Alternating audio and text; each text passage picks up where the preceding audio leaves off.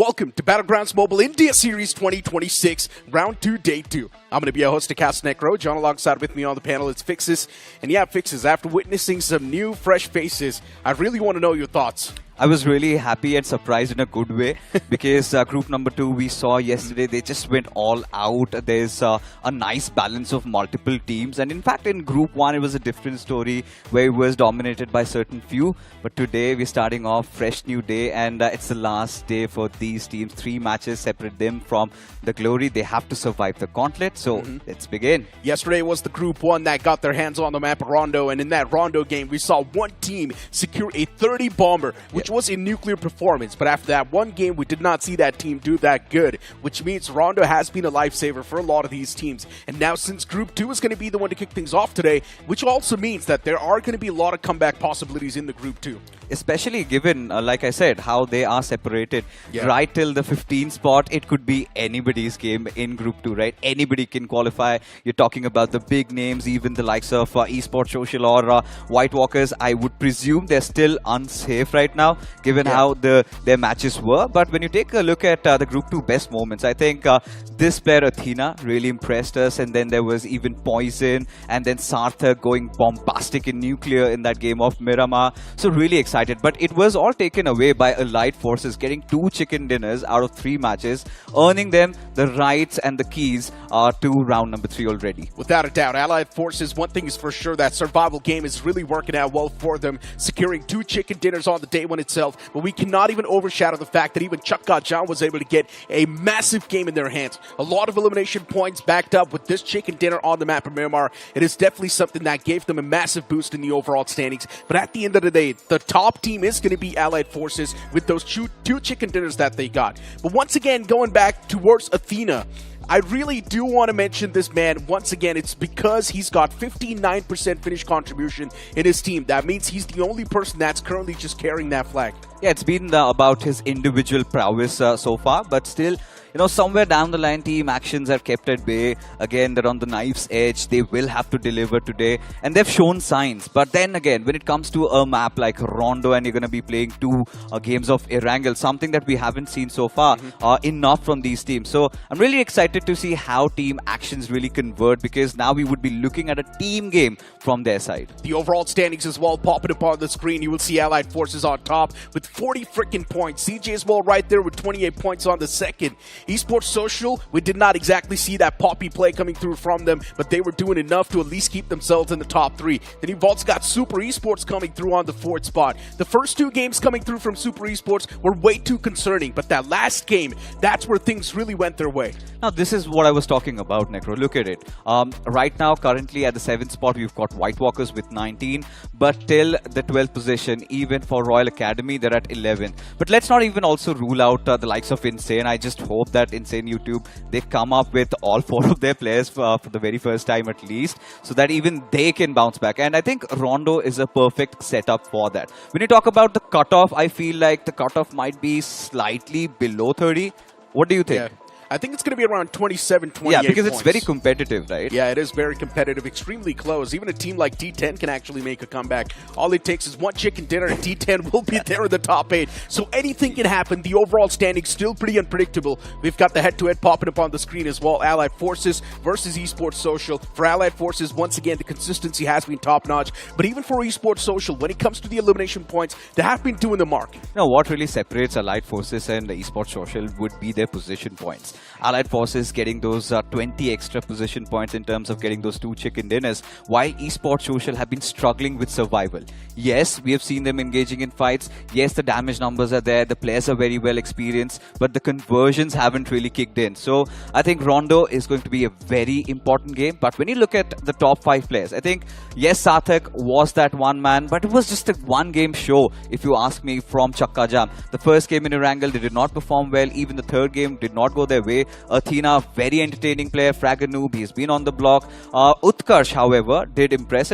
Poison also had his moments. Without a doubt. I mean, from CJ, it was just that one massive game coming through from Sarthak, and that's the only reason why CJ's found themselves in the top 2. But once again, our expected cutoff is going to be 28 to 27 points, and CJ's already got those 28 points on the block, so they should be qualified. If they do manage to cross that 30 points marker, it should be all good in the hood. And speaking of Sarthak himself, he's got the finished contribution of 61.11%, which means he's the only person that's currently popping off in that team. The rest of the players are still sleeping. We've got today's matches lined up on the screen. Group 2 is going to be the one to play the first 3 games, and then Group 1 is going to chime inside of the action to play the remaining 3. Of course, and now, I really want to bring the conversation around Chakka Jam a little bit, because when you look at the statistics, they just have 10 position points. That is courtesy to that one chicken dinner in Miramar, and even all those finishes, those 18 finish points came from that one game. So barring that one big chicken dinner, other 2 games, they secured 0 points. So at this point, they cannot get complacent. In Rondo, at least Necro, they need to wipe out one squad, after which they can rest easy and pretty much chill.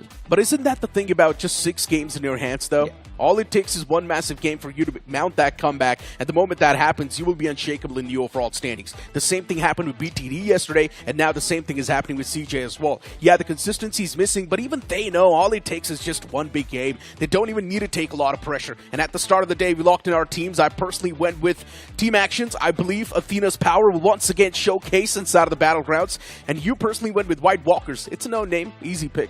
Of course it is, and it is a known name. It's an easy pick, but the players really haven't delivered according to how they were supposed to be playing, because you have the likes of Aditya, one of the MVPs in his former days of being one of the star players of the country. I think there was a point a couple of years ago he was one of the top 3 players, and now the conversions aren't there. But now we can see players like Fraganoob, they are stepping up. We are watching Fragger to be in the top 5 players. So yes, Aditya needs to step up, but again, when you look at White Walkers as a team, position points has been a big point of concern. I think they need to work on that. In Rondo, I hope they go frag heavy. I hope they secure 10 to 12 points. Otherwise, the next 2 games would be a little tough. And we also got to talk a little bit more about Metal Wings. I personally do believe this team does have a lot of potential. Looking at the round 1 stats, Metal Wings was popping off. But now for some reason, Seiko Metal Wings, the performance in the round 2, it's not off to a good start. Yes, they're still close to that top 8 position. As I mentioned, all it takes is one decent game for them to make that bounce back. And that's the best possible part about it. But if they keep on performing the same way, losing that consistency as well, it's really going to get me concerned in the final games. For Metal Wings, one of those interesting things we saw, they were very confused in those Miramar games. I hope that does not happen in Rondo, because they'll have to go all in, put their best show. And we were talking about Rondo. It's on your way. Here we go.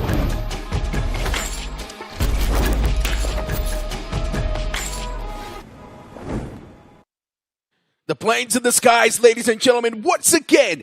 And this is going to be the first game of the day as well. There's Plane Flat Path once again bringing in a lot of Rhea hopes for Group 2, which also means a big possibility of mounting a comeback even on the latter half of the board. Maybe it can be T10, who's got 0 points so far in the span of 3 games. They can get a massive comeback on this map, Rondo, maybe a 30-pointer, and directly qualify. Anything can happen. This map is unpredictable, but I just want to see some heavy and some quick starts. Easier said than done, especially after you've not opened your accounts. I'm pretty sure the pressure would be surmounting.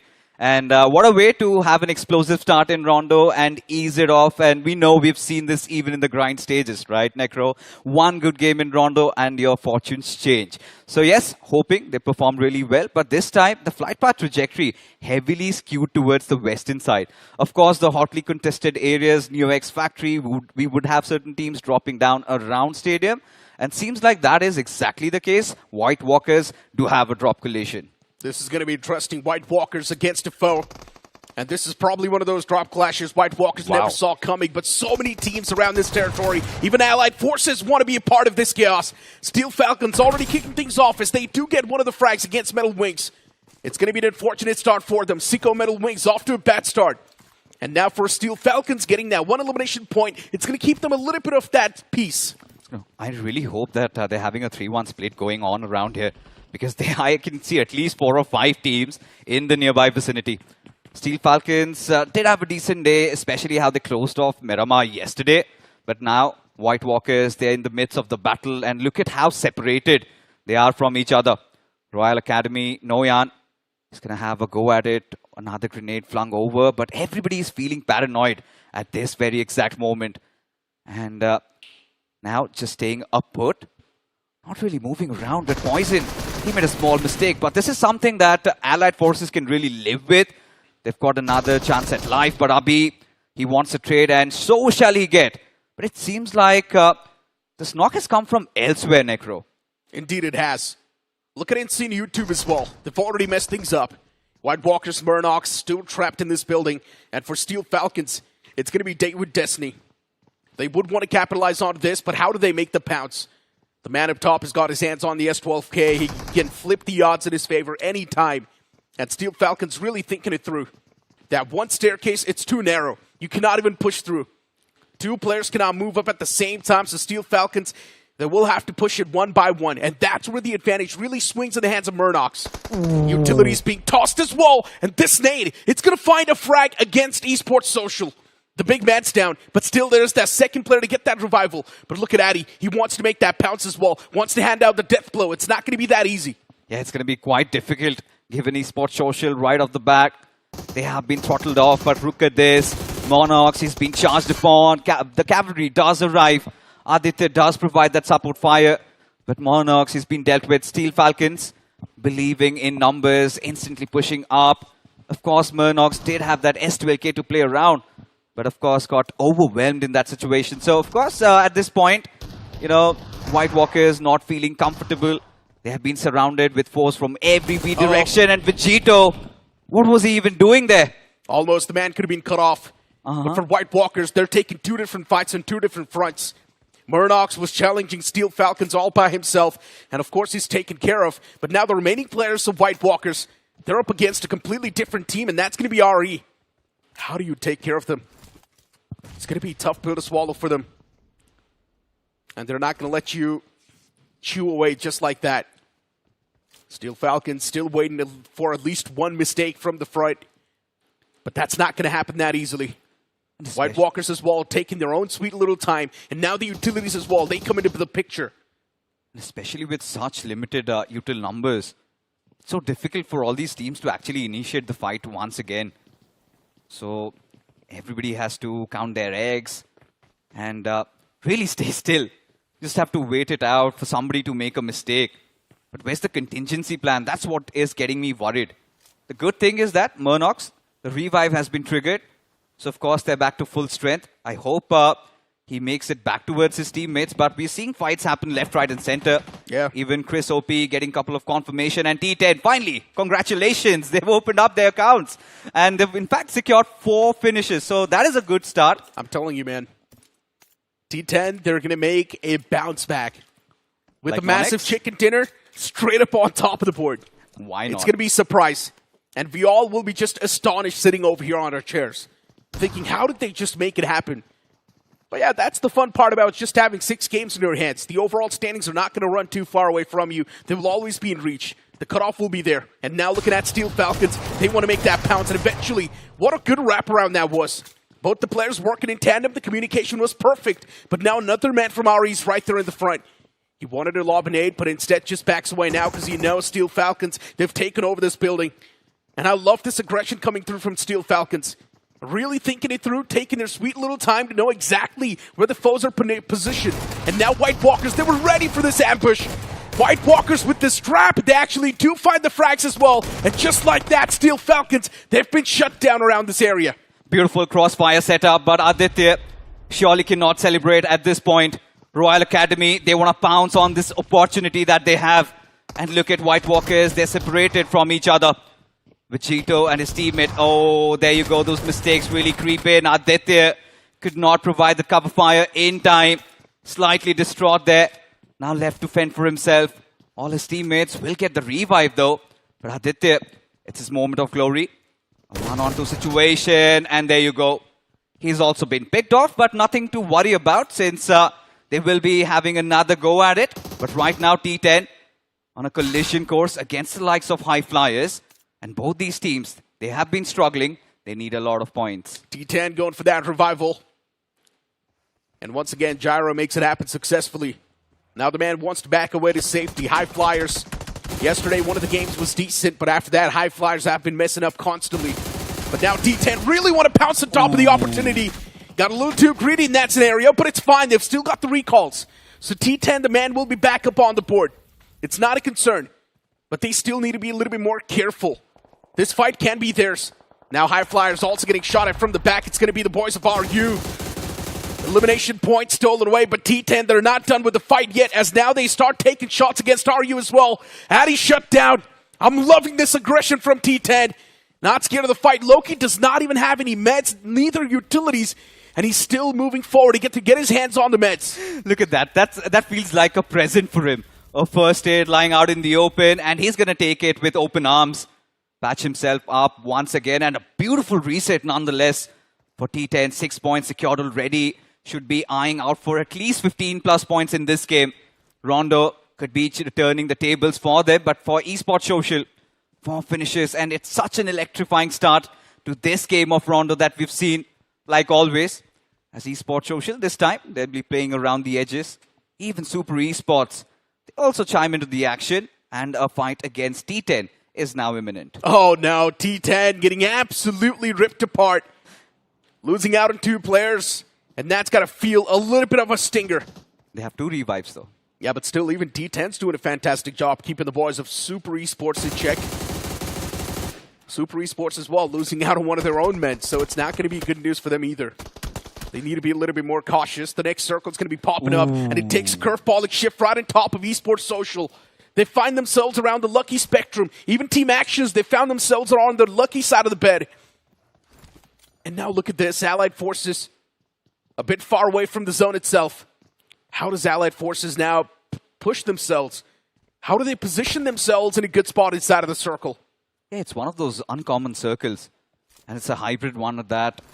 River line separating between those 2 land areas. But Rising Star officials, they've got the players of Allied Forces in front of them. Abhi, he's got to fight against the blue, but Poison stings him. And there you go, Rising Stars. They're falling down piece by piece. As Allied Forces will be increasing their tally. 3 finishes is what they're sitting at, and quite comfortably. At this point, pretty much, Necro, they're just enjoying themselves. They know they've qualified. It's all about setting benchmarks. I think the goal for Allied Forces would be to maybe cross over 60 plus points. Is that possible? Definitely a possibility. And I was looking at the boys of T10. There's only 3 men still on the block from the side of T10. And on the map, the 2 of the players from T10 are all the way up north, and 1 man, Loki, he's all the way down south. That separation, it's really going to cost him a lot later on. Something needs to be done. Esports Social as well, now getting absolutely pounced. And this fight's happening all the way out in the blue, by the way. So yeah, wanted, the man's trapped. He's not in a good spot at all. There's a few boys next to him as well. I guess even Esports Social, they're really split apart. Wanted's the only person in this area. The man gets shut down instantly.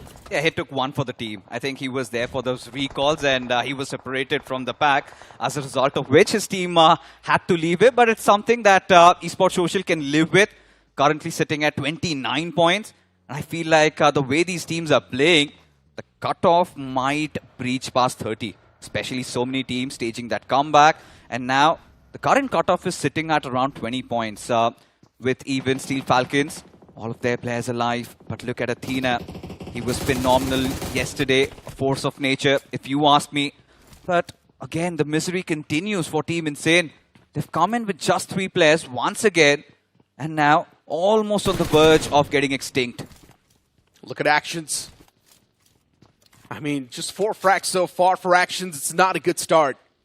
Not the ideal start they were searching for, but still can be much better. Athena taking a lot of those shots in the front as well in the hopes of finding at least something. Being a bit of a slow start. And once again, Action is sharing this compound with another foe. So that's going to be another concerning factor. But do they know that there is someone right next to them? Look at CJ. They found themselves a bit of that pit stop. There's also going to be Astrovex right next to them. And Astrovex, they've got different plans. They're going to wait for CJ to make that first mistake, but instead CJ, they thread the needle. They find the first opener. Exactly what they were looking for. Even the utilities now doing a lot of chip damage, but still Astrovex, they're not going to give up on the fight just like that yet. The firepower, it speaks. It's starting to ooze out. Aiden falls down as well. Mistakes from Ayan. And because of that, now Astrovex, they're on the verge of being completely eliminated from this game. And Chakka Jam, they're going to capitalize, but they'll also have to be watchful. They expose almost everywhere. It all comes down to Tabai and his shotgun, and he goes boom, but eventually gets taken down. And now Kalyuk seems to have found an opener. The big question is, are they going to press on matters? The good factor here was they've gotten Wanted back to life, considering he was the one who gave the revives before. And now Esports Social, they might want to push in. And given the fact that they have to get inside the circle, that certainly does help their case. And now currently sitting at 29 points. I think if they get 5-6 more points, they are through. Look at CJ. They've got all the 4 recalls available, by the way. Yeah. They haven't even burned through a single one yet. Super Esports as well, chiming inside of the action and looking at actions. Even they do eliminate that one man, which was there in the close by proximity. And just like that, Team Insane YouTube has been eliminated from the game. Super Esports, they found themselves a decent bit of spot to play with. It's around the southern side. It's not the best, but something they can work with. And now they also do want to get their hands on the replenishment, so that's what they're doing. But looking at the entirety of CJ as of now, CJ needs to reposition, and that's where maybe they can take a lot of damage. And keep this thing in mind, the recall towers will be activated till the late stage 4. And this is something I really appreciate about Super Esports. They're exercising extreme caution, doing the basics right, dropping down smokes, and all of that. As a failure, just cruising through the lands, completely unfazed by his opponents. As Team SF, trying to close in, got visuals. And looks of it, could want to potentially take down at least one player of Esports Social. All these teams engaging since the circle has taken that certain shift. A quick replay at all the action. Ayan, he showed a lot of heart. But the moment the vehicle slammed in, that is where 2 players of Astrovex were taken down. As a result of which, they did not have a lot of options. And especially with Kalyuk from the sidelines peppering them down, I think that just made things worse for them. Steel Falcons. They've got their line of sight on the boys of CJ in the front.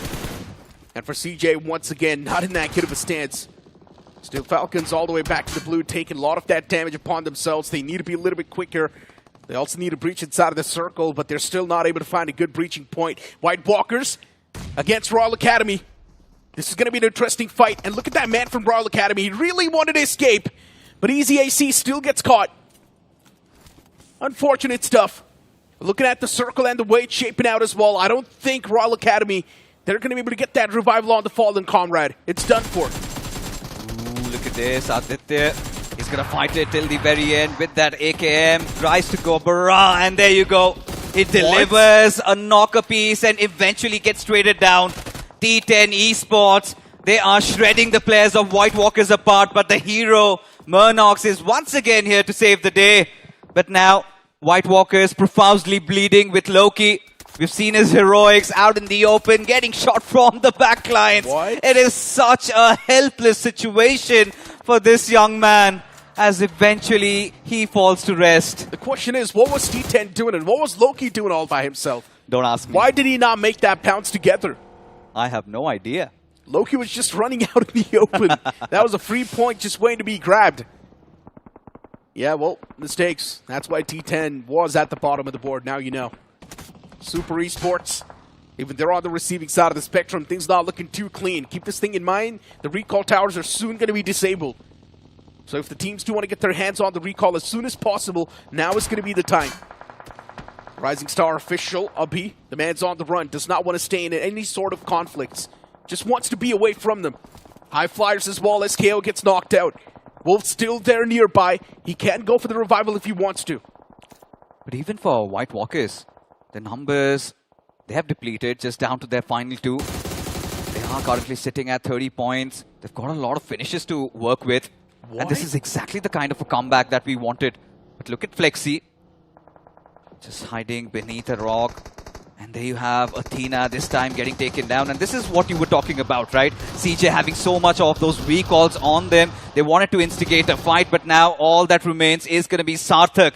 And suddenly they have been pushed upon. Frankie finds a beautiful knock there as Frankie deciding to reposition. Eventually, he shall fall prey as Chakka Jam They somehow survived this onslaught, but do they have enough time and a recall tower available for themselves? No, they cannot go for the recalls anymore.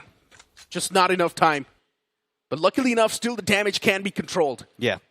3 players will be back on the board, so it's all good in the hood. And CJ has already secured 9 points out of this game so far. That's going to give them 37 points in total. I think CJ is already qualified. High Flyer, down 2 players. AJ and SKO knocked out. Wolf is the man standing, but what can he do? He needs to run out in the open if he does want to hand out that revive. And he's the only person that's currently standing. 3 players from High Flyers are knocked out. Oh, it's a real bad position to be in. Metal Wings, they need to be a little bit more cautious.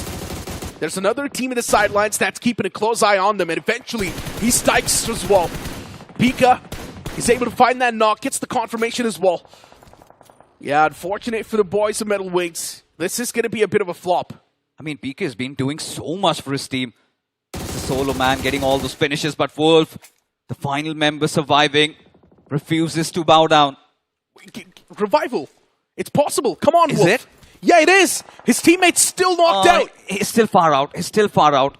I mean, to go for the revive, he needs to take that long road. It was possible. I mean, it was possible. It's all right. He just panicked in that situation, and now he's out in the open. It was so difficult, right? Does not have a lot of smoke grenades to work with. His vehicle was also quite far away. So, I mean, he's just trying to make do of all that situation, try to stay alive, try to gather as many position points as he can. The problem is he's not even inside of the circle. Yeah. He needs to anyways move out of the cover and move in the circle. So yeah, Wolf is going to be messed up either way. Yes. I don't know what he just did. He just sacrificed his own teammate for no reason. He could have been saved. You know, it's still fine. I saw his teammate was way far off and he had to commit for that. So leaving all of that aside, I think High Flyers, decent game in this one, got decent amount of points. But now the position points is what worries me, with especially Super Esports keeping a close watch, Necro. I do not know how it's going to get in. I personally think just having 4 points on the board is not a lot of points. Something, considering how they've been playing, you know. I mean, yeah, I get your point. Man, the way they played yesterday, I don't really have a lot of hopes from this team. I'm not going to lie. Are they and flying? Look at this. Yeah, they wanted to straight up make that pounce on the opposite side. And they actually do make the jump as well. But now these shots proven out to be too deadly. It's CJ taking those shots as well. And Iconic, they're out in the open. That's going to be a free elimination point as well. The man shipped down so low. One more shot from Sartha can actually seal the deal. The man's alive behind the vehicle. Still standing. One more shot. He's going to find the knock as well. Oh my god, Iconic, they mess up big. But there is still one more man from the side of Iconic alive, and he wants to keep things together. Oh, look at this. With Sarthak being taken out of commission and Cyrus's position compromised, and given that Team Iconic are yet to make it inside the circle, at least for Cyrus, I do not know how he is going to transition himself from point A to B, especially with Legit keeping such a close watch. And even for Chakka Jam, they would be hoping that they can somehow get Sarthak up. But no, I think Sarthak just gave up in that very moment. He's going to take almost a burning vehicle. That's a bold move, if you ask me. Cyrus, I think you should focus on the revive now. He should focus on the revive now. They're foes right next to him. There were foes, and he can actually still win that fight as well. It's so questionable. Why is he not even taking intel? He does not even know where the other guy is from CJ now. He's clueless, and he's also going to get shot from the water. Oh my god. Rookie mistakes made by rookies. Yeah, and that's why... Yep, the man's messed up. The table's now flipped. This is what exactly Legit was waiting for. Oh my god. Oh my god. This feels like my classic games, I'm not gonna lie. Alright, if Cyrus is gonna get a knock, oh my god, there's no way. Completely a flipper there, but still, Legit, he survives it somehow, but now he's out in the open, and Flexi seems like he's got a hunch. He knows that there were 2 teams fighting it out, and suddenly what Legit did was, alright, get inside the water, and now he's doing the greedy deed. Flexi, all you're gonna do is get a little ahead of where you are, and you might secure a knock. Why isn't he partaking? I have no clue, Necro. He could have literally just looked on the other side of the ridge and got those points for himself. And he's still not doing it, by the way. Still not playing for the intel. He does not even know what's going on in front of him. Maybe he does not have all the information. He's still in 2 minds that there might be a couple of other players as well. And considering he's the final player surviving, I think he's gone full passive mode. He does not even need a peek out. It's a TPP mode. He know. can just look through the camera. That's all he needs to do. Oh. But still, Flexi, he's not even bothering to look. That's the only thing that's concerning me. He's scared to death. Let's just conclude it there. He's just panicking, and it's okay. It's okay, given they've got 2 more games after this.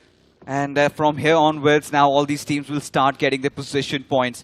Esports Social, still keeping their numbers up. Fraganoob, their star player, still alive with Kalyuk. And now rising underdogs, they might have a go at it. Adi, with the grenade flung over. The intention was right, but it was a little overshoot. And there you go. God. This time, right on the point. Of course, that smoke was a giveaway, wasn't it? Solid stuff. Man knocked out. Esports Social, now they might be in a bit of a stinger. Found themselves in a real bad spot. Kalyuk, the only person there in the front. And he's the only person standing as well for the squad too. Once again, Esports Social just trying to play for the average, not being too greedy. The moment they hit that average, Esports Social, you would see the aggression dying down as well. And as of now, for Rising Stars official, it's RU in the front. What is going to be the game plan, though? Do they really want to pounce on top of the opportunity? Or just wait for the right moment to strike? And now Flexi, there's a man in the front. Flexi's still not peeking out. Come on, just do it. Use your TPP. You can get all the intel, but still Flexi. Oh my God, he's going to die. I'm telling you, legit's going to eliminate that player. I'm telling you, it's going to happen. Brother, no way he's going to get a girlfriend if he keeps playing like this. I mean, Flexi need to flex some moves there. And legit, he's got no clue that there's an opponent right behind him. And I do not know how to really describe this moment. But for Kalyuk, I'm pretty sure he gets... all right, he's exercising extreme caution, but this is what he's supposed to do. That's more like it. Oh, the finish got stolen away. Yeah, RU is like, thank you. We'll take that one. Feels good. Ridiculous. Just ate it alive. Really. Kalyuk, he's not going to be too happy after that one. But for RU, they're definitely thankful. For Rising Stars, though, losing that member, it's definitely going to sting even more. And yeah, still, by the way, Flexi is not even using his TPP vision, by the way, to look across. He's still just there behind the rock. He's so scared. Listen, Steel Falcons, if you guys are listening to me, you guys got to have a word with Flexi. This man could have actually gotten a few elimination points easily if you wanted to.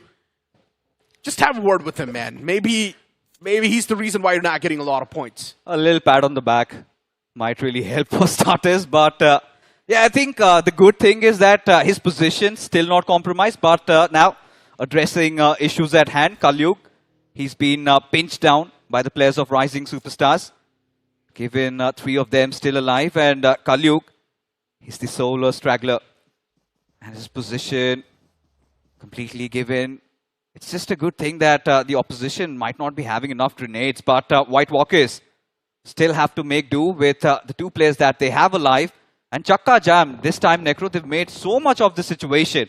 I mean, 13 finishes, only 1 player surviving, and legit, he might be legit cooking something. A grenade, and he's already spotted out. Abhi instantly goes for the elimination there, and legit will add 1 more finish to the tally. Now, this is how you're supposed to play, Flexi. Legit is also the only person, and Flex is still hidden, by the way. But soon, he needs to move out. The Blue's on the move, and Flexi will need to leave that comfort zone. So let's see what he's going to do. How will Flexi play? He cannot even keep on crawling because the Blue's going to close up, and it's going to do a lot of damage this time. And for Rising Stars, they have been losing these individual players over and over again. Before, it was the man from Esports Social getting the knock, and now it's legit getting that knock. So yeah, constantly they are losing their men. Flex is just backing away even more. He wants to move inside of the circle. But the game plan, it's messed up. You know, at this point, I would like to request the production just to show Flexi's POV at this point. I want to see what this man's cooking. Of course, finally legit has been dealt with, and there you go. Pika just electrocuting him, and even Kalyuk. Oh my God. He's also going to rest easy. Rising Stars official, they have been silent throughout the game, but seems like a chicken is in the making for them. As Noyan, he's got a built-up pit for himself. He's still surviving. He's got those 2 deployable covers already pinned out, and Smoke separating him and the rest of Rising Stars. But on the certain side, you can also see Rising Underdogs. They also have got their numbers up. And even for Super Esports, we saw good consistency in the final game. But Noyan, seems like Rising Stars might be oblivious, Necro. They don't have an idea. Yeah. And as of now, RA really taking their time thinking through. Royal Academy, that's the only man standing. There we go. The first shock and pop. It's going to find the connection, but the retaliation from Rising Stars, it was really good. They've officially won that fight, eliminating Royal Academy out of this game. But now getting the revival is also going to be important. Starch is not going to be separated from the team this time. But you know, on the brighter side of things, Rising Underdogs, they've got their numbers up, 7 finishes, and Guru in front of them. What separates them from glory is going to be this young lad. White Walkers, they've gotten 11 finish, and now Rising Stars. I think Guru has spotted them, and he does not want to take any risk at this point. But any given time, Rising Stars might just close in. But there you have that grenade. Not doing a lot, but Hitman, he's going to get the better of a player. And finally, Guru, he's going to be pushed upon, completely unaware of the surroundings, and Rising Underdogs add another finish to their tally. RU's got the man advantage in the whole lobby. And now it's just Super Esports standing against him. The man's position's compromised as well. Molotov being tossed exactly on the mark. And he actually gets the frag as well. Solid stuff from Rising Underdogs. And honestly, this was the game they were probably searching for as well. Yesterday, for RU, the game was not too good. The day was not too good. But now after having this one, it's going to give them a massive catapult, a massive boost in the overall standings.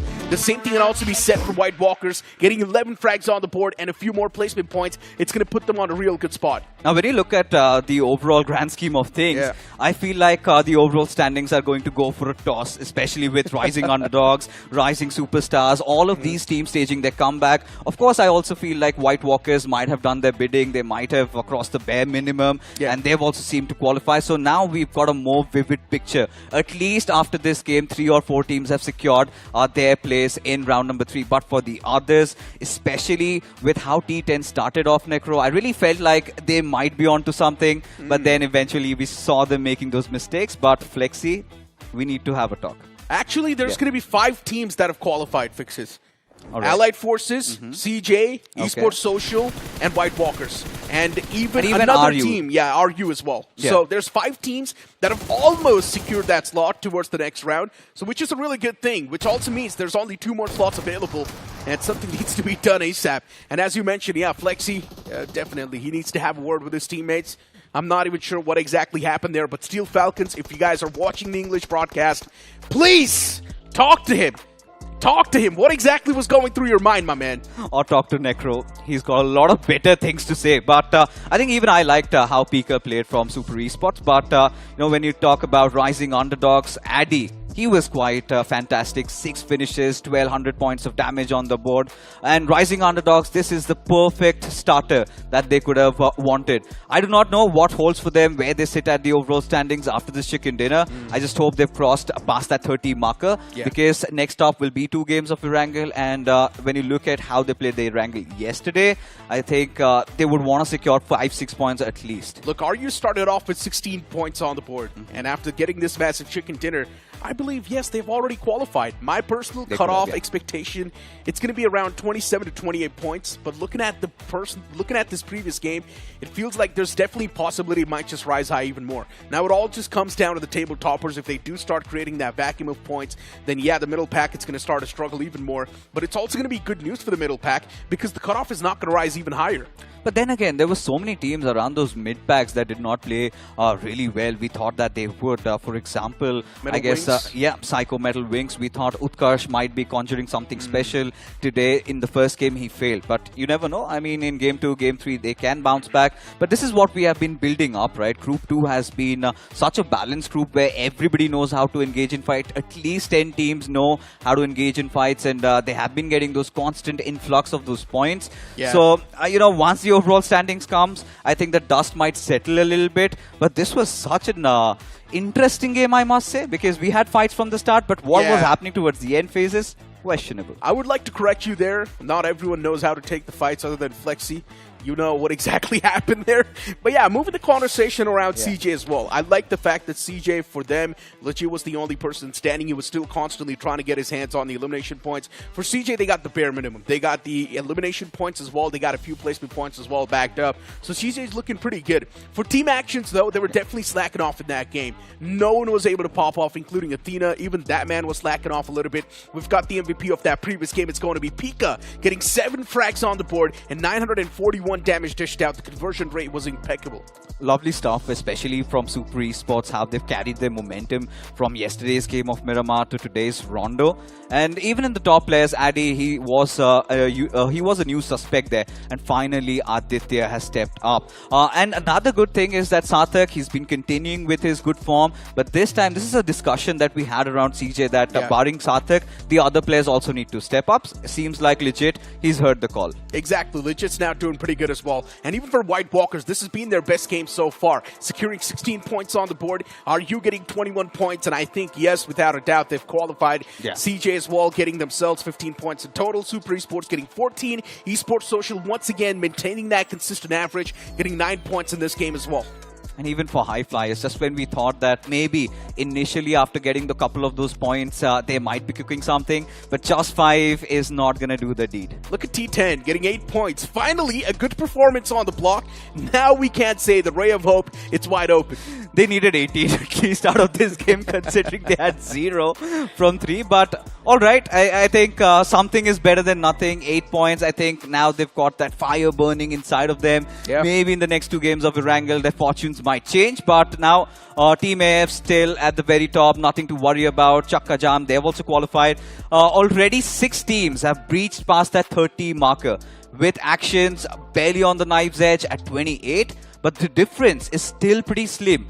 If you ask me, even if teams like HF get a chicken dinner in the next game, it could open up. Anyone if they get a chicken dinner, man. Imagine if Insane YouTube gets a 25 bomber. Even they're going to be on the first half of the board instantly in the top 7 without a doubt. For Esports Social, honestly, currently their heads on the swivel. And looking at the cutoff fixes, it's already reached 28 points. So I guess the cutoff is probably going to go around 40 if this is what's happening. I think the only X factor in our calculation was we forgot that Rondo has a lot of those bonus extra eliminations. So now I think let's keep the cutoff around 32, 33.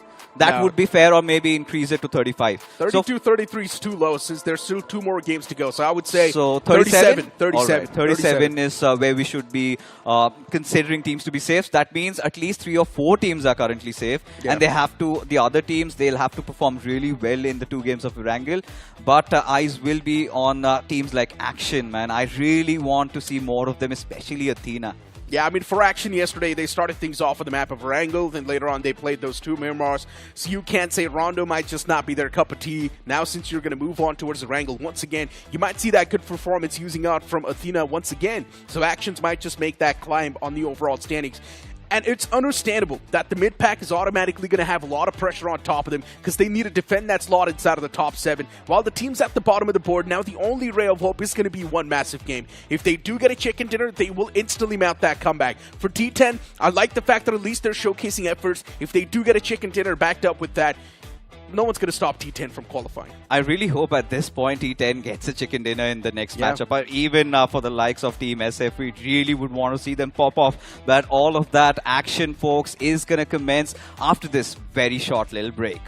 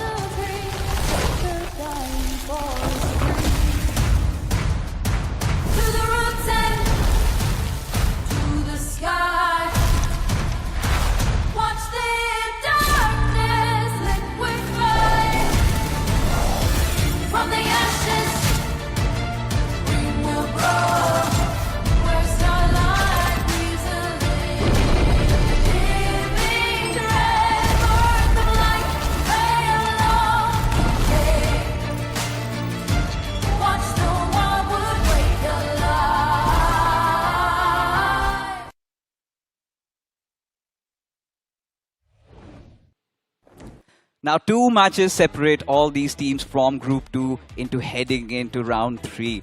Welcome back, folks. You're watching the BGIS 2026, and it is Round 2, day number 2. And now we have witnessed that electrifying action in Rondo. Now it's time to get into Erangel. And this time I've got my brother Icy. And Icy, I mean, as much as we enjoyed that first game of Rondo, there were a lot of questionable moments, weren't there? Yeah, I definitely agree as well. I'm not exactly sure what he was doing as well, because he could have gotten a solo pick-off right from the get-go. I think that was a very, very awkward gameplay here, especially coming from Steel Falcons. And based on their current stats as well, they are a team that prioritize positions over finishes, which I understand the mentality, but he could have checked it out though.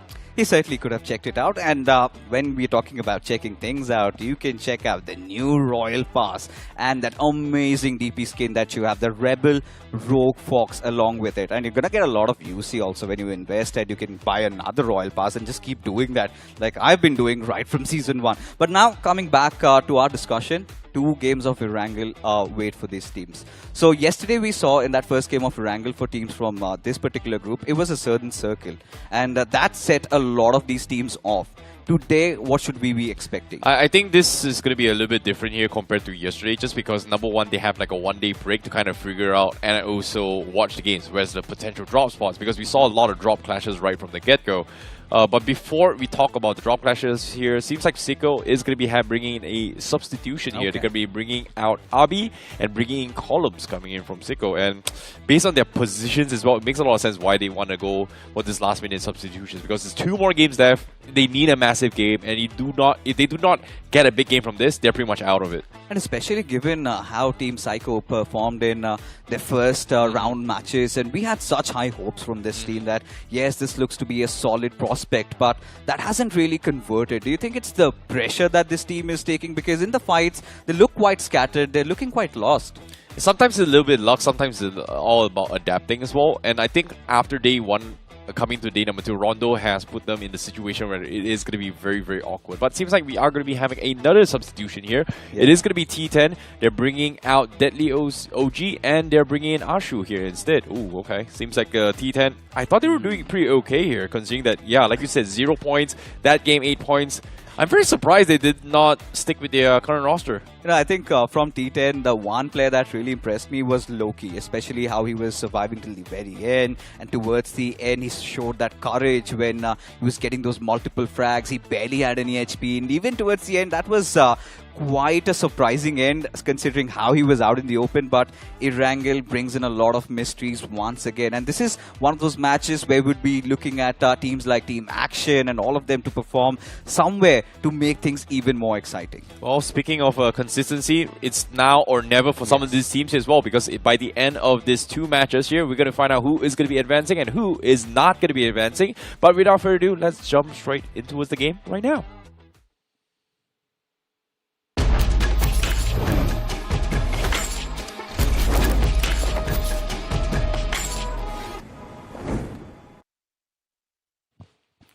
All right, the big birds taking it up the skies, and this is going to be a fun game of Erangel. A lot of fluttering emotions I see as qualification is on the line. It is a journey to round number 3, and a lot of these teams are not scared of taking a lot of fights. As we take a look at the flight path trajectory, it goes all the way from Hospital towards Yasnaya Poliana, skewed towards the northwestern side. And getting to see maybe even a Milta circle, I would be really happy. Yeah, I don't want to see a Milta circle for this group here. We've seen it yesterday as well. It was a big fiasco for some of these teams. But one of the things I want to pay attention more here is going to be a little bit more on Pachinki as well, because we saw how Super Esports had a little bit of drop clash, and they were hunkered down in Pachinki for the longest of time, and they just could not get out. It seems to me they are going to be heading into that vicinity as well, but joining them is going to be RE as well. And that's going to be a little bit of a tricky spot here to begin with here. We might see a little bit of rematch coming in from them. That's going to be awkward, I would say. Are they prepared though? Because for Super Esports, I feel like they've amassed a lot of points, and especially with how well Pika played in the first game, getting even the MVP, surely adrenaline must be coursing through his veins there. But some kerfuffle around the area of Gatka, you've got Team Actions, you've got Team White Walkers right next to each other. Two experienced teams, two big hitters. It's going to be an interesting fiasco, but what is lovely is what we are seeing looking at the circle over here. And for T10, do you think this is a game where their fortunes finally change?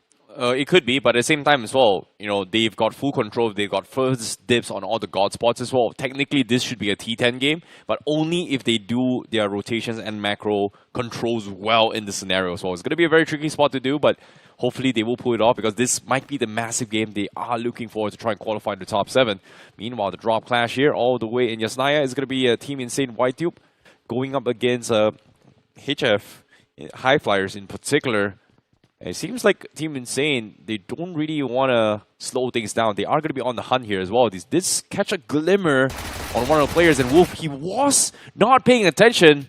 His hit was exposed through the windows, gets sprayed down. That's going to be the first drop here for Team Insane White Team to actually clean them out before heading off. And they have to wrap things quickly as well. Oh, the pan comes in. Oh, okay, okay. Stay out of Yasnaya, my friends. Yeah, statement made. And for Insane White Tube, I really feel like at this point I see, given they've just come in with 3 players, they do not have a lot of expectations. They just want to have their last dance perfect. They want to engage in as many fights as possible. As for Insane White Tube, they're trying to close in. But for Psycho, they've got a fight, and there's fights breaking out on multiple fronts. Even Team Iconic, they've got this little bit of a rivalry going up against Rising Stars. 2 players from each team have been taken down, as Cyrus pretty much out in the open. Raiden having a little bit of that cover to play around. He's got a Brill to work with. 2 players of Iconic, they've grouped up, but nobody really intending for the push. Oh, the timing though for Raiden. He may have missed it. Could have got a free drop right there. Unfortunately, now he's going to be pushed up as well. The Molotov is going to buy a little bit more time as well, as Iconic stuck outside the entrance. Raiden still needs some sort of backup. He's all by himself, but the rest of Iconic, they are pushing in. 4v1 situation here, and Raiden gets dropped here. He takes one out. Or almost takes one out, actually. But Iconic will be the ones that win this fight. And just like that, Iconic find themselves 2 finishes. And Rising Stars official is going to be leaving with Abi on top of this cliff, which again, no backpacks, no mobility, no nothing. Only has an AK. And sees Kraken is going to go for an attempt here. Shots fired. That's going to be knocked. Can he get the confirmation? Is going to be the question here. Drops him down low. But Kraken will get into safety under the cover of those warehouses. So he is going to be fine. For now, at least. Yeah, that was a narrow escape. And for all the viewers watching this broadcast, a little bit of trivia here. It's for the 3rd time these 2 teams are drop clashing against each other. And now Team Psycho, they've gone in for the Paw, and Astrovex Arena also well prepared to deal with the push. And now for Sam, he's going to fight with 2 different players. Monster does not have a lot of HP, and now Astrovex Arena, they're surrounding them. These hungry hounds, they want to close in, and Sam, the only player alive, just has that UMP to play along, does not have a lot of utility on him. That 1 grenade, and a little too cooked early over there, if you ask me. Another one to follow up, doing not a lot of damage. Yeah, he's stuck here on top as well. He's scared. There's only so much he can do. He's going to get pushed eventually as well, as Astrovex going to be lobbing over, trying to bait him out with some sort of reactions here. Shots has been fired. Reload. Trying to bait out a reload animation here, but nothing happening here. Great pick coming from him, but he is tagged out pretty low. But Astrovex, they have all the time in the world to try and pick this as well. As Tabahi is going to try and pick up his teammate before they actually go in for the push. Door baits to try and make some sort of audio, but AV has no reason to push up yet. They have the numbers advantage. But the question here is, they're a little bit afraid of UMP, considering how low their health is as well. So this might be an opportunity for Sam to actually capitalize here. Here comes the jump, and he gets the first one, looking for the second. May have missed the timing, but he does have time. He repositions himself to go in for the pounds. He's calling a little bit more teammates here coming from Astrovex, but he eventually gets picked from the sides, getting distracted by that vehicle. So Astrovex will be the ones to come up on top. NT, I must say, from the last surviving member, Sam. He gave his all, and it was a very sketchy fight. But Astrovex Arena exercising extreme caution there. Did not lose a lot of men in that fight. As Super Esports, this time against Team Action, they've lost a couple of their own men. And for Super Esports, losing out on Pika does not really help their case over here. Down to Wayne and Abi. And Wayne is interested for a push. He's got that DBS to play along. It's another team on the sidelines. It's going to be Actions, Frankie, and Actions himself is down. Exoto, he has a different angle, I see. And Abhi, he's ensuring that Action does not get the revive. Smokes have been dipped down. But whatever Super Esports need to do, they need to do ASAP because a lot of these teams are lurking around them. Yeah, it's going to be close as well. They've got sense of control, but Actions, they definitely need to find a way to get control out of this as well. But seems like Frankie, he is going to be able to pick up his teammates. Meanwhile, Exoto is going to try and stall the other teammate as of Super Esports here. And it's going to be tricky to do so. Shorty's out available. Going to be playing around the balcony. Exoto may have missed the timing, but so did Wayne. But eventually the jump shot to try and bait things out. The silent step comes through. It does take him out. So that's going to be Super Esports taking another player here. We're down towards a 2 versus 2. But Actions, they're so low. They do not have the health up. And they get flanked as well as Super Esports has got them pinned. No way up. And Frankie, last man standing. Indeed, and Frankie, he has that energy drink up, but now he's got a DBS. A 1-on-2 situation is still possible. He has to be very wary. And now they have mustered up some courage. He does miss those initial shots, and suddenly he's put them at bay. Wayne surviving with a sliver of HP, and Super Esports, they're also running out of meds when instantly patching himself up. And now it is time for round 2, but this is what I was worried about. Zinix from the far off fray. He gets a knock, and now Frankie knows this is his moment. A 1-on-1 situation, and he goes in for the push. Frankie, he has to hit the shots right, but Zinix! He finds a beautiful angle, and that is all she wrote for Team Action as they bow out. Wow, great recoil control coming from Zenix as well. That pretty much saves their lives coming in from Super Esports, but at the same time, they've lost a point just like that. Very pure, pretty much under fire. But let's see how the zone shifts here. It does shifts onto his quarry, so we're not going to be expecting the Primos ending here. So that means T10 have to push out. And as soon as I say this, Royal Academy, they have made their way in towards the quarry region here to try and get center control. White Walker is going to be playing from the western approach here. They have been dodging rotations as much as they can, just because they don't want to be caught out in the open here, especially this early on. But speaking of which here, Fixers, look at this. Circle 2 on its way. We still have 1, 2, 3, 4, 5, at least 5 teams still outside the zone right now. Yeah, but you know what really catches my eye is how Royal Academy have positioned their players. A 2-2 wide split. That's going to be interesting as to how they execute that. But yes, a lot of these teams are actually delaying, especially Astrovex Arena, considering they took a prolonged fight and now they need some loot. Even for Team Allied Forces, they have gotten their forces together. They've got Rising Underdogs right next to them. This is a team that comes in hot with some momentum. They're playing around the warehouses around Quarry, but look at Royal Academy finally got their numbers up, but suddenly in a world of trouble as Ezzy has been pushed up, and Zinix with that DP28, he has been causing so much chaos. Noyan goes for the swing, goes for the hits, and now Vegito, he's scared to death, sits inside the vehicle, somehow still alive, and what? He just managed to take a knock, and now instantly needs to adjust, and White Walkers, they have been eliminated. Yeah, but at the same time, guess who's coming here as well? Because T10, they're coming in to go in for the slam and party as well. But can they wrap things up is going to be a question as well. Royal Academy, they are hurt, they're weak, they need to go for the reses. And the nades come in from Ashu. Looks for a knock. Unfortunately, no connection yet. And it seems like there is going to be another team going to be joining the fray as well as Rising Underdogs comes in to chime in. And that's going to be Royal Academy dropping one once more. Easy is dropped. And it seems like Rising Underdogs is going to be the first one to engage first in this fight. And this is going to be an interesting scenario. It's a game of chess going on. Who gets the first piece? Addy, he opens it up, and suddenly Addy, he goes in for the paw. As Royal Academy, that is all she wrote for them. As T10, they're being very cautious. And look at this. Rising Underdogs, 3 players inside the warehouse is going to make their lives hell now. And Loki delivering with those grenades through that murky smoke. And this is exactly the opening T10 Esports needed at this point. They've made the substitutions. They want to make it count as they go in for the push. And now Royal Underdogs, they're trembling with fear. They've got no other options but to get the hell out of here. And they will succeed. Yep, good job here coming from T10 as well. But what a fiasco in towards the quarry warehouses here. But at the same time here, this is a well-needed points coming from T10. But at the same time, was it enough? They only found 2. It's not a lot.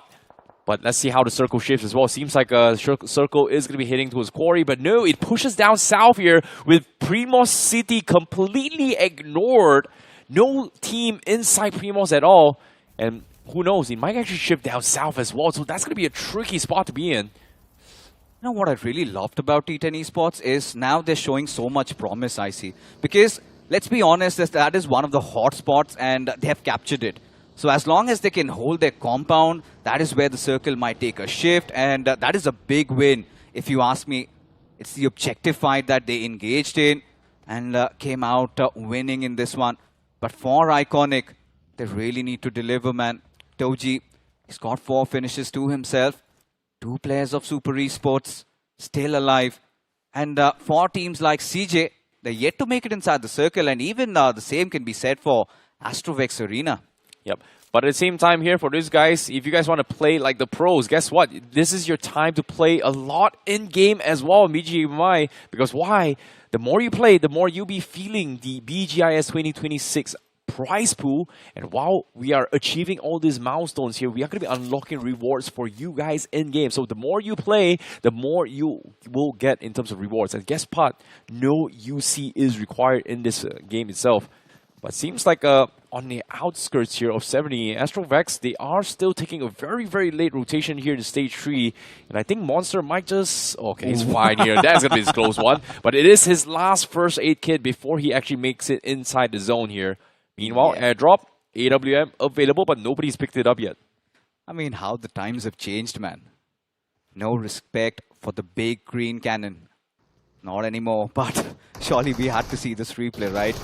White Walkers just poured in. I think this is the mistake, right? Everybody decided to inject from one corner, which instantly opened path for the other players. But Vegeta, I really want to see how he got taken down. Sat inside the vehicle.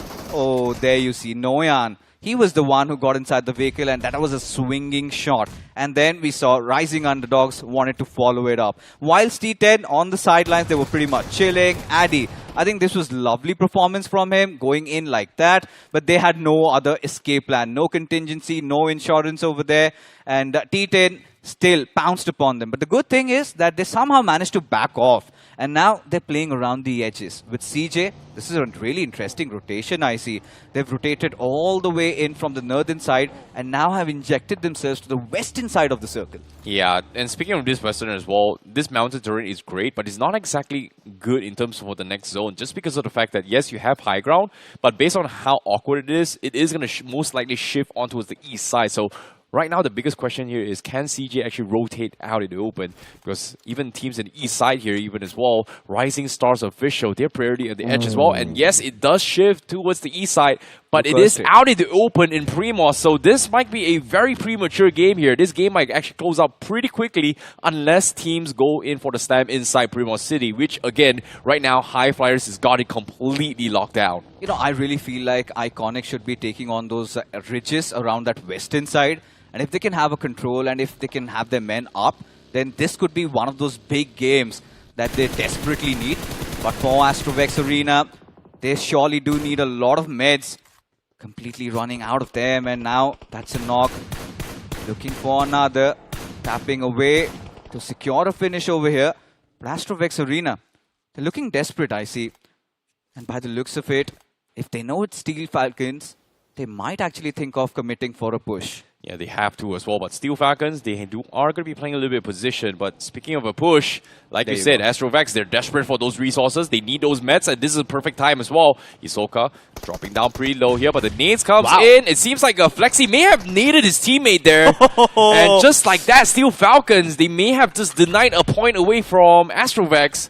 Not a great start here for Steel Falcons. Yeah, indeed it isn't. And Russia out in the open with a Molotov on his hands. He needs to do something special, and he does. He does deliver, but look at Astrovex. So widely spread out and making the most out of the situation. Ion, he's got Fragger right in front of him, and there you go, Trigger. He gets taken down, but a quick trade coming in from Flexi as he makes up for his mistakes. As Astrovex Arena, now they know this is not their fight to win. Eventually elope from that situation. With Flexi, can he patch himself up? And the answer shall be no, as Steel Falcons, they will be bowing out of this game. Oh my goodness, Flexi, what a blunder it is. That should have been a game for you, but Yeah. very, very unfortunate demise there. But speaking of which here, we're down towards the final 8 teams, and Iconic is going to be pointing out it open on towards the beach lines, or in this case, the shorelines itself here, as Super Esports now has got them locked down. This 2-man army has been surviving for quite some time, but as of yet, they have not made their mark yet. And no reason to as well, considering that so many teams has pretty much dodged the city area altogether, which is interesting. And Esports Social finally makes a move themselves here, and they themselves want to defend the top 7 as of yet. Now, when you look at even the overall standings, I see all those mid-packing teams, they are pretty much eliminated.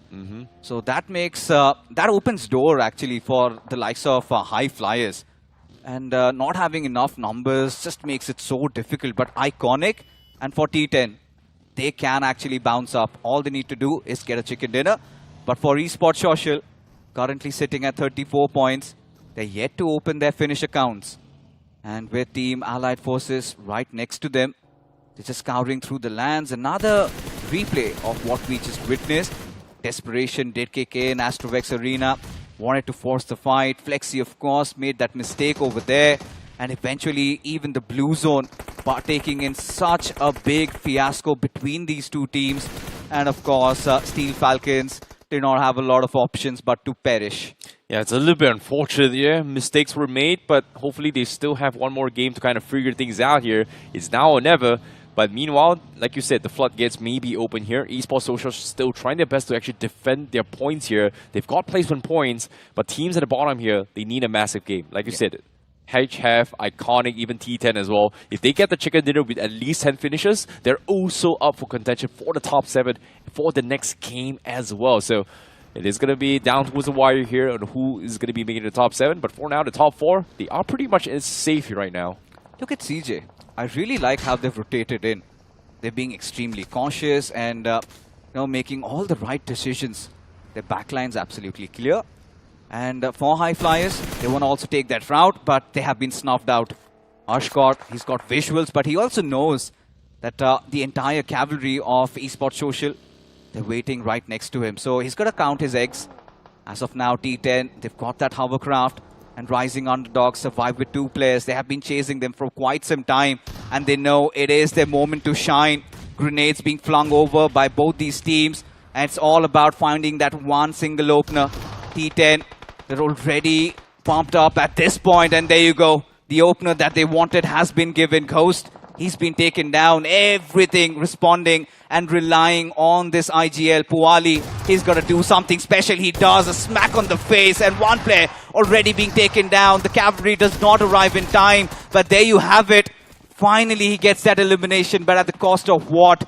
T10 still surviving, still kicking with 5 finishes in the bag. Yeah, they need more than this as well, because right now, Allied Force is going to be looking to try and chime in as well, as they are pushing from the north side. RB is a little bit forward as well. The sprays are coming in blindly, hoping to find some sort of connection, but it does scare him off a little bit more. But what a spray! As hits, gets one knock on towards Ashu. T10 out in the open, and then even Sujao gets spotted out as well, as Allied Force may shut down the dreams of T10 right here and right now. Not a great game here for T10 once more, as Allied Force is here to spoil the party. You know, this is what really happens when you just go guns heavy. You forget that the other teams are around you. As now Fragger gets a nice knock on towards Sarthak, the danger man. Now out of commission. Ashkot trying to trigger in that revive, but Esports Social pushing from 2 different fronts. And that's lovely. Just driving over Chris OP. He knows the job is half done, and now they can chase after Legit. He needs to step out of his vehicle there, but Just Wiz, he gets a nice trade.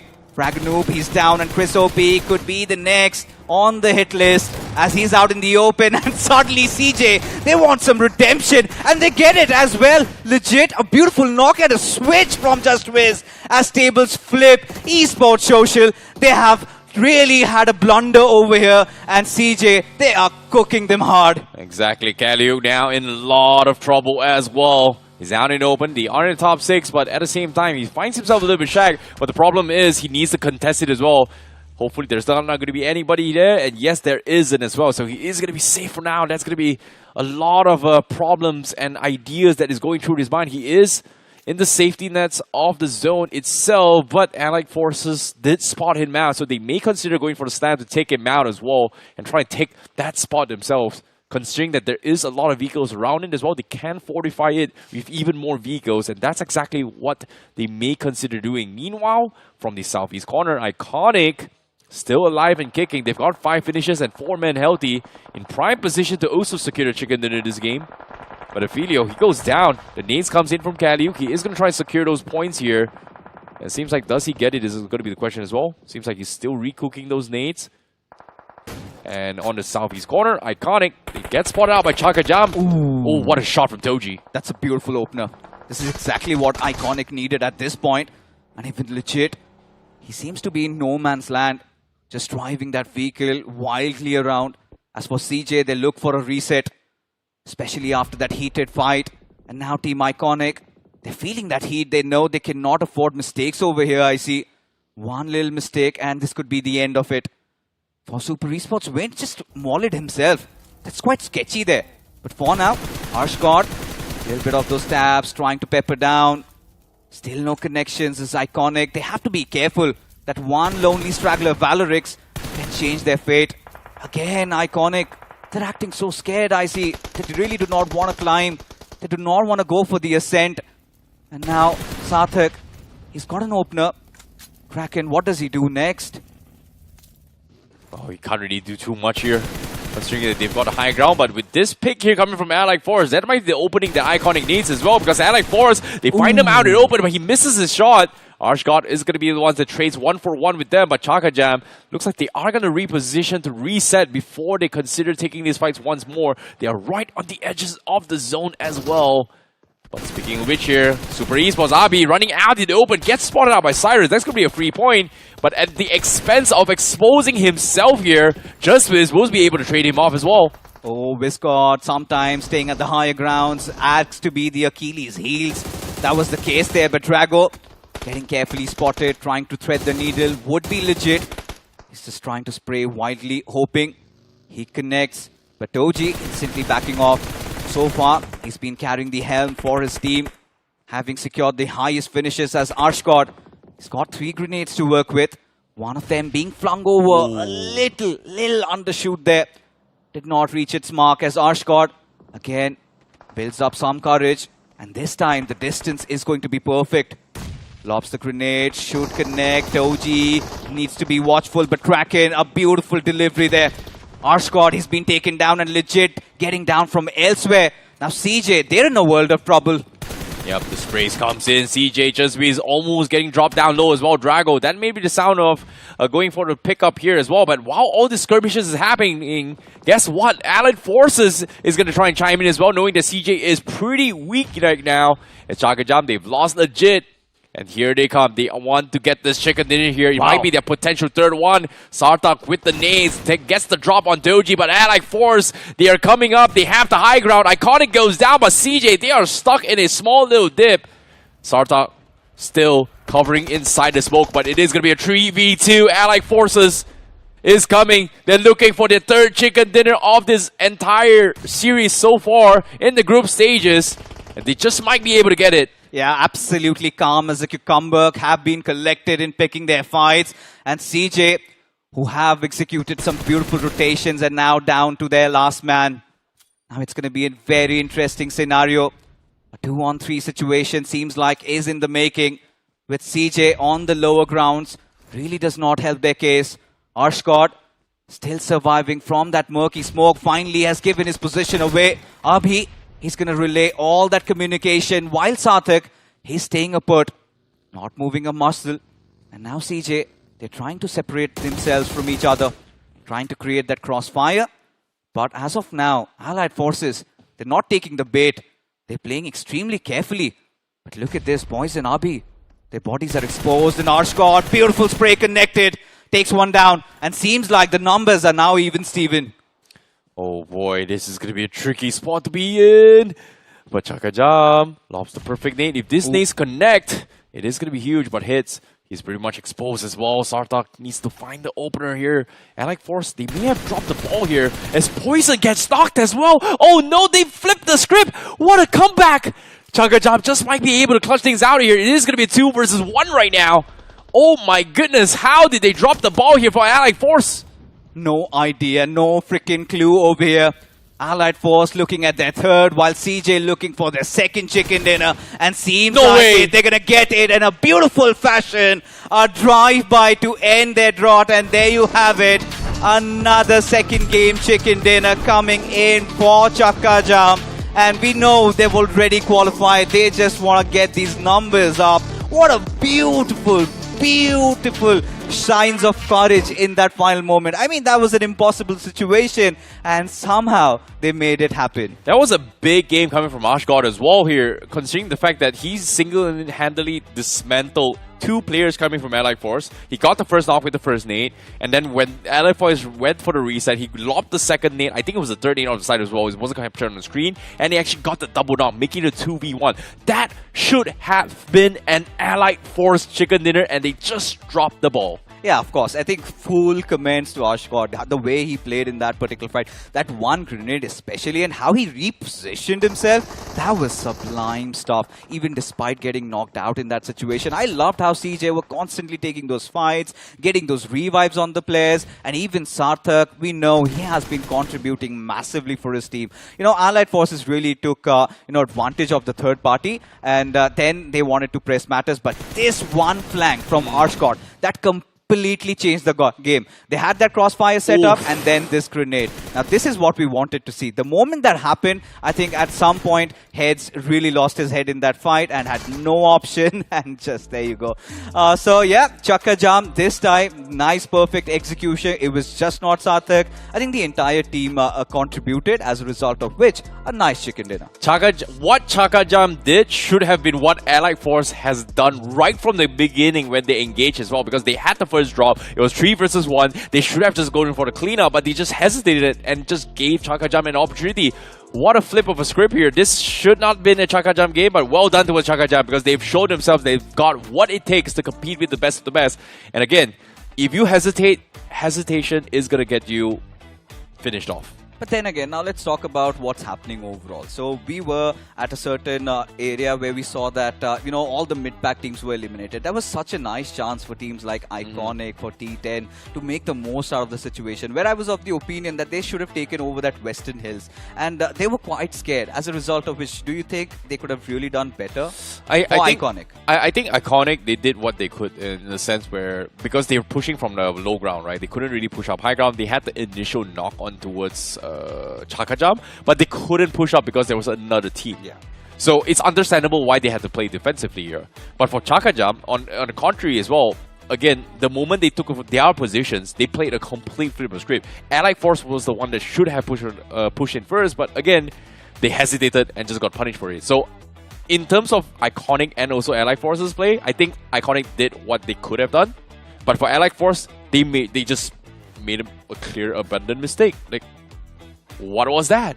Simply put, they kind of threw the game. This should have been their chicken dinner, and we'll have to be very blunt, honest about it. And even for T10, in the final phases, they did show a lot of fight in them, but that was not enough, especially those end fights where they could not survive. But Toji, take a bow, young man, 5 finishes. I think he was the one who had his shoulders heavy. He was doing majority of the heavy lifting for his team. I feel like he's been let down at this point, but even Heads, 4 finishes for him, and even for Astrovex, I think Atharth, he really did a good job. But for Astrovex, in terms of how the entire team played, they could have certainly done better. After that Siverni fight, that fight against Steel Falcons was quite sketchy.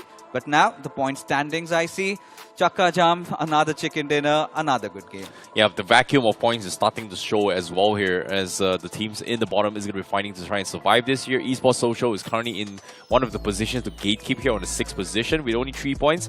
But the next game for them, all they need to do is just like what?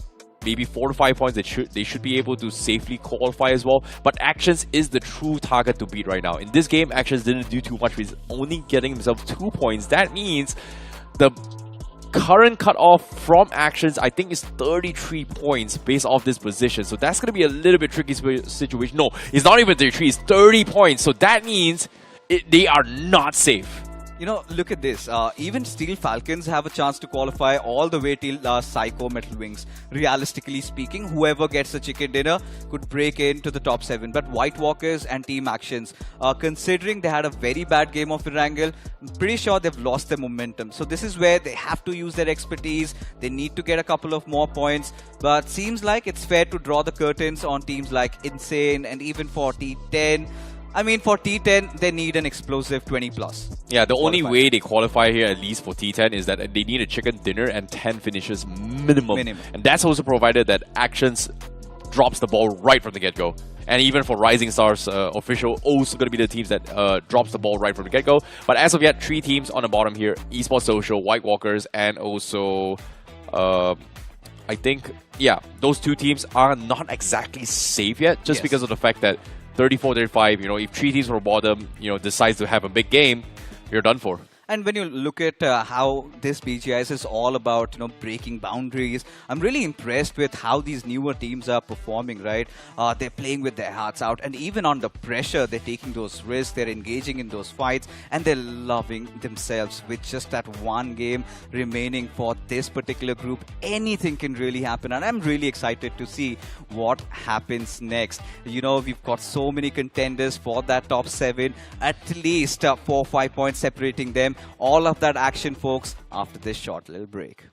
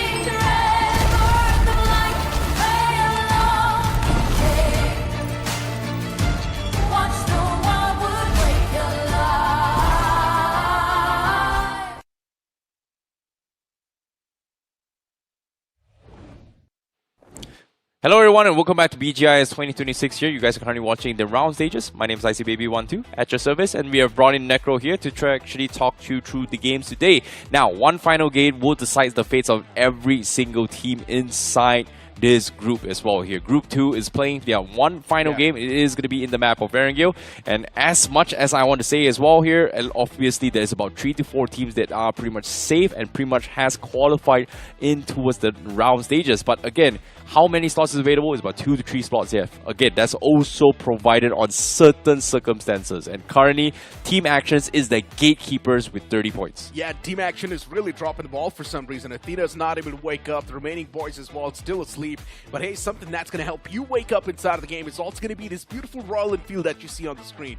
Get your hands onto it right now. It looks incredible. And of course, it's also going to feel pretty cool for you to actually cruise in the game with these bikes. But back towards that conversation, right? As you mentioned, still 2 slots available.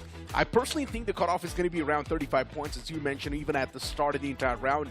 So I do believe if you consider 35 points as the cutoff, if Team Action drops the ball once again with 0 points, that's going to open up a lot of boundaries for other teams as well. Exactly. Rising Stars official is also very, very close on the heels as well. Again, they cannot just drop the ball here. In this case, Actions just needs about 5 to 6 points. They should be able to qualify and put them in a small little safety net. But even then, there's still so many teams looking to try and take them out. So I would say in Erangel, anything is possible. But considering the amount of drop clashes that has still happened despite yesterday's game being one of the first indicator for teams to actually make their preparations and also make their adjustments in terms of draw spots, I'm still surprised there's still so many drop clashes. But seems like we are going to be seeing another player substitution here coming from Rising Stars, and they are bringing in Starch and taking Zane out instead from Rising Stars official. So, he is going to be the pinch server for the team. Yeah, interesting, right? I mean, you're putting out Starch, now bringing in Zane. It's a little bit of an interesting switch-up that they're bringing in. Once again, we do not exactly know what that man's got in store, so let's just hope this substitution's actually going to work out for the better, because for Rising Star, once again, extremely close towards that barrier as well. They can actually cross that barrier, break that barrier easily, but they still need to hope that Team Action drops the ball in this last game. Now, speaking about the teams on the latter half of the board, what do you think are the chances that T10 actually qualifies? Because today we're seeing a lot of efforts. See, I think they stand a decent chance, but after the substitution in game number 2, I don't think so. Like, if they stayed with the original from game 1, maybe they would have a chance here. But I feel like Iconic stands a better chance compared to T10 right now. I mean, look, for T10, all it takes is one massive game, right? Maybe 23, 24-pointer in one game. See, you're asking for a Hail Mary right now. Yeah, pretty much. And that's what a lot of these teams on the latter half of the board are going to be hoping for as well. Let's be honest, right? And that's what the best part about just having 6 games really gives you. If you get that one big game, if you get that one massive chicken dinner in your hands, you can instantly catapult yourself around the safer block. You can be there in the top 7, and you can qualify anytime. So yeah, still anything can happen in the overall standings. But for now, let's move on towards the upcoming game, which is also going to be the final game for Group 2.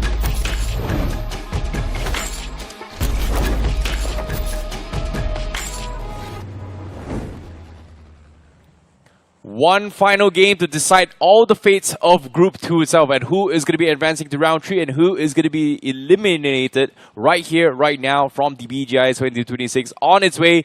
One last game in the map of Erangel, and seems like the flight path is going to be coming in from the north side of 70, traversing all the way through the southwest corner of Miramar. So a pretty northwestern shift, but at the same time, we are going to be expecting drop clashes again here. It seems like 70 is going to be having a hot drop here, potentially once more. Astrovex was one of the teams that had a little bit run in here with Sicko, but this time, Sicko has decided to abandon 70 altogether. Yeah, this is quite interesting, right, for Sicko Metal Wings. And honestly, they have been the biggest surprise in my opinion. What exactly happened to Sicko Metal Wings? Why are they not able to pop off? They did so good in the round 1, but now that transition towards the round 2, it feels like it's starting to fall apart instantly. Metal Wings struggling, the entirety of Metal Wings in general is just not able to play that well. For Steel Falcons, I feel like, yes, the efforts are visible, but the firepower is missing from the roster. Too hesitant to go for a fight. White Walkers now dropping around Gatka. For White Walkers, in my opinion, they need a few points as well to just nail down the coffin. And if you move on towards Rozhok, we might just have a potential clash over there as well. CJ and Rising Stars right next to each other. Well, it might actually happen as well. Seems like we've seen a lot of drop clashes, even more this time. I know Sicko has pretty much dodged 70 altogether, but interesting enough, we have a new contender. That's going to be insane Y-Tube inside 70 instead. Yeah, look at Primorx, T10. They're going to be clashing against someone, so this one's going to be interesting as well. I really do want to see who is T10 exactly crashing against. It's actually going to be Astrovex, so this fight, it will be really interesting.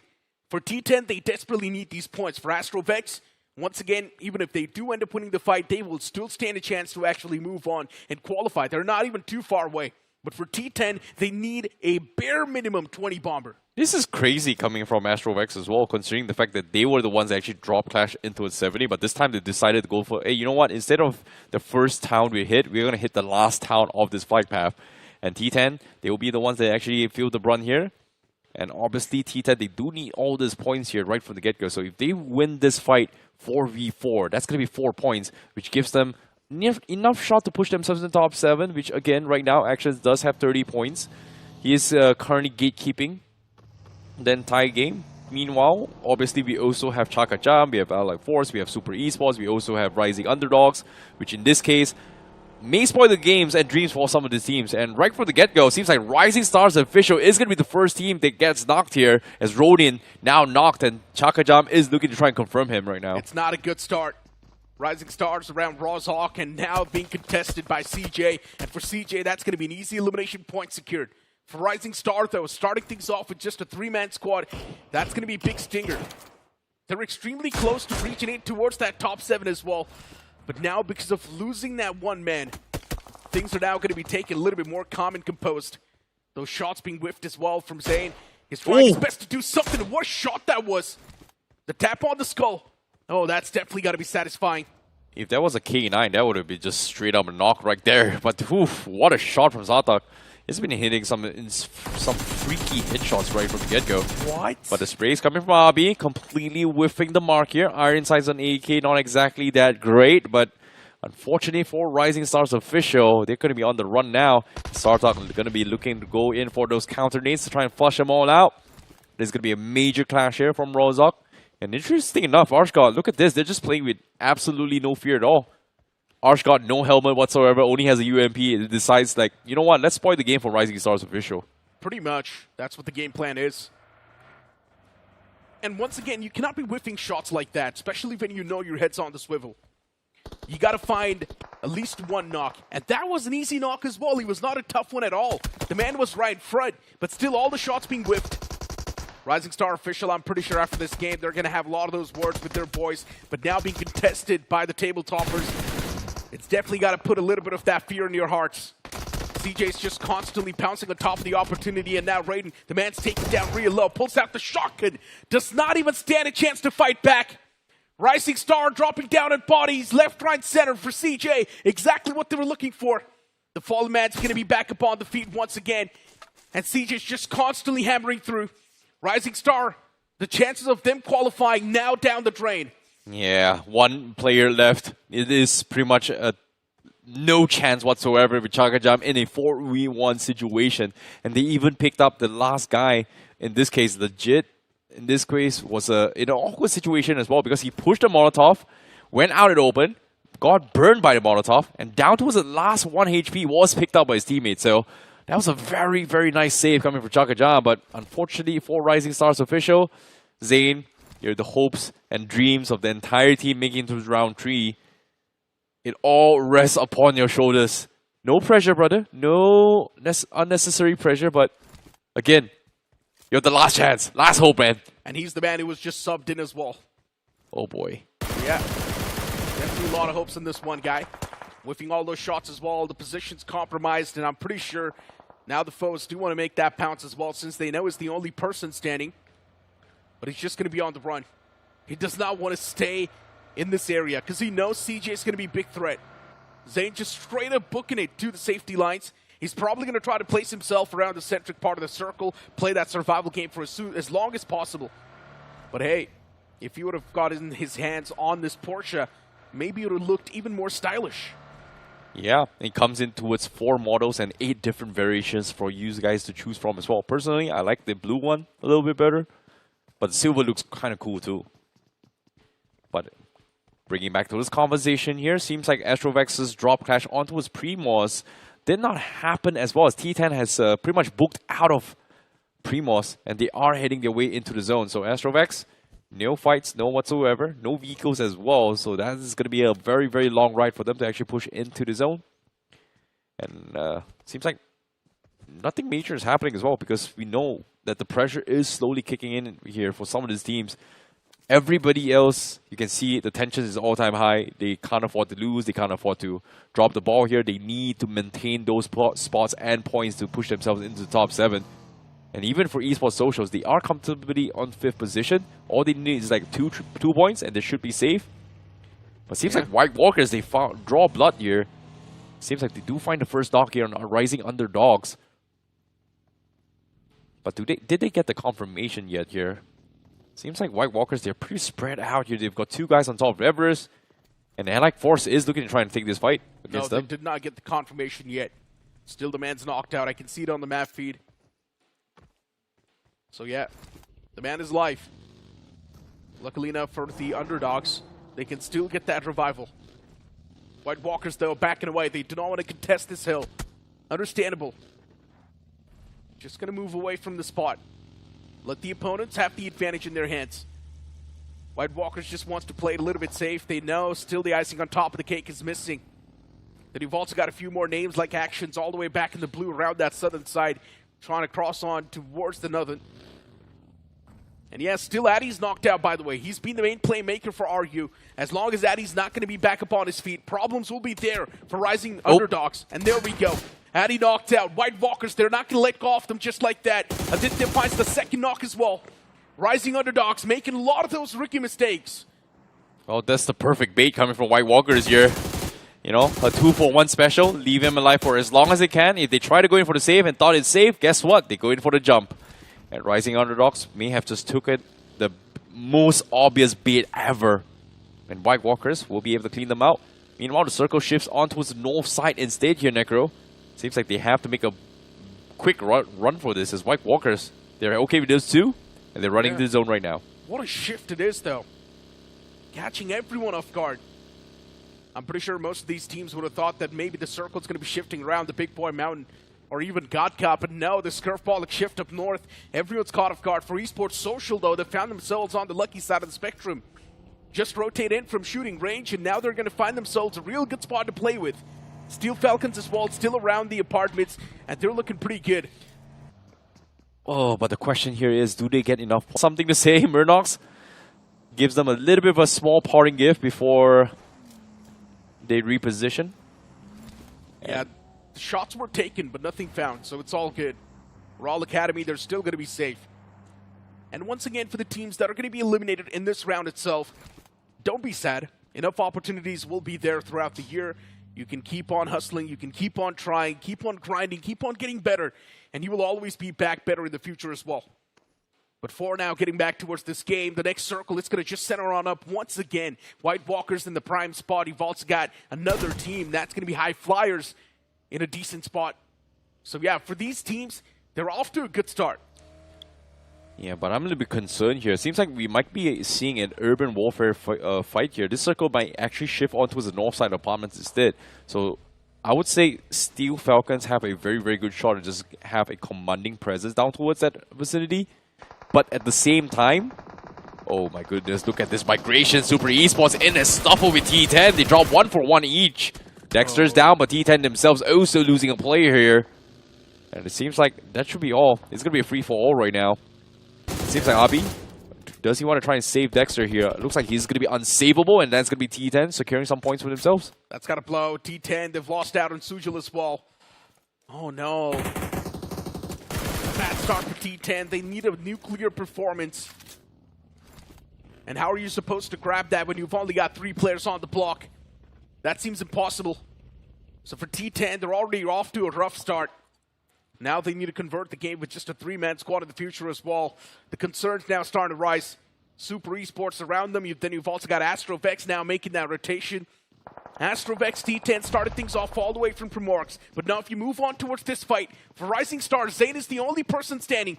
The nade's been cooked up as well in this man's hand. And this nade, it might just be tossed to perfection. The nade does do a bit of that damage, but still Zane is cornered up in a building. He finds that quick 2 piece, but he just can't do anything. Overwhelmed by the boys of Metal Wings. The man's going to collapse, and eventually Rising Star as well. They've been eliminated from this tournament. A little bit of an unfortunate run here, but even Sicko Metal Wings, that was a very, very sloppy fight here. Considering that they have dropped 2 players before actually taking him down. That's going to burn their resources a little bit here in terms of armor, helmets, anything. But it seems like Chaka Jam, they are also in a little bit of a jam spot here. A Steel Force. In this case, Steel Falcons going to be able to get the first knock here on Arch God. The counter needs is going to be there. And this might be some points here for Steel Falcons, which in this case, they should be able to get some here as well. Just whiz. Oh, may have missed the nade, but he does not miss the shot. Headshots connection. Russia goes down. 2 down here for Steel Falcons. Solid stuff from CJ. Already finding a quick 2-piece on the board. Steel Falcons is going to be pushed to defensive side. And that's what happens. Steel Falcons now want to play defense, let the opponents do what they want. Maybe breach in, play a bit of that aggression. But Steel Falcons, they've got no intention of actually pulling off the aggressive moves themselves. You've also got RU looking at you. Ooh. And this shot, oh my god! Just one shot to the head. It's actually going to find the knock as well. Oh no, caution. It needs to be taken from the side of Steel Falcons. They're dropping down bodies. The next zone, it's actually going to take a curveballing shift down south. Catching everyone off guard. And Action, this might just be their game. Oh my goodness, that has got to be some serious luck coming from Actions as well. For a second, I thought it was going to be worry for them on how they're going to be pushing in towards those containers or maybe even the apartments here. But it seems like it is a scam. We're not going to see a urban warfare. And the biggest threat inside this zone right now, in my honest opinion here, is going to be Allied Force. Those compounds are almost unbreachable from those positions with vehicle, with smokes, everything. Yeah, it's pretty much because the surrounding is open. If anyone tries to make that pounce on top of the compound, he will be shot at from the surrounding grounds first. So yeah, it's like a death invitation. And as of now, for Steel Falcons, they just want to wait for the players of CJ to make a mistake. But CJ, they've actually got a real good plan. Just want to rotate away from the bridge itself, and that's actually going to be clean rotation as well. No one's camping the bridge, so CJ might just have a freebie. Oh no, prone flexi, just prone and you get a free pick, but no, they actually get out. Steel Falcons, they did not take the shot through, and while this is happening as well, Rising Underdogs is going to trail behind them to try and sneak in behind to find some sort of cover in position. They're going to use Chaka Jump as bait here, but guess what, Chaka Jump, they actually spotted them out, and here comes the spray, and they get completely shut down. They thought they got him fooled, but nope. Chaka Jam says, I will take those points. Thank you very much. That's going to be free elimination point just secured like that. Rising Underdogs, mistake. They really thought that CJ is going to keep on just moving up with that momentum, but no, instead CJ stopped. They knew someone's going to follow them.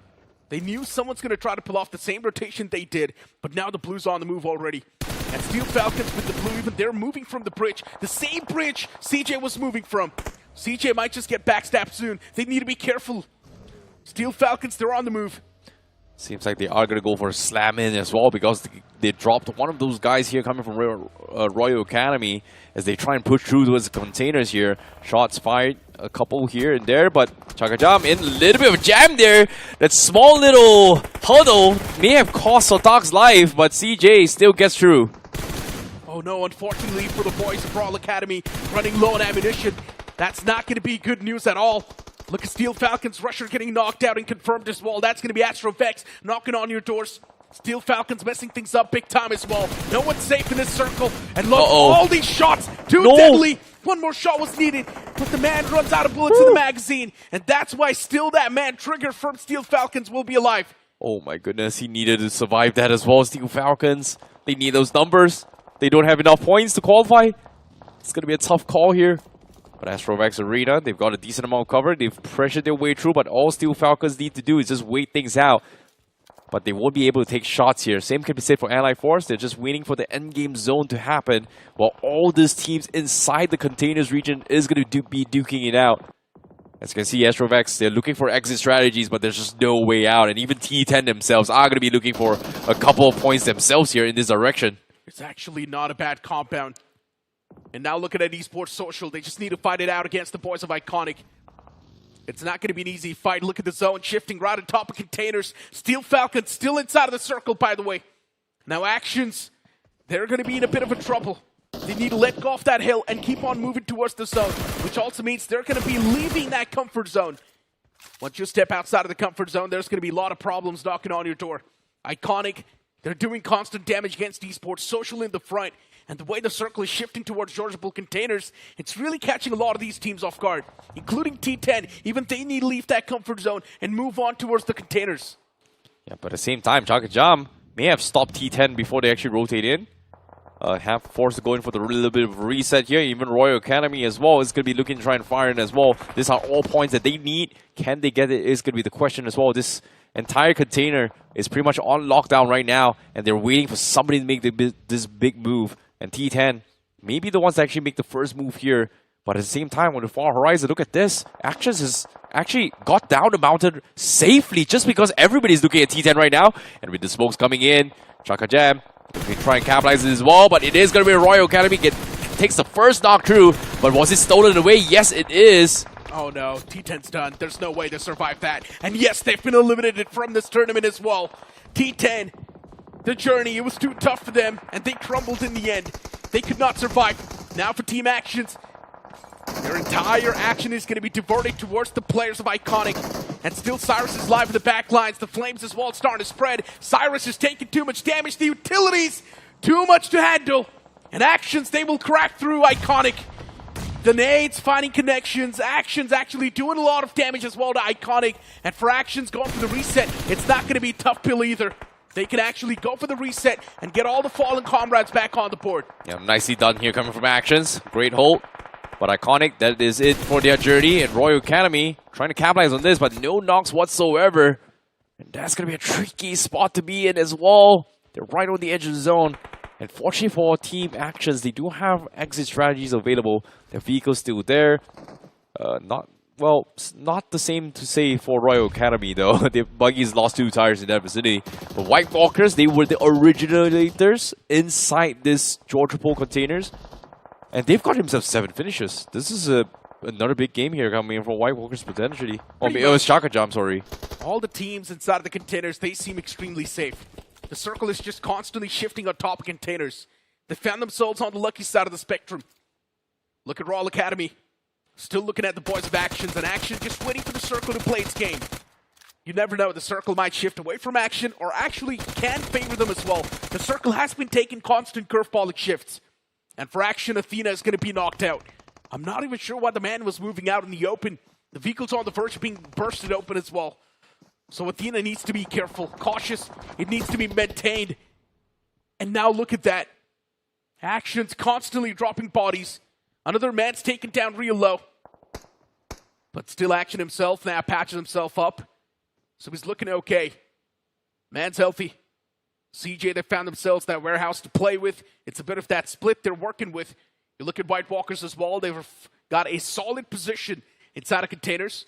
And the same thing can also be said for AstroFX. And keep this thing in mind. There's still Metal Wings alive.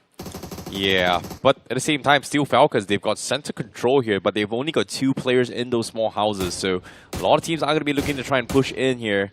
But who's going to make the first pounds? It seems like Actions is going to be trying to make an attempt here, as Royal Academy still continues to pepper them with shots, but no connections. They are pressuring a lot of them, but no knocks whatsoever. But on the finish feed, we do see Athena actually getting a knock as well, so interesting. They're getting knocks, but no confirmations yet. But the shots here from Actions almost dropped easy right there. Oh my god, Steel Falcons. Low-key, the circle is favoring them. And Steel Falcons...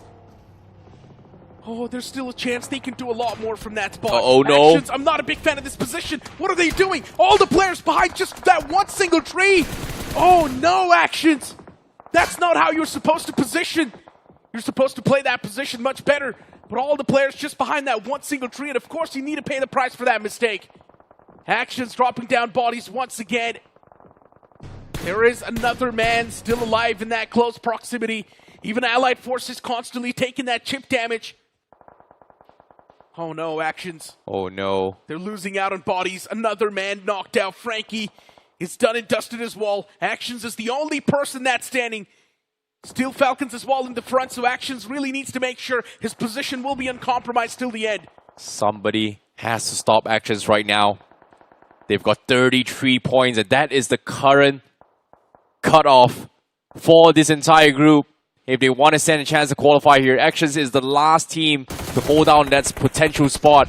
Chaka Jam continue to rack up some serious points here. 72 points in total so far, and they've got themselves another knock once more. As Astrovax is going to be the ones to take the brunt. Just Wiz pretty much knocked in. But this entire fiasco in Georgia Pole containers is going to be a huge vacuum between White Walkers and Chaka Jam. Astrovax trying to farm some points. Even Metal Wings. Who is going to come on top is going to be the question as well. And even Esports Social, they are going to be creeping in from the north side, but they don't really have cover to work with. They're not exactly in zone again. Kaliuk and also Chris OP. Last 2 players left from Esports Socials, but 37 points, I think they're qualified. Yeah, pretty much. They've done it. I don't think the cutoff is going to go higher than 35, personally. Especially since Actions is still alive, there's a chance they might not be kicked outside of the top 7 as well. A few teams, yes, they are there in the close-by proximity, nearby them, including Astrovex as well, a part of it. And Astrovex is actually doing a real good job in threading the needle as well. Constantly finding those knocks. As long as they keep on threading that needle, they will find a lot of that positive value. And that's what they're working with. Oh, speaking of positive value, again, Juice Wiz starting to find more finishes here. 10 finishes in total in the hands of Chaka Jam.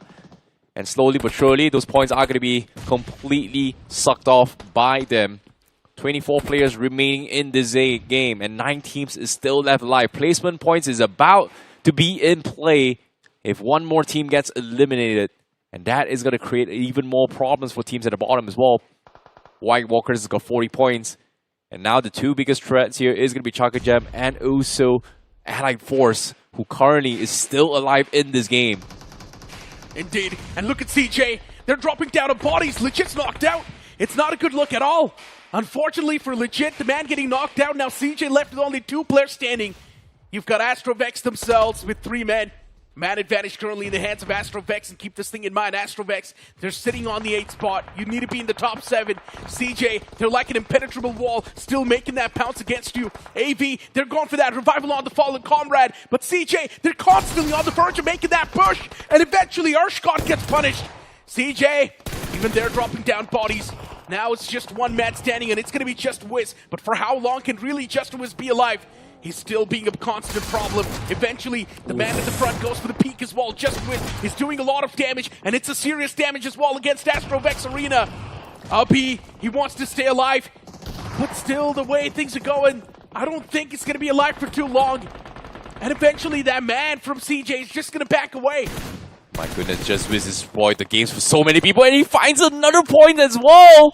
My goodness, what a performance coming from Just Wiz, and just like that, we're down to 14 players left alive, and who's going to get the points here? It seems like White Walkers will take him down, finally, as Chaka Jam goes out, but 6 teams remaining in this game, and who is still alive? It is going to be Team Actions as well. We've 1 player remaining, and 36 points is the cutoff as of yet. But White Walkers continue what CJ is going to try to do, and that is going to be sucking up all those juicy points the teams at the bottom are trying to go for. The circle constantly just popping up on top of Steel Falcons, by the way. Even Steel Falcons can be the one to break through the barriers and actually steal away that spot from Actions. Anything can happen. Steel Falcons need to be put out of commission right now. Looking at the boys of Astrovex Arena, still struggling to get any sort of points in their hands. Getting 4 elimination points, yes, that's going to be a bit of a sigh of relief. But let's not forget, still 5 teams are alive. And Astrovex, they need to survive at least till the top 2. Oh my Nades being goodness. tossed against them from the side of White Walkers. Astrovex, it's so close. They just need a few more points.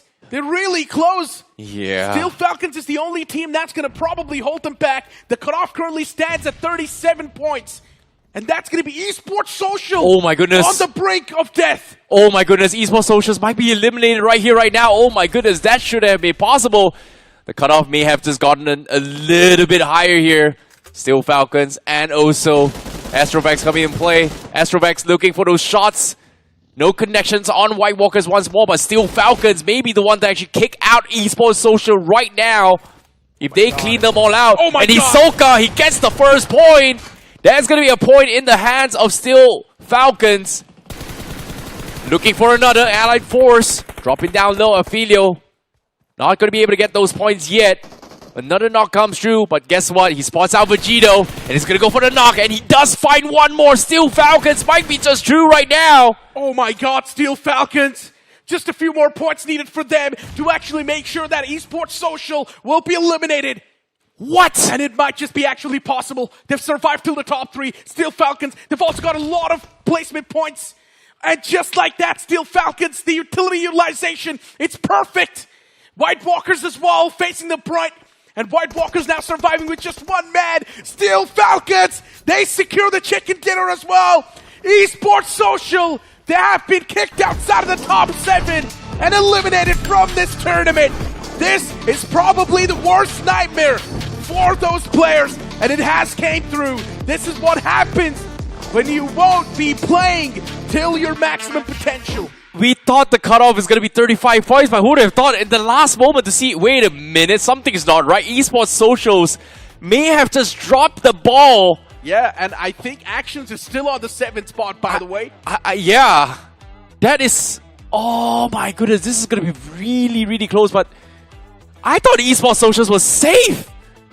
I knew it. I knew it. For some reason, I had a big hunch that someone from the grind will be eliminated right here. Oh, I always had a feeling at the back of my head that someone from the grind will be eliminated from one of these groups.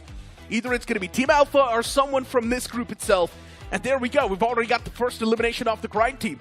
Oh my goodness. I thought they were safe for quite some time here. Like the expected cutoff was somewhere around 31 points, but who would have thought it just went up so much higher as well? Because during the round 1 stages, 31 was the points to beat between Group 1 and Group 2, and they narrowly qualified their way through. But Steel Falcons, they got some sort of luck. Obviously, the circle was in their favor, but Hisoka and Frigger pretty much did so much work in this scenario as well. Trigger, they held on, they snatched the chicken dinner, and actually snuck in. They actually got 19 points out of that game. Steel Falcons, when it mattered the most, they deliver with a chicken dinner. 19 points in total secured from this game itself. And yes, Steel Falcons, they've actually catapulted themselves to a real good spot in the overall standings. Team Actions, I still believe they're going to be in the top 7, barely qualifying on the 7th spot itself. Esports Social is going to be dropped down to the 9th spot. And yeah, who would have thought Esports Social will be the one to not qualify? For a second, we all thought that maybe White Walkers can choke, but no, Esports Social, they play even worse. See, that's the thing, right? Esports Socials was doing so well yesterday as well, so we thought for a second that, oh, they were in the top... See, they held top 3 yesterday. Yeah. Now, they just completely dropped the ball. We thought for a second that they were going to maintain their average of 5 to 7 points per game, which, again, did not happen in the last game. And this game as well, it came down to just Kalyu... being one of the last players there from Esports Socials, which in this case, I don't know, it feels weird, but what happened, man? Esports Socials, like, look, I thought they were going to get through. Esports Social dominated their group in the grind, got over here, and now they bomb it like this? Yeah. It is probably the worst possible nightmare for the boys, and honestly thinking, I genuinely do think that Esports Social was not taking this lobby too seriously. But then in the end, when the sword was literally on top of their necks, they realized that maybe it's time to buckle up. And I'm pretty sure Esports Social thought that the amount of points they've got, the cutoff is not going to go that high. Yeah. Because of that, Esports Social, in the end game, the cutoff pretty much hiked up by 5 points. And they messed up big time. Yeah, that's what I thought as well. Because initially, I thought Esports Socials, was already going to be qualified as well. But who would have thought a sudden, unexpected surge of contenders from the teams at the bottom actually rose up, like Rising Underdogs, Astrovex Arena, Steel Falcons. Everybody was gunning for that final slot in the treaty to qualify to round 3 itself, and it came down to the wire. I think Esports Social may have just lost by about 2 points here. Yeah, something like that. Approximately there. I do remember Esports Social, when they got eliminated, they had 36 points, and it was Team Actions sitting with 37 or something around that. And since Action also managed to secure that 2nd spot in the game, I believe that Action, yes, without a doubt, they've qualified, but I still want to find out who's going to be on that 7th spot. Is it actually going to be Actions or someone else? But hey, the MVP of that previous game is going to be someone from the side of CJ, just a whiz, getting 7 frags on the board. Hisoka as well coming through from Steel Falcons, saving the day. He was the knight in the shining armor, and then once again getting those 6 frags on the board. Action himself coming through from Team Actions, getting 6 points as well. Yep, Steel Falcons had those compounds right from the get-go. They've lost 2 players right from the start as well, but when the circle shift and force everybody in towards the out in the open as well, Steel Falcons was the one to actually shut them down. Hisoka getting 6 here was huge with the chicken dinner, gives them 19 points, and they should be in the clear. And even for Actions as well, they survived all the way towards the top 2, getting those placement points gives them 13 points because of this 2 teams performing in this final map. And that's the reason why Esports Socials get kicked out, because in this final game, they only got 1 point. That's why they messed up. Ouch! If they would have managed to secure even 3 or 4 points in this game, it would have been a life-saving difference for Esports Social. And now, because of this performance, You will see Actions placing themselves in the top 2 with 13 points in the point standing. This has been an insane affair coming through from the side of Actions. We never saw this coming, especially with the players getting eliminated out in the open like that. But just that one man securing 6 frags and securing that second spot in the game really saved the day for Action. Even for White Walkers, that end game was really important, and White Walkers as well, getting away with 13 points was really important as well. For AF, they have already qualified. For CJ as well, it was not even a concern. If you move on towards the overall standings, no. Esports Social, it was actually a big difference, and the cutoff headed all the way towards 43 freaking points. None of us saw this coming. How? How did that actually happen as well? This is just insane performance as well, and this is 43 points on top of the fact that Chaka Jam and also Allied Forest has created a vacuum of points away from every single team. It just shows to you that Rondo can make a break for some of the teams. Think about it. Before this game, the cutoff was on 30 points. Yeah. And after this game, now the cutoff is on 43 points. That's a 13 points of surge we're seeing in the overall standings just on the 7th spot. And that's what happens when everyone from the latter half of the board starts to perform, including the mid pack as well. It was so close. Esports Social, yeah, well, I don't even know what to say. I guess you guys got to be back better in the future. But looking at the top 5 players for this particular group itself, Sarthak from the side of CJ is still going to be the one to lead the pack. Even Just Wiz is right there from CJ, getting 17 frags. And keep this thing in mind, Just Wiz got a lot of these elimination points today itself. Yeah, from that last game in particular as well, just clutching things out here, shutting down every single team, players from the container region itself. Of course, these two are going to be one of the standouts here as well. And I'm really happy to see... I'm very surprised to see there's one player that is not part of this top 5 as well. It's going to be Athena coming from Action as well, because yesterday he delivered some insane gameplay, but today it is a little bit lackluster here coming from him. So True. I don't know. That pretty much concludes Group 2, but sorry for Esports Socials, man. That's our first grind team eliminated from round 2. And that to a team that actually dominated their own individual group in the grind. Still struggling so much. Esports Social, what exactly happened to you? In a lobby like this, you were supposed to just scoot away, easily slide through, and glide on towards the round 3, but instead you dropped the bomb when it mattered the most. This is what happens, I guess, when you don't really take the lobby too seriously. But for now, it's time for us to toss to a short break. You guys don't go anywhere. We'll be right back.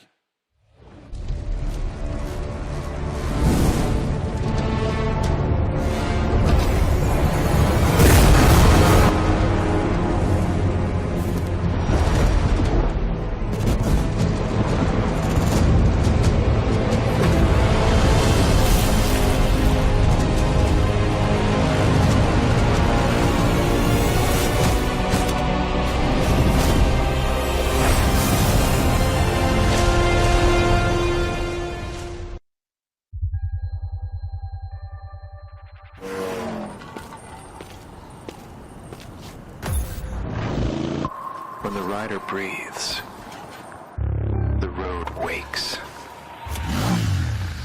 Enemies ahead. I'm going in. A lone survivor stands, and everything waits. The map unfolds.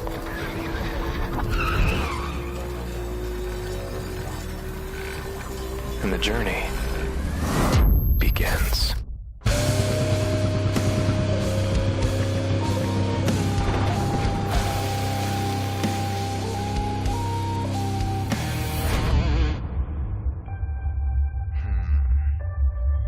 As the rider breathes, the path bows.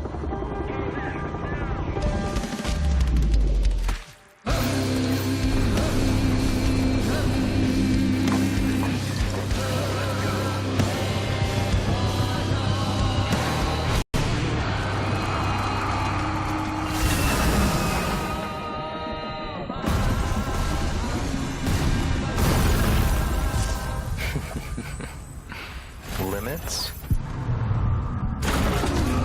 They're just marks in the dust. Because in the battlegrounds, there are no limits.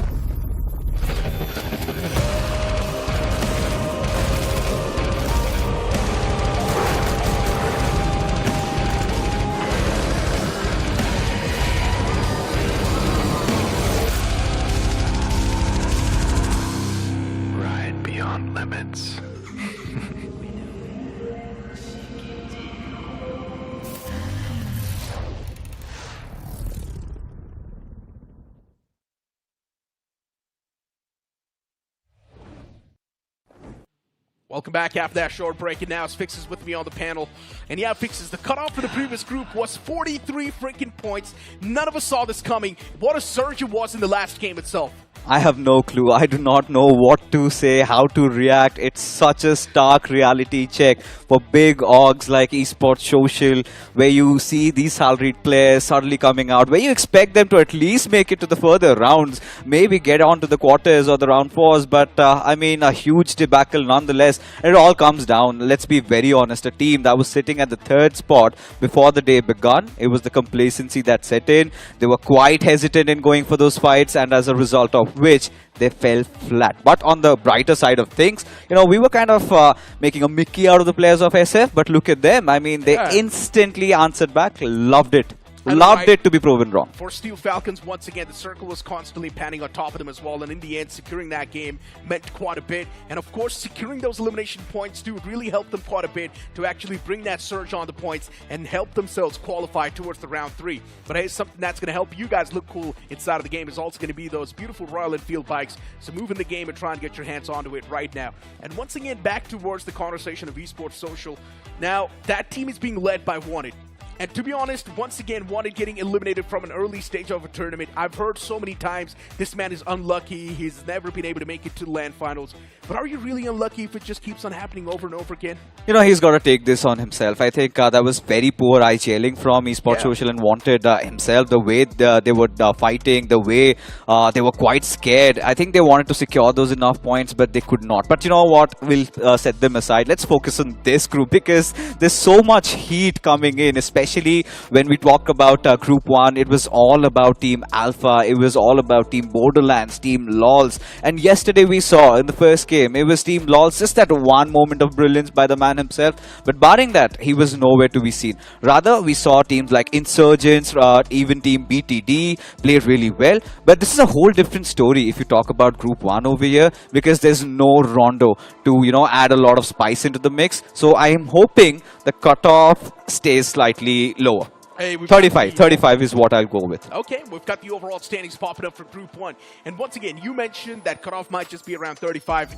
And since the previous group's cutoff was 43, I think the cutoff is going to be around 37 to 38, in my personal opinion. But we don't have Rondo this time. That's the only reason I'm going with 35. Yeah, but still, just imagine, right? Everyone from the mid-pack just starts performing just in the previous game as well. You saw what exactly happened. And if the same thing, the same pattern repeats over here as well, and if the mid-pack starts getting a lot of points, the cutoff will go high. I think it can, given that, you know, IC and you both were of the opinion that Team Alpha tends to perform really well in Miramar. So they've got 2 Miramars to play. They have to stage the comeback. Even the likes of Borderlands, we're expecting some bigger games from them. But yes, Vintage Esports is again another one of those teams to look out for. And right now, I'm kind of in 2 minds as to how Team LOLs will be playing. See, barring that one game of Rondo, no Necro, I haven't seen enough signs of promise from their side. But Insurgents, we have to both unanimously agree they were one of the most consistent teams yesterday, and this is again a very weird comparison drawn because of all the right reasons. Team Alpha played really well during the grind. We had such high expectation, but look at the difference, man. It's heaven and hell. Yeah, I mean, Team Alpha is dominating inside of the grind in their own particular group, and now look at them just having 5 finished points just on the latter half of the board in the overall standings as well. So a lot of those concerns are now starting to raise up. Looking at Insurgents as well, yes, they have been dominating this particular group, and they're doing a real good job as well. And I guess somewhere down the line, all props to this man himself, Faz OP, has managed to get 18 finishes on the board, and even from OP, only Pain, even they've been popping off on a different level. Let's not forget Liability. This man was able to pop off so well. I think as a team, only Pain have been performing really well. They had a quite mellow start in the game of Rondo, where we saw that, yeah, not a lot of finishes, but they were constantly in the mix. And so as a result of which, you know, 2 of the players already in the top 5 goes on to show that it's a team effort. But Insurgents, I mean, they were my favorite team given the fact that during round 1, they barely clawed their way through into round 2, and suddenly in round 2 we see them spreading their wings across and getting so many finish points, also those chicken dinners, so that filled my heart with joy. BTD is also one of those teams that we have high expectation from, but there are a few other teams like Arsonist, Almighty, a lot of ALs, and they need some Ws today. To be honest, for Almighty, their gameplay has always been about that survival instinct, and once again for Almighty, I don't think qualifying is going to be a big problem for them, especially if you know how to play that survival survival gameplay well enough. Looking at the caster's prediction, I see maybe going with Team Alpha. I personally went with Almighty because I know they will be easily able to just glide through towards the top 7. You went with TBWB. Now, I really want to know why exactly that team. You know, considering from what I've been told by all you guys. So, whilst we were discussing in the meeting, I think Borderlands is a team that everybody was eyeing out for. And let's be honest, round 1 statistical data, I'm a little bit of a numbers guy myself. So, round 1, they performed actually really well. There are a lot of finishes, but it feels like they've met their match. And today, again, you're going to give them that leeway, right? 2 games of Miramar. Who knows?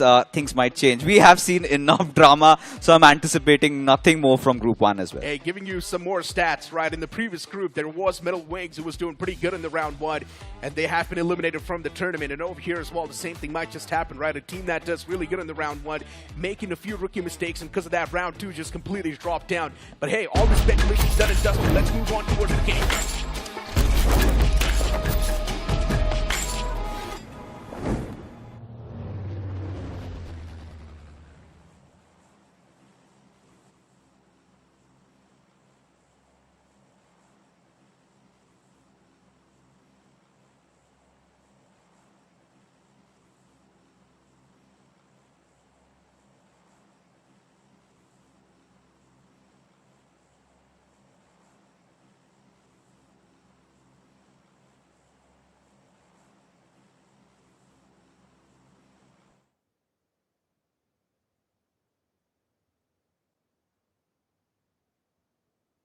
King and teams taking a plunge already. We have seen in this group, Necro, this is the final Erangel again for all the viewers for this particular group, after which we will be following with 2 games of Miramar.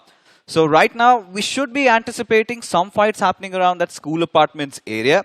Then there are, again, some teams like Sovereign Esports. After having such a good start, if you remember, they kind of got too carried away and made a few mistakes here and there. Yeah, I guess they definitely did. For Sovereign Esports, they, as you mentioned, right, they did have good fights around the school and the school apartments vicinity. But then after that, once again, we did see a good performance coming through from them in one of the games of Erangel. And that was the only reason why right now, as well in the overall standings, that team's doing really good. Looking at this entire map, then you've also got GX moving towards Gatka. There might be potential drop clash coming through around Gatka. A few teams also dropping around school and school apartments. We've got a few teams around another side as well. But look at Stalber and Kamishki. There's a decent amount of teams dropping towards the top right. And you can also look at Suchamp Esports. If my memory serves me well, Necro, we had noticed that this is a team that tends to drop down south towards the military base. And this time, given how the flight path trajectory was, I think they will have to settle around Lipovka. But again, Vintage Esports locking horns against Gravix. So quite far apart from each other.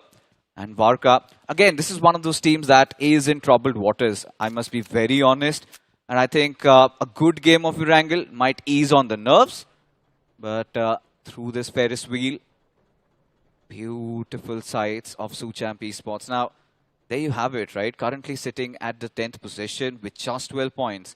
And given that even if they get a chicken dinner, let's say 25 points out of this game, should easily get into the top 5. Yeah, should be able to. Easier said than done, though. I mean, look, for anyone in the overall standings, if they manage to get a 25 bomber, they can easily qualify, right? Be it the teams in the middle pack, be it the teams at the bottom half of the board, all they need is a 25 bomber, and they can instantly be around the top 7. BTD yesterday, in that first game of Rondo, they really popped off on a whole different level. But after that, we haven't really seen a good performance coming through from them. They were able to secure so many elimination points. They were able to secure the placement points as well. But what exactly happened after that? Was it a fluke performance?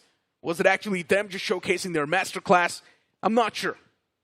I think BTD might have just gotten slightly complacent. Because we saw that even happen with Esports Social. And quite poetic. They're still sitting at a 3rd spot. I assume, given that there's no Rondo, let's be on the safer side. We've discussed 37 at the higher end of the spectrum. Let's be sure that 40 points is what you need to get through to round 3. So I think they're not that far away. And they have also seen the previous games. I hope so. And they understand the gravity of the situation here. that, yeah, they need to take it slow. But this team in front of us, Borderland, they have to hit the pedal to the metal, because if they do not have a good start, I do not know how they're going to perform in the 2 games of Miramar that remain. Yeah, definitely. I mean, especially once again, it's the early stage of the game as well, so nothing can be said as of now. Insurgents having 46 points on the block, maybe you can say, confirm that they've qualified. The previous group's cutoff was 43 points. If you look at it that way, I think Insurgents have qualified. Yeah. Even Only Pains have qualified, because it's really easy to get 45 points in 3 games. So Only Pain, their form, it's been spectacular. I believe even they've qualified. The first 2 teams, easy qualification. Other than that, the slots are still open. Anyone from the latter half of the board can drop a chicken dinner and instantly be there back up. You know, drawing parallels with what we have witnessed in Group 2, let's be very honest. The skill cap difference in this particular group is pretty much visible, right? In Group 2, we had so many contesting teams. Everybody knew how to take a fight, at least you know, the top 10 or 12. And then you also saw a couple of comebacks. Now, when you look at teams over here, I think at this game, if teams from easy till the very end, anybody gets a chicken dinner and the top teams do not perform, then it's still going to be up for anybody to make it inside the top 7. TGYT, they've been struggling quite massively, and Team Alpha, they want to be aggressive in this one. Coffin did not have the best of scopes to play around. Still wanted to dish out some massive amount of damage. It seems like Team Alpha might really be on the chase. They definitely are. Those shots were definitely quite deadly as well. TGYT, 0 frags so far accumulated. That means they've also not done any sort of damage against Team Alpha. And in my opinion, Team Alpha should once again go back to their main gameplay, which is being aggression. Wait a second. All right. Yeah, it's the supply truck. Yeah. Getting their hands on loot. Good stuff. So yeah, for Team Lulz, they're now going to be set for the upcoming game. But once again, back towards that conversation of Team Alpha. Yeah. I personally think they should be back on the aggressive foot. Team Alpha playing it passive on Erangel, it's not been working out well. It certainly hasn't been working out well. And if you feel like you haven't been playing well, maybe you do not have that risk factor along with you. So do check out the Royal Pass.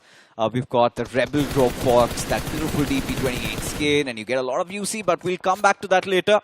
As this rivalry still continues, Team Destiny against Sovereign Esports, and this time, however, Team Destiny did come prepared.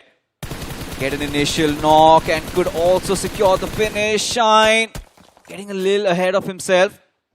Could have stayed slightly more calm in terms of his trigger discipline.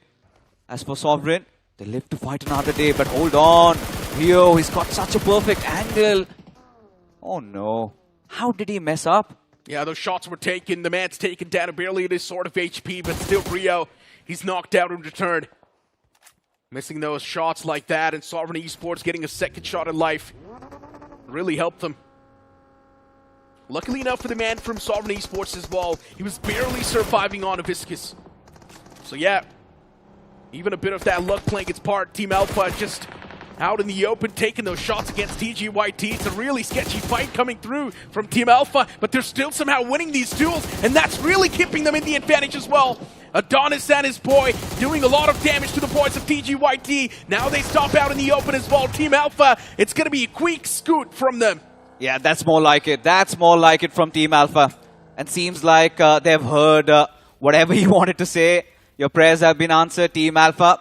Back to their aggressive ways. The perfect start, I must say, going after TGYT. But look at this, Shine. He just gets pressed upon, having no response. And this is the thing about Sovereign Esports, right? You give them an inch, they go a mile. And this is something really nice coming out from Sovereign Esports, already sitting in the top 4, getting those couple of early eliminations. And for Team Alpha, let's get back to that conversation. I think now they might be easing down on their nerves. They still know a lot needs to be done. But nonetheless, a good start. But for Team Destiny, can't say otherwise. Yeah, for Team Destiny, dropping down a body. That's going to sting. 3 bodies. There's still Skyrocks in the back. And now he needs to play for that placement game. Play the safer one. The circle as well, shifting in the centric part once again. The circle's going to be having a bit of that confusing aura. Yeah. Is he going to go up north or is he going to go down south? So a lot of these teams, now you will see being divided. A few teams will play around the southern side, a few teams will play around the northern side. And of course, rotation clashes as well will start to happen. It's a mad chaos, to be honest. What's going on, really? But Insurgents, they've got their eyes on the prize. And they know they've got that leeway. The shackles unleashed and they can go after any which fights. But Team Alpha, again, showing some bronze over here, trying to initiate another fight. And this time it's going to be only Pain that's going to be feeling all that heat. Krafton, he's a man on a mission. Quite a lot of eliminations already secured. And only Pain, they're feeling all that heat coming in from Team Alpha. With Yoki, seem to be the final player surviving. Oh my god, Team Alpha. They're absolutely crazy right now. Yuki, the final player, he's also found out, and Adonis shall put him to sleep. Team Alpha, 8 finishes already. Yeah, yesterday they were pulling a prank, by the way. This is the Team Alpha we all wanted to see yesterday, but they were like, you know what?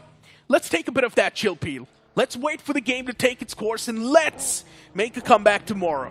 So yeah, yesterday they were just pulling off a prank, playing with our minds, and now today you can see Team Alpha in their real flesh. Really just dominating the game and dominating the fights as well. Krafton Esports, a bit of a slow start from their side this time. They're currently around the northern side. For Krafton Esports, there's going to be Team Alpha in the nearby proximity, so be careful. You would not want to mess with them. That team is currently on a high fragging spree. They just need to reset once again for Team Alpha, I must say, because they've gotten 8 finish. So their hands are definitely hot. And they've got really nice position, actually, to hold on. A little bit of a spread. 2 players outside, 2 players in the concrete buildings. Team Easy, they're keeping a close watch on them. And they're also waiting for Team Alpha to make a mistake, and they want to capitalize next. And like you said, I completely agree. We're in 2 minds about where the circle is actually going to shift. Is it going to go down south? Is it going to go up? That is for another day. But Team Destiny, the final player, Skyboy, still surviving. It's going to be Team Almighty who are going to be initiating the push. And it's a good thing. They're moving in tandem with each other. Not taking any chances. Skyboy just holding out around the stairs.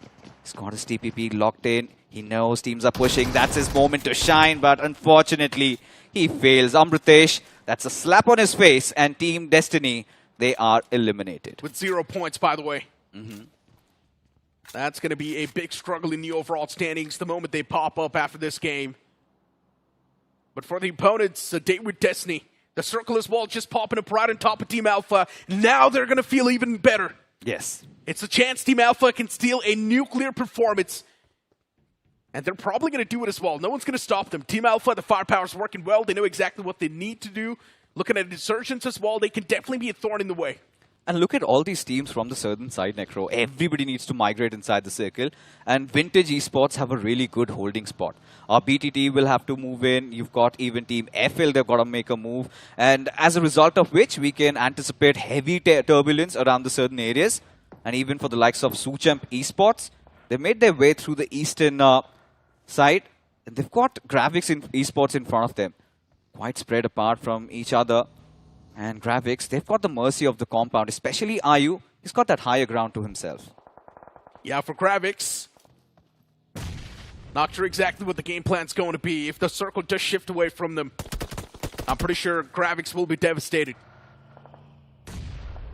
Tossing those nades against Suchamp, and even Suchamp's getting shot at from the back, by the way.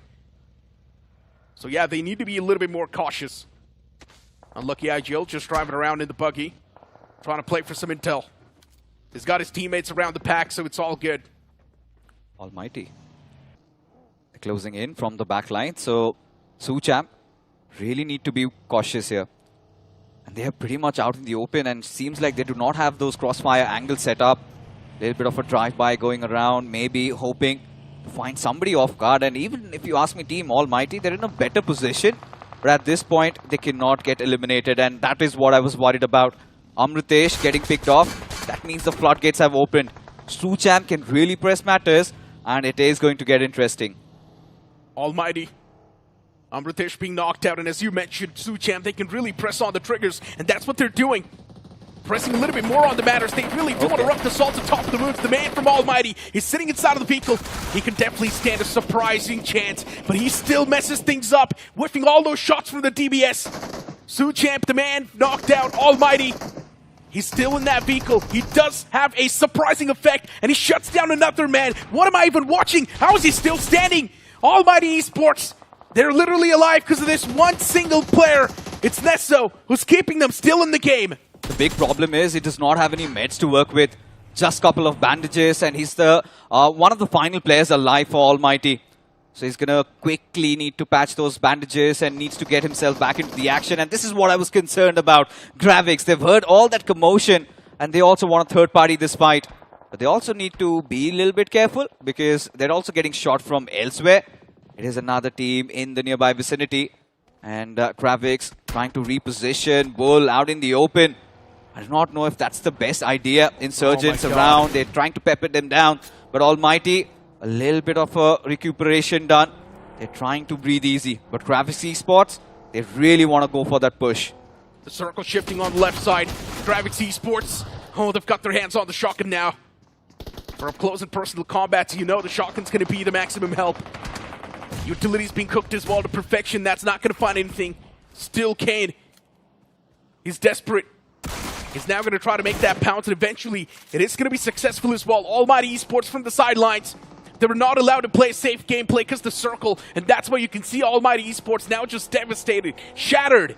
It's just Nesso alive from them, and I highly doubt he's going to be able to stay alive for longer as well. The vehicle's on the verge of being blown up. Oh, a gentle reminder, Necro. You believed in this team, and suddenly they've had such a nervy start, and Nesto now needs to survive for his life. And Sovereign this time, they've made the players of Insurgents their next target. As Baki, he's going to be resting easy at this point as Vintage Esports taking control of that garage. They've got BTD right in front of them. I'll really see if this fight actually happens. But for now, Storm, he's got a fight going on against Sovereign as Sukuna. That's a very good opener.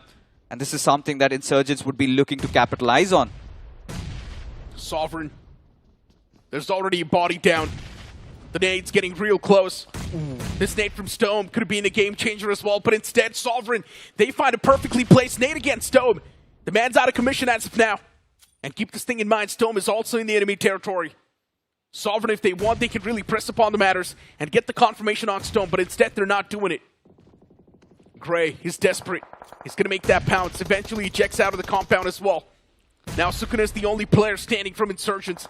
For Insurgents, even if they do drop the ball in this game, it's not going to make a lot of difference. They've still got 46 points in the overall tally. It's all good in the hood. That's really a clean wipe coming in from Sovereign Esports at this point.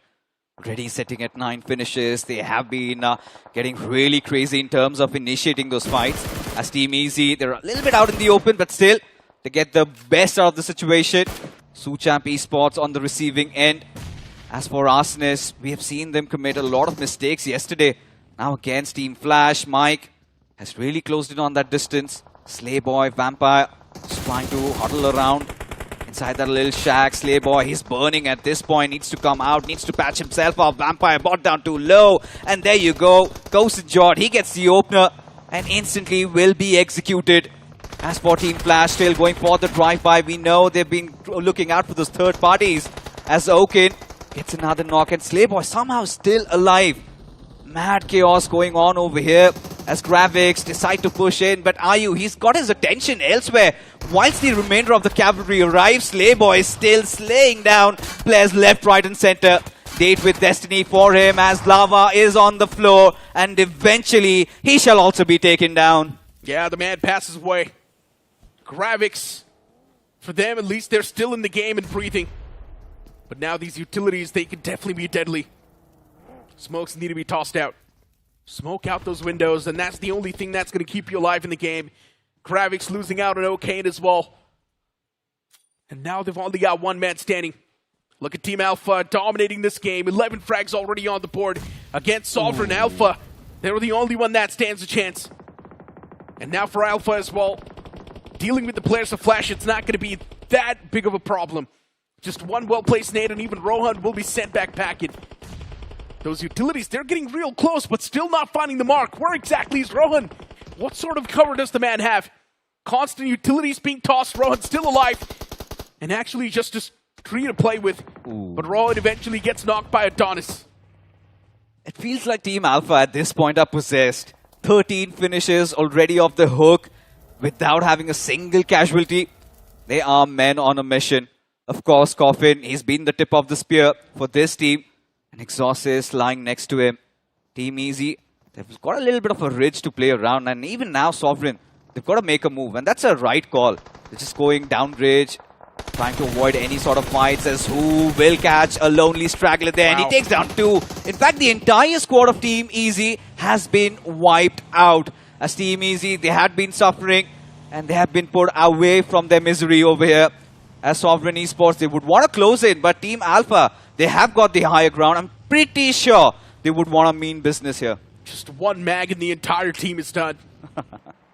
Mag dumping his bullets in the skull. And now look at Team Lols. Even they're still alive, by the way, in business. Team Lols, they've had enough. All the 4 players on the block. Even Team Lols can do a lot of damage if they want. They have been taking things a little bit slow and cautious. But now maybe it's time to break that silence. 51 bullets in the magazine. The man's using a drum mag. If he wants, he can just keep on spamming through.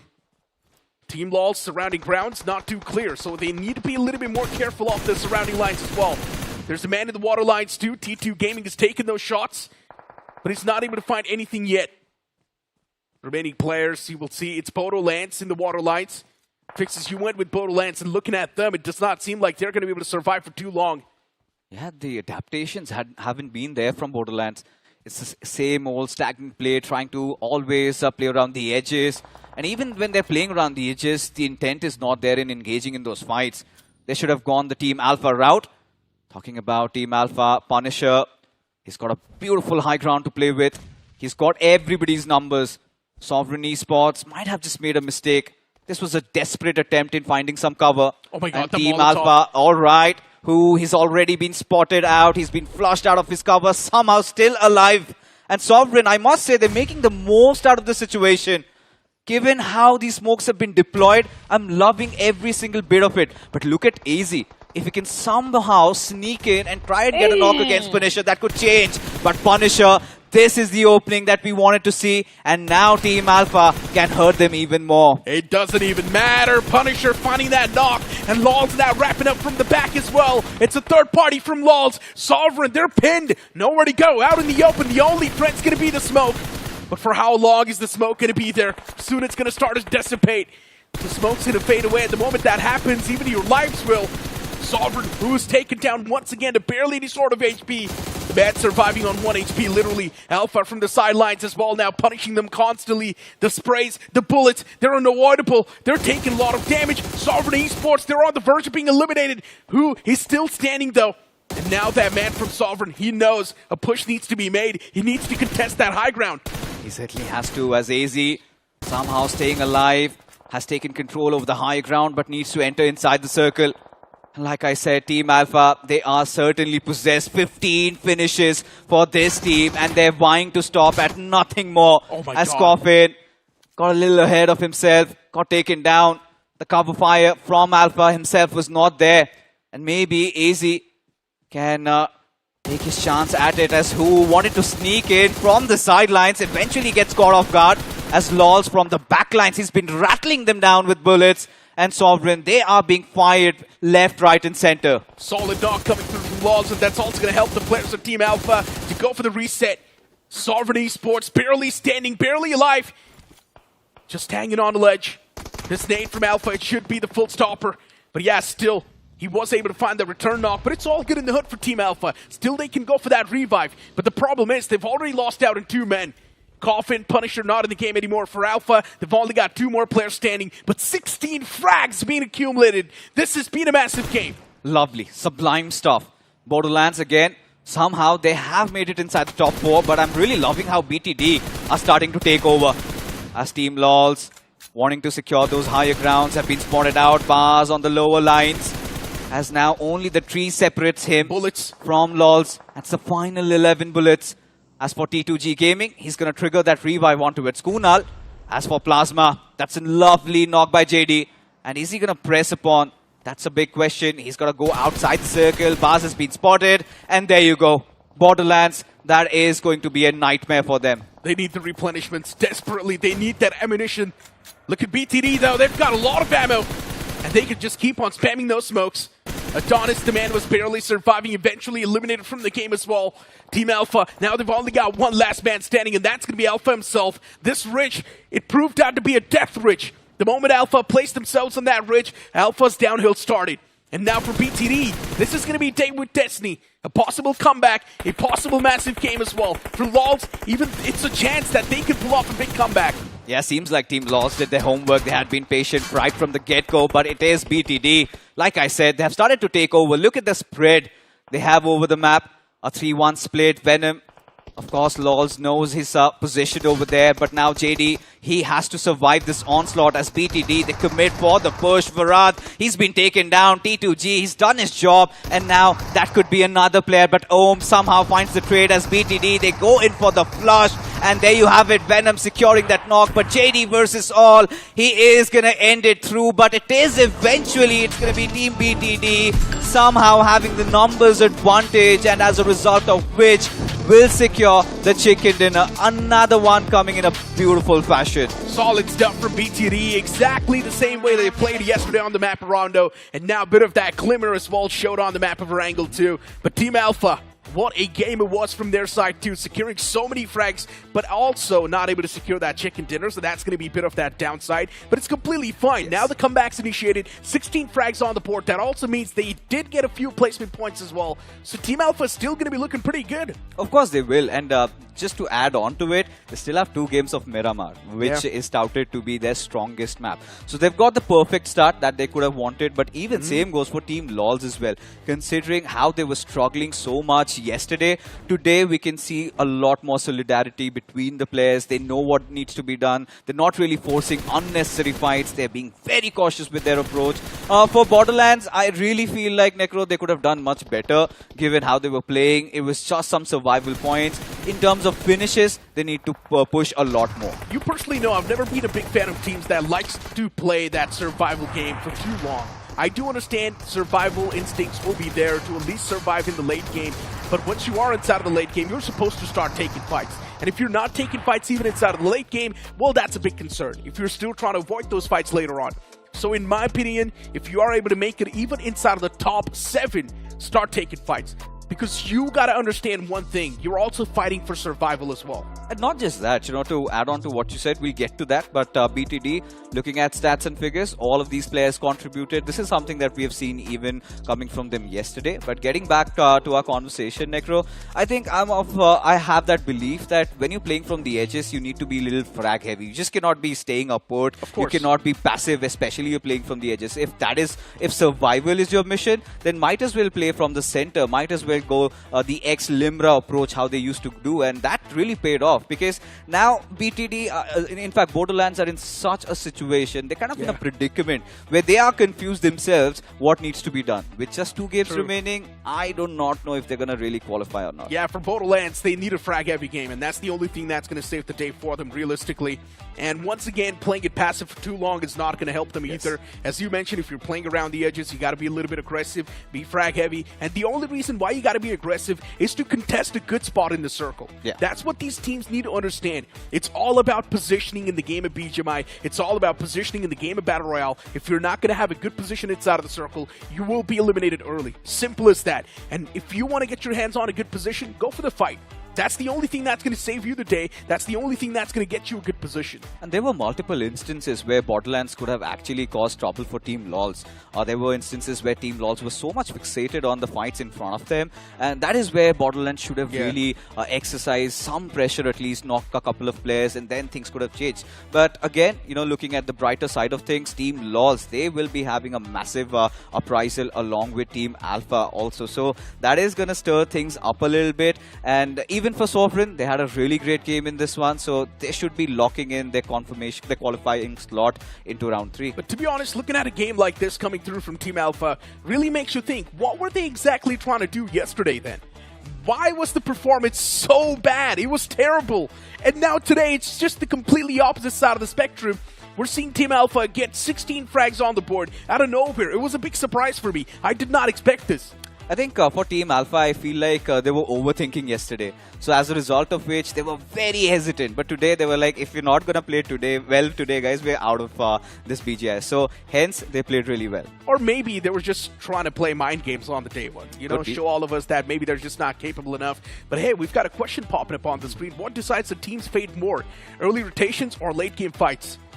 In my opinion, early rotations. I believe if you are going to be early enough to rotate inside of the circle and secure a good spot, that also means that you will be at least able to get away with a few placement points and a few good elimination points as well. Yeah, the ideal answer should be a mixture of both, but if we had to just choose one, of course, I would also agree rotations are crucial, because if you have a good spot, then you are eventually going to excel in the late game fight. So a little bit of tidbits here and there, we're going to help you out. So for all those young aspirants, maybe in the next BGIS or in the upcoming tournaments to come, a lot of official events lined up. But again, coming back to discussion at hand, TGYT Esports, they have pretty much been the punching bag in the lobby, haven't they? Yeah, of course they have been. For TGYT, fight's not working well, and off the rip, Team Alpha was the one to actually eliminate them as well from the game. It felt like TGYT just forgot how to shoot. They did not even know where the trigger button was on their screen. That's what it felt like. But hey, the Krafton is going to be the MVP of that previous game. 8 frags, and then you move on towards who as well from Sovereign. Yeah, even for Sovereign, it was a frag-heavy game. They were securing a lot of eliminations. Adonis as well right there with 6 frags. Then you will also see AZ right there from Sovereign Esports once again with 5. And then Lols coming through from Team Lols getting 3 finishes. Yeah, absolutely. And Lols has been doing so much of that heavy lifting when we thought that maybe Kunal is going to be the man who performs. So Lols, he's taken matters to his own hands. 14 points for Team Lols over here. But I think Team Alpha will be stealing the headlines. There's 16 impeccable finishes, 21 points to the tally. BTD, I think this is something that we've been expecting from BTD and Sovereign, considering how their run has been. But Kravix, these 6 points, I somewhere feel like still not enough. Look at that vacuum that top 4 have created. Alpha's already made a comeback in the top 7. Yeah. For Kravix, as you mentioned, yeah, just 6 points, that's not going to cut off. Kravix definitely needs a lot more. In my opinion, as I mentioned even on the day one itself, you need at least 8 to 9 points per game to be consistent and to be there in the top 7 easily. And for Kravix, just getting 6 points in this one, since they bombed a lot of games yesterday as well, it's not going to be enough at all.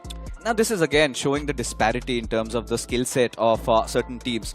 Big vacuum barring the top 4. Even Insurgents, they secured a 0-pointer, but that's still going to put them at the 2nd spot. But BTD getting the 2nd chicken dinner overall. They've breached past that 55 marker. Would be looking to cross over that 70+ marker or what. But for now, Lols, they have gone past 30. Team Flash, they are sitting at the knife's edge. 26 points for them. But Almighty, they're breathing beneath their noses. And same goes for Team Easy. And this is what I'm talking about, right? Team Alpha just getting that 21-pointer instantly in the top 6. This is what I'm saying since the start. All it takes is one big game for you to make that comeback in the overall standings. It does not even matter how far the cutoff is. Just get one massive game, get a 20-pointer, and you will be back in the race instantly. For Kravix as well, imagine if they get a 20-pointer, they will have 28 points in total, they will be around the top 7, and then later on, they just need another 10-pointer. And same goes for Team Borderlands. They actually, at this point, need to take a page off of Alpha's book. They need to have a big game, and if you ask me, they have the potential. It's all about the demons in their heads that they're battling it out. Maybe in the next 2 games of Miramar, they ought to go all out, but I'm really excited to see what Alpha does in Miramar. Yeah, definitely. For Alpha, in my opinion, there's going to be a bit of that pressure as well on top of their heads now. But believing the fact that Alpha's firepower, it's been impeccable, it's probably been the best in this lobby, I believe Alpha can easily dominate Miramar as well. They know how to position themselves on the high grounds. They know how to funnel in those elimination points as well. But Fixes, you know, now it's time for us to take a bit of that break. So you guys as well, you guys can restock up on the popcorns. We're going to be right back after this.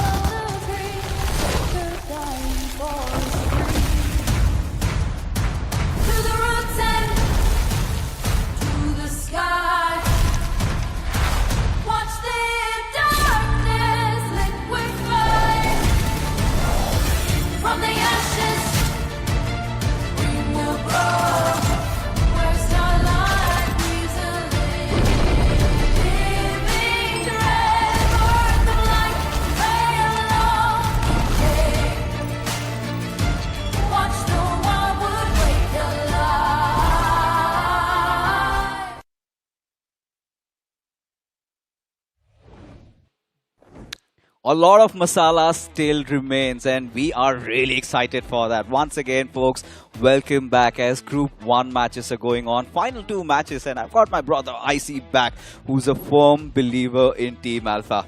Miramar and Team Alpha. Tell me about this love story. See, that's the thing, right? Like, I'm at a loss of words with their performances now, just because of the fact that I was expecting them to perform in the last 2 maps here. You know, Miramar is going to be their specialty, but out of nowhere, where the heck did this Alpha go from yesterday to this? This is like a zero to hero moment, and this is just absolute domination coming from them. And with that being said as well, they were in the 12th position at the start of the day, and with that play, they've shot themselves into the 6th spot. That is just an insane jump coming from Team Alpha. Loving from all these undergods, really kicking in and bringing in all that heat over here. And if you also want to partake, you want to bring in some more heat, of course, all you're going to do is play BGMI. If we're talking about the Discovery Island and you want to be a part of this BGIS, all you're going to do is just play the game and contribute in the prize pool of this edition of BGIS 2026. Now, we've talked about Alpha staging their comeback, got high expectations from them. But let's also talk about how good Team LOLs were in this game, considering yesterday it was some individual brilliance, but today as a team, they looked more solid. Yeah, they definitely look a little bit more solid as well. I was just a little bit disappointed in the final end game as well. The way they actually lost the chicken dinner was just very, very unexpected as well, because they made an attempt and they lost the fight, and then somebody else came in for an attack as well. So that was just a little bit of a surprise for me. In this case, question marks have been happened. Of course, I mean, Team LOLs, they could have surely taken that chicken dinner, but then again, I guess having a second position with decent amount of points now in the top 7, this is a brilliant start for Team LOLs into day number 2. Now, when you're talking about Team LOLs and him being such a beautiful content creator, repping the godlike colors also, and now his own team, you know, we've got a little bit of that rivalry also inkling in. We've got some expert advices coming in, and who better than Ayogi to tell? So there's a beautiful interview with Ayogi. Here it is. Hello everyone, स्वागत है आप सभी का BGIS 2026 में। आज के दिन पे हमारे साथ जुड़ने वाले हैं एक महत्वपूर्ण गेस्ट, और हम उनसे बातचीत करेंगे कि उनका जो द ग्राइंड का सफर है वो कैसा गया, और अभी राउंड 2 वो किस प्रकार से एंजॉय कर रहे हैं। मैं आमंत्रित करना चाहूंगा टीम सोल के कोच आयोगी जी को। स्वागत है आयोगी आपका। कैसे आप अभी तक जो द ग्राइंड का आपका सफर रहा, कितना एंजॉय किया आपने पूरा competition? Thank you so much एंकी। ग्राइंड का सफर तो काफी ज्यादा एंजॉय किया, काफी ज्यादा फन था, काफी सारी चीजें सीखने को मिली है। सो आगे वाले स्टेजेस पे काफी ज्यादा वो चीजें हेल्प भी करेगी। अच्छा एक्सपीरियंस था ओवरऑल। जी हाँ, बिल्कुल। अब तो डायरेक्टली क्वार्टर फाइनल्स में टीम सोल की जो एंट्री है वो हो चुकी है, पर क्वार्टर फाइनल्स तक पहुंचे उससे पहले मैं जरा अभी जो राउंड 2 चल रहा है उसके बारे में आपसे बात करना चाहूंगा। आई एम प्रीटी श्योर कि आपने भी मैचेस बैठ के देखे होंगे, एनालाइज करा होगा टीम्स को। कोई टीम जो आपको लगा कि हाँ, ये कुछ टीम अलग हट के खेल रही है, कुछ बढ़िया कॉम्पिटिशन शायद आगे आने वाले राउंड्स में देखने को मिले उनके द्वारा? यस, मैंने कल मैचेस देखे थे। ओनली पेन, ए फोर्स, ये टीमें लगी मुझे थोड़ा, जो कंसिस्टेंट भी खेल रही थी और अच्छा भी खेल रही थी। हो सकता है आगे थोड़ा और अच्छा खेले और अच्छा कंपटीशन भी दे। सो योगी, अभी हमने देखा कि चलिए क्वार्टर फाइनल्स में राउंड 4 में ज्यादा एक्सपीरियंस टीम जरूर हमें देखने को मिलेगी, लेकिन अभी ये जो इन गेम क्वालिफायर से टीम्स आई हैं, अगर आप कुछ पैरेलल्स ड्रॉ करना चाहें, कुछ अच्छी चीजें, कुछ खराब चीजें, कुछ ऐसी चीजें जहां पे इम्प्रूवमेंट किया जा सकता है इन अंडर गॉड्स के द्वारा, तो उसके ऊपर प्लीज थोड़ी रोशनी जरूर डालिए। यस, अंडर गॉड्स में एक चीज इम्प्रूव की जा सकती है, क्योंकि ये गेम स्किल्स का है, बट उसके साथ साथ स्ट्रॉन्ग माइंडसेट और मेंटल गेम भी मैटर करती है। तो अंडर गॉड्स जितने भी आ रहे हैं, स्किल्स आपके पास अच्छा है तभी आप यहाँ तक स्टेज पे आ रहे हो, बट अपने माइंड को भी स्ट्रॉन्ग रखना काफी इंपॉर्टेंट है स्टेज के अंदर। जैसे हम बात करते हैं कि ये चीजें हमारे साथ भी होती है, इवन एक्सपीरियंस टीम के साथ भी, कि जैसे अभी ये स्टेज है BGIS का, मैचेस काफी कम होंगे टीम्स के पास, और कई बार ऐसी चीजें आती है कि आप अपने प्लान करके जाते हो चीजें, बट गेम के अंदर कई बार चीजें अनफॉर्चुनेट हो जाती है, चीजें ऊपर नीचे हो जाती है, तो कई बार मैचेस स्टार्टिंग के अच्छे नहीं जा पाते हैं। तो दैट डजंट मीन कि आपके बाकी के मैचेस भी अच्छा नहीं जाएंगे। उस चीज का प्रेशर नहीं लेना है, प्रेशर फ्री खेलो, मेंटली स्ट्रांग रहो। अगर आपका एक मैच बाय चांस अच्छा नहीं जाता है तो रीसेट करो अपने आप को, टीम के साथ बैठो, डिस्कस करो, पॉजिटिव डिस्कशंस करो, ओवर डिस्कशंस मत करो, जिससे कि आपके जैसे हमारे 6 मैचेस, आपके 6 मैचेस बाद या 3 मैचेस बाद बैठो, डिस्कस करो, ये हम बेस्ट कर सकते थे। और नेक्स्ट मैच में एक रीसेट लेके जाओ एंड स्ट्रॉन्ग माइंडसेट के साथ जाओ, क्योंकि आपने एक चीज देखी होगी कि हर एक प्लेयर, बड़े से बड़ा प्लेयर ये बोलता है कि एक चिकन आ जाता है तो हम खुल जाते हैं, हम कॉन्फिडेंट रहते हैं, मतलब और ज्यादा मतलब अपने आप के जो मूव बनाने होते हैं हम कॉन्फिडेंटली वो बनाते हैं। बट जब हमारे मैचेस अच्छे नहीं जा रहे, चीजें अच्छी नहीं जा रही, हम डरते वो चीजें करने में। तो वही है कि हर एक मैच को एक पॉजिटिव साइड से जाओ, अप्रोच के साथ जाओ, मेंटली स्ट्रांग रहो, स्किल्स आपके पास है ही, एंड यस आप इस अप्रोच में जाओगे तो जरूर अच्छा करोगे। आयोगी, अगर हम टीम सोल के भी रन की बात करें तो मेरे ख्याल से ग्राइंड में कुछ ऐसा ही देखने को मिला था। स्टार्ट उतना ज्यादा स्ट्रांग नहीं था, इनिशियल जिटर्स थोड़े देखने को मिल रहे थे, बट इवेंचुअली उस चैलेंज को एक्सेप्ट किया गया आपके द्वारा, पूरी टीम के द्वारा, और बढ़िया जो आउटकम है वो आया है। अभी भी अगर हम बात करें राउंड 2 में मल्टीपल टीम्स है जिनका स्टार्ट उतना बेहतर नहीं हुआ। आप बताइए आपने अपनी टीम के साथ ऐसा क्या किया जो शायद हमारे अंडरगॉड्स भी सीख पाए और इस जो समस्या है उससे आगे उभर पाए? फर्स्टली तो अगर आप हमारी बात करते हो, फर्स्ट वीक जो हमारा फर्स्ट फेज था, जैसे आपने बोला कि अच्छा नहीं गया था, क्योंकि काफी सारी चीजें ना हमारे साथ ऐसी हो रही थी कि काफी जगह पे बेसिक्स जो हम बोलते हैं, जो नीडेड होता है सिचुएशन के अकॉर्डिंग, वो थोड़ा ऊपर नीचे हो रहा था। उसके साथ साथ कुछ चीजें जो हम कर रहे थे बट हमारे फेवर पे नहीं जा रही थी, कुछ अनफॉर्चुनेट चीजें भी हो रही थी। तो ये दोनों का मिक्सचर, कहीं हमारी गलतियां जहाँ पे हम कर सकते हैं, बेस्ट दे सकते हैं, वहाँ पे हम खुद से ही मतलब जहाँ पे सिचुएशन बन रही है कि आप लो सीडी लो या अच्छा करो, वहाँ हम थ्रो कर रहे हैं बेसिक की वजह से, एंड कुछ चीजें अनफॉर्चुनेट हो गई ऊपर नीचे। तो बस वही था, फर्स्ट हाफ के बाद हम बैठे, तो मैंने जैसे बात करा, अभी हमने बात करी स्ट्रॉन्ग माइंडसेट की, उसके साथ साथ एक और चीज आती है आपका नेचुरल प्ले, कि आपकी टीम का कोर क्या है, नेचुरल क्या है। जब हम डिस्कशंस पे बैठे तो जहां जहां पे हमने फाइट्स ली है, जहां जहां पे हम जैसे जैसे हम एलिमिनेट हुए, हम कैसे हुए, हमने उस चीज पे डिस्कशंस करी कि हमारी टीम का कोर क्या है, हम नेचुरली क्या खेलते हैं, वो क्या हम चीजें कर पा रहे लॉबी के अंदर, और कर नहीं पा रहे तो क्यों नहीं कर पा रहे, तो कैसे हम कर सकते हैं बेस्ट। तो हमने इन चीजों पे फोकस किया था, एंड यस उसके बाद सेकेंड हाफ हमने ट्राई करा इम्प्रूव करने का, उसके बाद चीजें थोड़ी इम्प्रूव हुई और रिजल्ट फिर उसके बाद देखा हम क्वार्टर के लिए क्वालिफाई हुए। थैंक यू सो मच अयोगी for all these words of wisdom. I am pretty sure कि जो हमारे अंडर गॉड्स हैं वो यहाँ से बहुत कुछ सीख करके जाने वाले हैं, and all the very best for the quarter finals. Thank you so much. तो ये थे अयोगी और हमारे साथ इंटरव्यू में जुड़े थे, and I am pretty sure कि बहुत सारे जो अंडर गॉड्स होंगे वो यहाँ से काफी सारी लर्निंग्स लेकर के जा सकते हैं। बट अब समय हो चुका है एक्शन का, तो चलते हैं सीधे एक्शन की तरफ।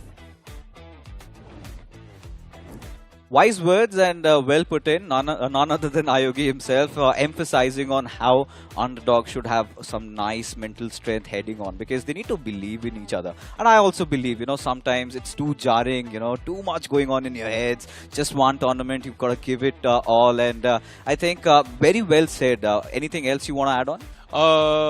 Well, just focus on your basics, focus on the game, and just don't tilt. That's my advice, I would say.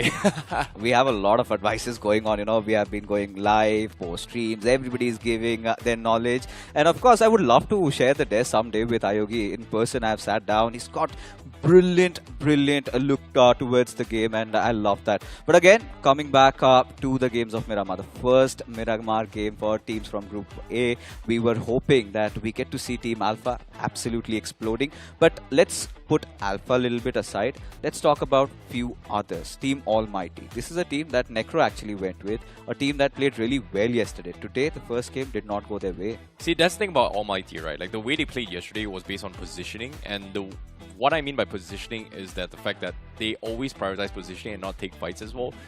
We saw some of these teams that actually prioritize this as well, especially coming in from just now this game as well. Steel Falcons was one of those teams that prioritized on that. And again, if you are lucky and the circle actually ends towards you and you have one of the god spots available, then you should be able to dominate that lobby as well. So I think Almighty hasn't been able to find those kind of rotations or good spots yet, which again, we had this small little bit of discussion as well, whether or not early rotations for position or late game for farm loot or resources as well. Because again, it comes down to what you're really good at. Are you good at holding compounds? Are you really good at rotating in between skirmishes? Are you really good at finding openings to actually push through inside the zones? So those small little details makes a difference between you being a good team and a great team. And obviously comms. Very important. Comms is going to be the biggest priority in the team. Are 4 of you players or teammates on the same wavelength?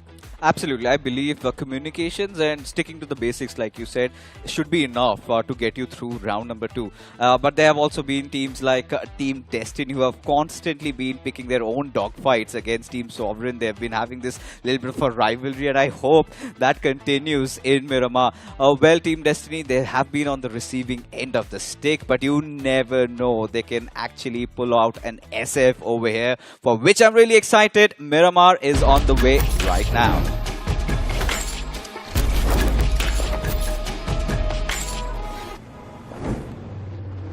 The journey continues here for Group 1. The fight for survival on whether or not can they make it into a round 3 depends on all these matches here.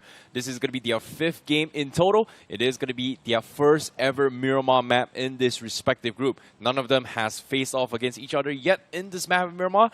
And we are going to be expecting a lot of drop clashes right from the get-go. But the question here is, does anybody know where, who, or how they're going to be rotating inside the zone? Is going to be a completely separate question here. It is all in the unknown, but for now, seems like the flight path is going to be coming in from the southeast corner and then traversing all the way towards the far north. A very, very balanced flight path for all these teams here. So I would say it's the most ideal flight path in the map of Miramar, I would say. Look at, there's so many teams I see. They're dropping down at Los Leones. I'm starting to ponder if we might see a little bit of a hot drop fight going on over there. You've got Sovereign, you've got PTD, they've also stretched their wings, but Insurgents, even Team LOLs, and I can also see Team Gravix, everybody dropping down at Los Leones. Team Flash around the southern areas, and a little bit of a drop clash, I believe, is also on way. In Picado, we've got Arsonist with another team. So that's going to be an interesting one. Hacienda del Patron will be taken over by the Borderlands. I think a fight between Team Alpha and Arsonist is on way in Picado, but look at this circle. Wow. It's gone way up top. Yeah, this is going to be a problem here for all the teams who's dropped up rather early as well, considering that it's like, what, I count about 7 teams down towards the south side here around Los Leones, Impala, and also all the way towards the south side of Los Leones. So that means if they get caught in the scuffle right now, rotating is going to be extremely difficult. But speaking of rotating here, Team Alpha, they dropped rather early. They do have vehicles, and they are going to be on the hunt as they try to punish the players coming for Team Sovereign. But Punisher, unfortunately, you know, he got a couple of love taps in, but aside from that, doesn't want to overextend his stay, seeing that they don't really have a lot of time if they get caught in a scuffle like this. Of course, Team Alpha, this is their map to lose. We know they have been amazing, but hold on. Was that a Winchester knock? Ooh. From the Zenkin, from Vintage Esports, going up against Only Pain. Only Pain this time, day number 2, hasn't been the best of starts. The only thing that's still keeping them up is how well they performed yesterday. So, again, they need to find their heads back. A little bit far from each other. Zohan, he's been knocked out. Liability is way far. Does not have any vehicles, so if he has to get the revive, I see, they have to commit. And there you have it, Sahil. He wants to go for that finish. It's a fight happening way up top, northwest at La Cobreria. Yeah, it's going to be a tricky spot here, especially. Like, the only way Liability would have been able to save Zohan was that he get that initial knock. But not having the knock means that Zohan is pretty much done for as well. He's going to get pushed, and that is going to be the confirmation coming through. And Liability, he's out of ammunition as well to work with. As Zohan is going to try and snake his way through, but he eventually gets spotted out. That's going to be the confirmation for Vintage Esports. Only Pain not in having a great start this game. However, let's talk about their current standings here. They're 42 points, and based on Group 2's performance here, the cutoff was 43 points, so it's not the end of the world yet for OP. In particular, if they want to qualify for round 3 here. Just to be safe, 43 points right now is the points to beat. Yeah, I think 40 plus should be good to go. So right now, just the top 3, or in fact the top 4 have qualified, is what I feel. So 3 more slots up for grabs. As TGYT, seems like they've had enough, right? They want to play their hearts out. They're kind of pulling off a team Insane YT. When they knew that their days were numbered, they decided to go all out, have a little bit of fun, but all right. Is this a little bit of a setup? Because BTD seems to have locked in on Team Alpha. They're kind of camping it out, waiting for Team Alpha to come out in the open. They've scattered really well.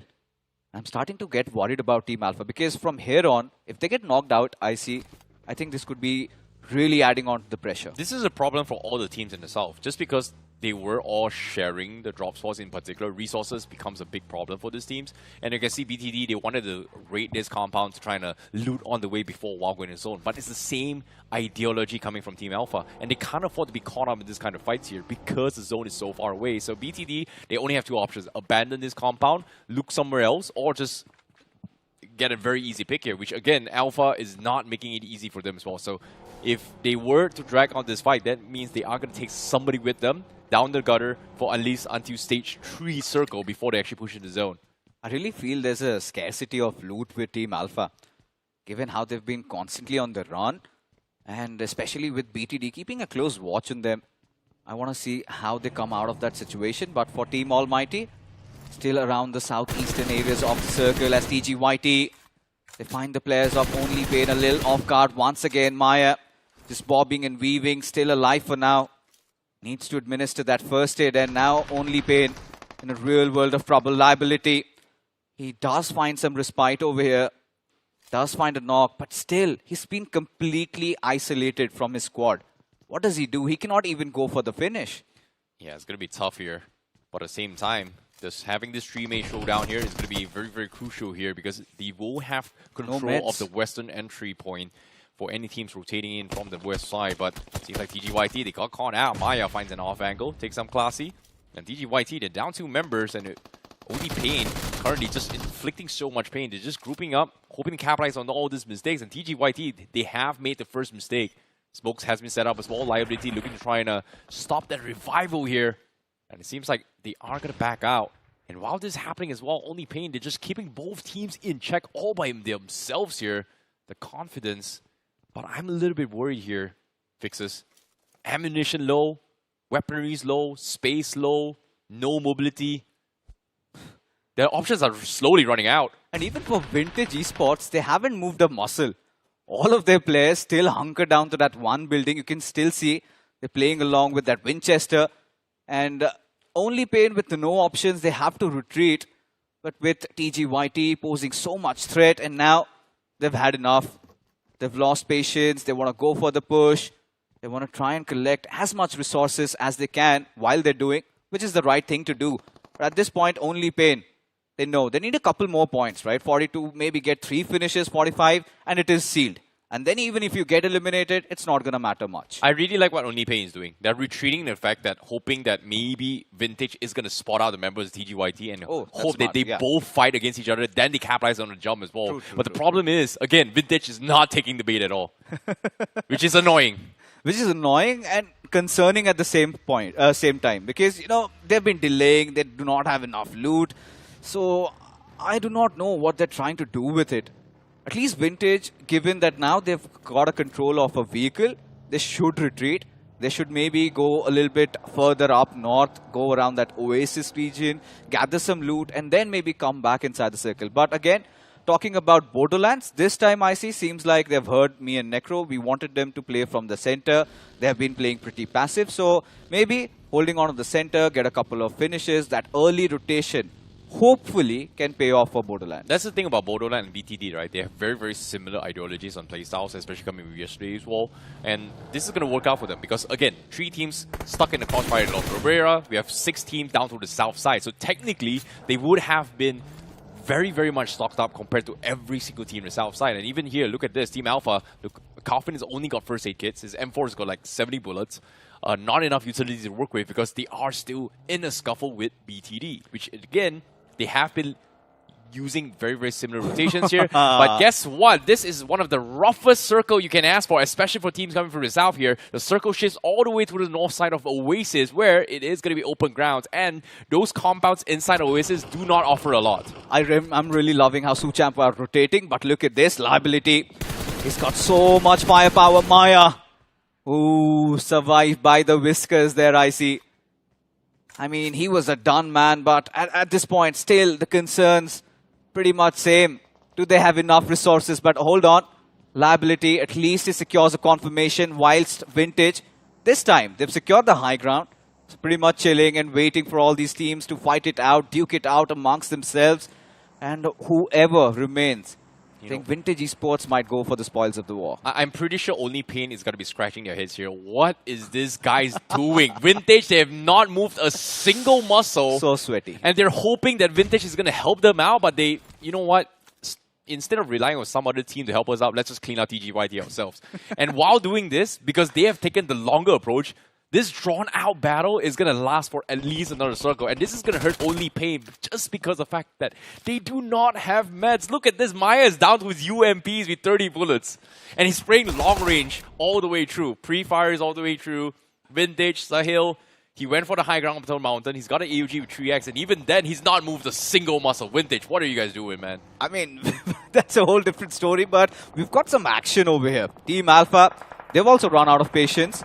And BTD, whilst they were trying to traverse around the map, suddenly they find themselves amidst a fight. Especially Ohm, he's been cut off from his team. He needs to provide some assistance as Team Almighty and BTD are locking horns already. Nesto finds a quick knock. Nishant, however, failing to find the trade.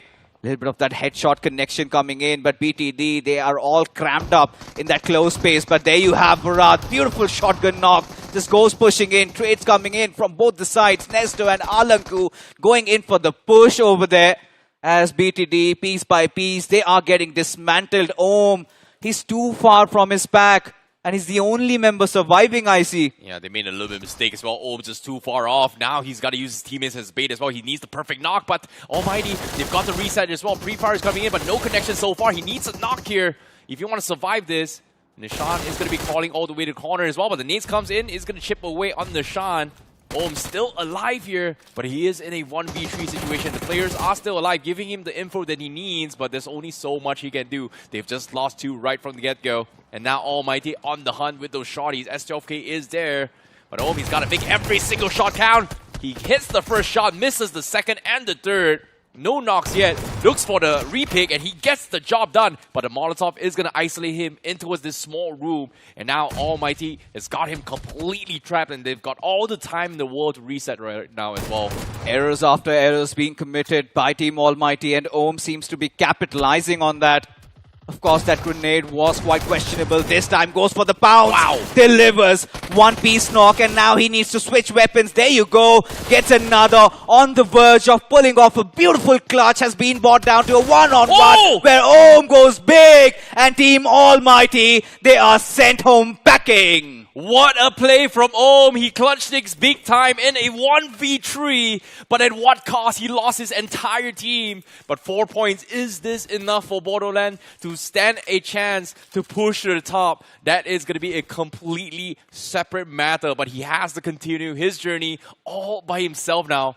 What a blunder. But still an impressive clutch here coming from Ohm. Yeah, that's just some individual brilliance. Knowing that BTD, they have already done the deed. They've just secured a chicken dinner, sitting at 59 points. I think the nerves were definitely eased off in that one. So, I mean, Almighty, that was such a big fumble, I see. But now, focusing on matters at hand. Team Laws, they've got their eyes on the big dogs. Sovereign, they have been quite promising, especially they had such a great start. And now Team Laws need to push in from the extremities, from the edges. With Sovereign having secured an entry inside the circle, how does Team LOLs enter inside the zone, I see? Yeah, well, that's going to be a good question here, at least for Lows, but it seems like they are going to be swinging from Oasis instead to try and push through. Get spotted out by Flash, but I don't think they are going to be in position to try and prepare for this expectation for the wall rotation coming from Lows. May be good. They've got 2 bang busters available, so that's going to be a very important one here. They cannot afford to lose all this, but it seems like they've lost Joefs in this crosshair. And it seems like they will have to settle with just 1 bang bust in the endgame zones as Flash Esports was able to clip them out on the sides. They never imagined in the worst of their dreams that Team Flash would be camping at this position. This is the extreme north we're talking about. The Mexican borders, and suddenly Team Flash, they're out of nowhere. They've come in. I mean, you got a feel for Team LOLs. But BTD, Ohm, he has been phenomenal with what he just pulled off. And, full props to this man. But Team Flash, they have been struggling. They've seen better days than this, I see. But Ohm just cruising through. No. He's gloating in pride. Little does he know that he might encounter the players of Team LOLs. T2G, he's caught a whiff. They're trying to reposition, and I think team BTD's Ohm, he spotted those vehicles. So he's going to steer away a little bit, and he's going to go further up north. Yeah, good call there, but Lowe's wasn't prepared for that as well, and Flash wasn't expecting a solo player to drive by as well, so he is going to be A-okay. But for now, Circle seems to be shifting down south through the Oasis, and it seems like the Wastelands are going to be a completely no-go for teams in the north here, just because vehicles are going to be very, very difficult to traverse in there. But it is a great spot for at least for Omi if he wants to try to be a little bit sneaky. But seems like I don't think he wants to go in first just because he spotted two teams on the north side. So being in the crosshairs inside the swamps, not exactly a great spot to be in rather early here. At least wait out for stage 5 before he makes his first pound. So that's going to be pretty much the game plan here coming from Ohm. Yeah. But for the rest of the world, they are already inside the zone. Arsonist already inside the zone. We also have GX also inside the zone. Graphics Esports who needs this game as well if they want to stand a chance to try and make a comeback. Destiny currently on 7 points in total out of 4 matches, which is very, very concerning. You know, let's get off Ohm. But just when I was there, we get to see that beautiful replay. So I think here the mistakes were made. Team BTD, they were all pinced out. And Almighty, of course, had the better man advantage over there because Ohm, he was caught off in that situation. Yeah, and even in that situation as well, this 3-way showdown that they got completely sprayed, the reason why BTD was on the outskirts, it was because of that Molotov that completely zoned off the insides of those buildings. And because of that, they got them all funneled out in the corner, which resulted in them losing 3 players. But again, this situation, this 1v3 was just huge. I think you could see that Team Almighty, they were panicking. There was communication errors between the players where, I mean, you already made a mistake of a grenade. I did not know why they had to follow up. You know, it's a 1-on-3. Just push. That's simple basics. But now, Ohm, he's still having a go at it. As Team LOLs, they know he's the lonely straggler. He's come in. And of course, it's going to be such an interesting circle because this is one of the rarer zones. So the IGLs, they will be definitely tested. As Team Alpha, they have inched in closer. Of course, we did notice they did not have a lot of loot on them. And this time, a fight against Insurgents is on the way. Alpha, a little bit of a dink there from that grenade. As Baki, he's also been brought down pretty low. Adonis, quite low as well. As Baki, he decides to disengage. He decides to reposition, which is the smarter thing. But Adonis, he won't show any mercy at all. Oh my goodness, that nade just coincidentally curved all the way through. Baki's pretty much been taken out. But again, Team Alpha, this is a specialty map coming from them. But the problem is, they don't really have a lot of experience up towards the north themselves here. So this is going to be a problem for them. They've only got 2 players. They got 1 knock, but the confirmation is not in favor of Team Alpha. They need all these points if they want to stand a chance to make it in towards the top 7 here. And as of yet, there's just a lot of gunfires coming in here. It seems like he is able to spot out Sucham here as Adonis. Fires the clip, but no connection so far. Needs to be a little bit careful as well because from the far horizon down south, he spots out another team, and I believe that is actually Team Destiny's pretty much stuck on top of those mountains here for Team Alpha. That was a laser beam. We saw Adonis, beautiful spray coming in. But then again, cannot do much really. Because of course, yeah, that was a beautiful knock, but unfortunately cannot capitalize on that. Now Team Destiny quite far off, sitting currently at the 14th position. They need a big game, I see. So far, Miramar has been gentle, has been welcoming. They've got 3 finishes in the bag, and now another circle shift. A little bit up towards the northern areas. Gravix, they've got some covers to play around. Sucham, Flash on the northern side. BTD, they've got a different fight. Team LOLs quite in the close proximity, but Borderlands, they have been staying put. And same goes for Team Alpha. I think Team Alpha, they have had to deal with so much resistance. They're not being able to spread their wings.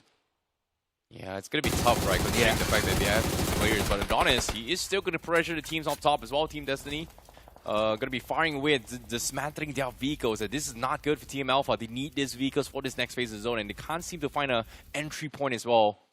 And they know for a fact that right now, Team Destiny is the biggest threat, and Shine is being left behind on those high grounds here to try and provide some sort of cover fire. Meanwhile, inside the zone now in the southwest corner, seems like Arsonist, they have spotted out the players coming for Team Easy. And also, they've spotted out the players coming for Team Destiny, who is pushing in from the far horizon.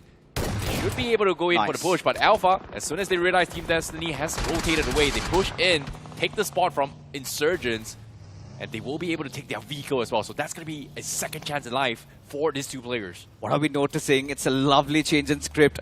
all the teams at the Tibidi top, they are getting dismantled, which means in this game of Miramar, I see we can notice a lot of beautiful comebacks. Team Alpha trying to stay alive. Adonis, a little ahead of himself, and now gets punished by the players of Suchamp. But Alpha, he finds a trade. In fact, a fight on a different front altogether. A 1-on-4, not just against TD, but also against Suchamp Esports. At this point, at least he has some loot to play along with. But now he has to race his way inside the circle, still on the knife's edge over here. As for now, Arsonists, they pick a fight against the players of Vintage Esports, who have been holding on to the high ground for quite some time. Lexus, barely surviving with a sliver of HP as Zenken, he also chimes in. Lexus needs to patch himself up, and suddenly, what? Slayboy, he's deciding to go for a revive. Okay, that's going to be a risky play here, but Vintage Esports, they're not pushing up yet just because of how the terrain is awkwardly skewed in favor of Arsonists, because Vintage Esports, if they climb the wrong side, they might slide down all the way down, so you have to be a little bit careful. Taking advantage of that, seems like Vintage Esports not going to be able to pick them off. Knight is pretty much sliding all the way down there. Is separated from the pack, and Lexus is going to try and hunt him down. Arsonist is able to find Zenken here. Nades come in from Lexus, no connection, and here comes the pre-fire, but no, misses every single shot. Lexus is going to get dived on, and they're both missing their shots, both coming from Vintage and Arsonist, but eventually Lexus finds him through the smoke, looking for the second, and he still survives this. He gets the confirmation as well. What am I watching here? And Arsonist finally cleans him out, but what a game of whiff here. That was such a close call. For a moment, I really felt like Lexus could have had his individual moment of glory over there, but Arsonist, they just pounced in. And now they're also going to be in the game, trying to get as many finishes as possible. Arsonist, they know if they have to stage a comeback, this is that very map. As for Team Destiny, locked and loaded. They know Suchamp Esports is in front of them. And now Denver has got a little bit of a cover to play around, while Suchamp, they march their ways inside the circle. Again, you can see for Team Borderlands, you know, they just have one player alive. It's going to be Plasma. Had there been 4, this could have been their chicken dinner. But Team Easy, they also have a very good position. As Team Flash, they've been spotted out. And now Flash out in the open. Are they panicking? Because that's quite chaotic, the way Team Flash, they're moving around. They've got cover, just stay put. Yeah, interesting enough, like Flash is known for third parties here, but so far they haven't even found an opportunity to third party yet. Right. Especially for teams in the north side, right? They haven't been engaging for quite some time here. And in this case, most of the teams that has been colliding is down south here, so it seems like Flash may be in the wrong territories in this game. But for now, Ohm still surviving here, coming from BTD. Almost making it to the top 8 here for position points. But his initial encounters with Team Lowe's has actually scared off Team Lowe's, expecting that, oh, there might be a full squad here. And that's why Team Lowe's actually backed off. And with that being said, I think Ohm now is going to try and sneak in here and try and snatch up some points. And it seems like he did spot out the members coming from Team Lowe's here. He goes out there. He's going to snatch away the bang bus that they left through. And that's going to be the van in favor here. He's going to use some cover, but gets spotted out by GX. And that is going to be Gravis that takes him out. Feels bad. I mean, it's still fine, right? BTD, they've done their bidding. It's fine. 59 points. It's all right. No complaints. But Gravix, they cannot be complacent like this. Exorcist, a beautiful knock. The big question, are they committing for the push? Seems like they'll have to cross that little patch of water before they can do that. And that should be enough for IU to actually go and get the revive. So nothing much to worry about. Even Team Flash, they have regrouped. But Team Arsonist, there could be a fight brewing amongst us. As Slayboy, ooh, that grenade was quite close. And even Slayboy, he's felt the tremors. That is a scary one here. Yeah. Seems like Arsonists, they will have the upper hand here against Team Easy, considering that they don't have the high ground. But the next phase of zone will force them down, so they need to figure out an exit strategy and also try and clean them up. But it seems like Vax is going to be the ones to try to go in for an off-angle flank and to try and pin Easy, but is there going to be any shots here? Seems like Easy has just completely ignored that. So Arsonists, they are going to be able to rotate away here, which gives Easy a little bit of sanctuary. Except for Slayboy, who actually scouts a pixel of Nyx, takes him down, gets a knock through, and now Texi going to be lobbing a nade over. No connection so far, but he does not have the high ground advantage here. Slayboy is deciding where he wants to pick. It seems like he's going to try and repick this as well. Try and spray through the smokes. Smokes being shot. No connection yet. Team Easy are stuck in an awkward spot here, but Slayboy, he gets scouted out. Yeah. But at the same time, nice trade here coming from Vax. I mean, that's such a sketchy fight there.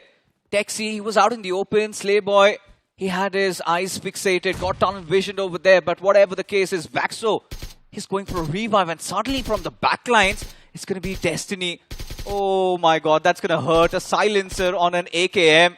Does not have a lot of ammunition, so every bullet counts for Team Destiny. But whatever the case is, Team Easy, they really need to find their way back into this match. They have no idea where these bullets are coming from. Yeah, they are getting pressured here, but they will be able to get the reset. But again, seems like Arsonist, they haven't been able to pick up Slayboy yet. But Vampire, he gets shut down with the shotty, and that is going to be Team Easy that pushes up here.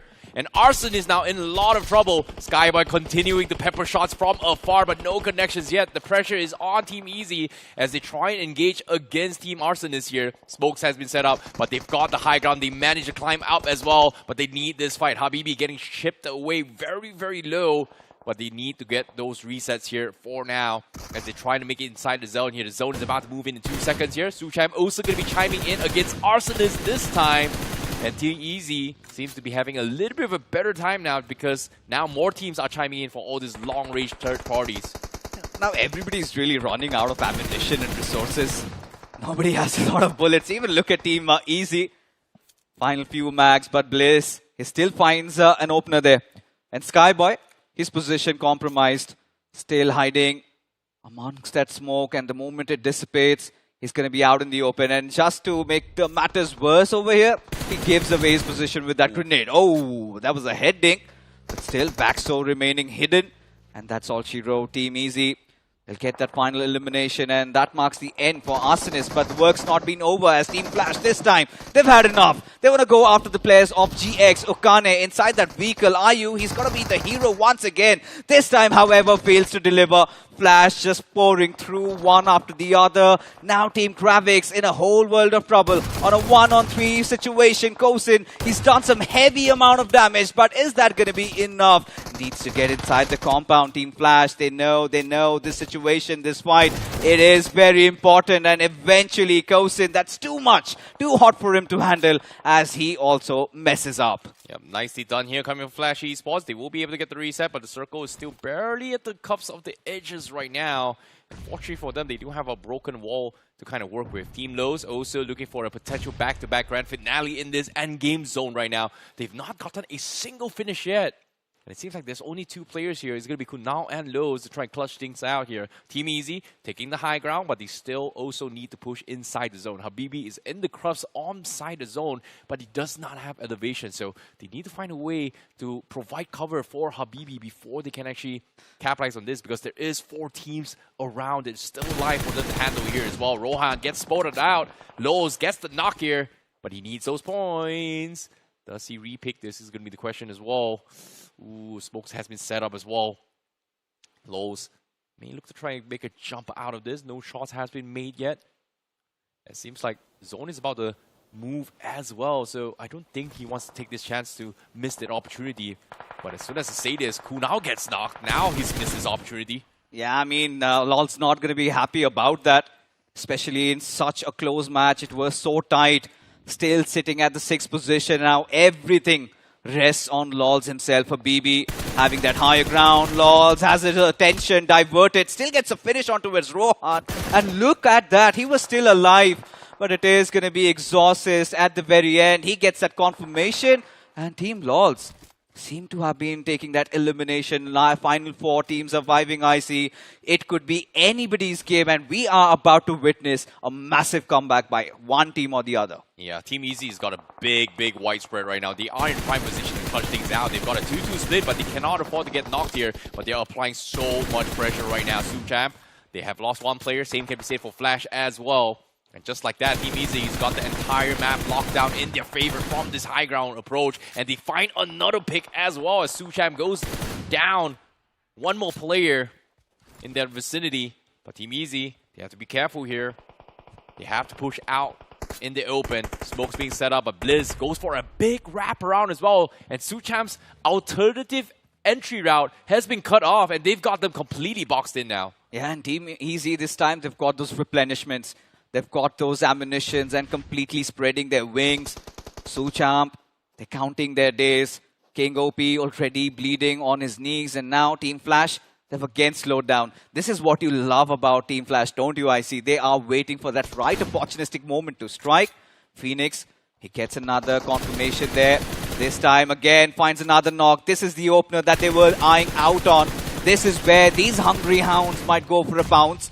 But now those smoke paths, they have been laid out, and Phoenix from the sidelines, he has been constantly providing that cover fire, and there you have to be very, very careful. And now Team Flash, they want to seize this moment. They want to go in for the backstab, but Habibi, he is watching them. This is some genius moves being made by Team Easy, as a result of which they register this chicken dinner. And we are talking about scripts changing in Miramar, and seems like Team Easy is starting to do that. What a recovery coming from Team Easy as well. For a second, we thought they were completely boxed in by Arsonist here, but patience definitely paid off as well. They waited for the zone for the right moment as well. Other teams started chiming in, and the moment Arsonist was hit and hurt and backed off those pressure, that was the moment for them to take that high ground, take it away from Arsonist, take them out, and then waited patiently and just completely dominated the entire space just because they have so much space and high ground to work with. Exactly, high ground being the key word, and I think the comms were also very perfect. I think everybody providing cover fire.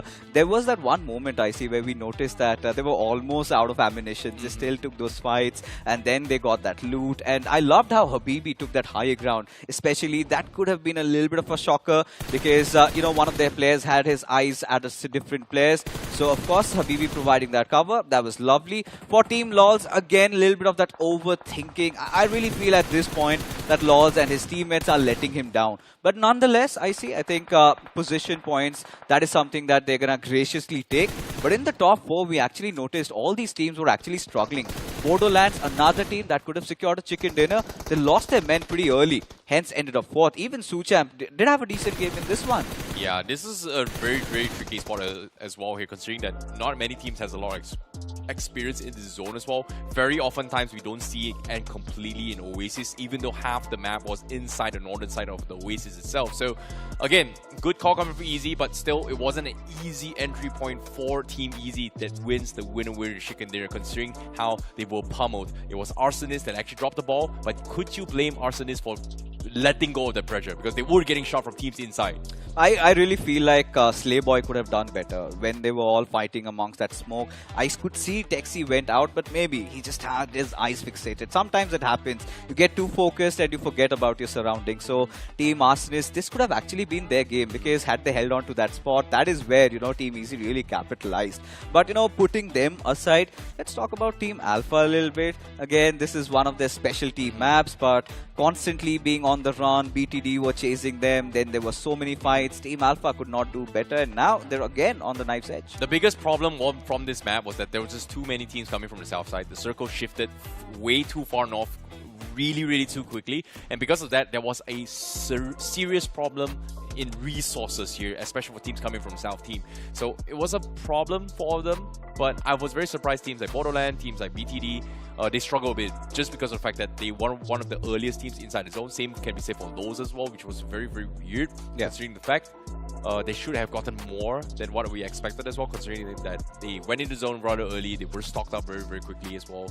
And speaking of which here, let's talk about the top players from this game. We have 2 players coming from Team Easy. We've got Om from BTD with that 1v3 clutch, which was insane. But now here comes the points. Team Easy, 11 finish points, chicken dinner, and 21 points. And I think with that being said, Team Easy should be in the top 3 now.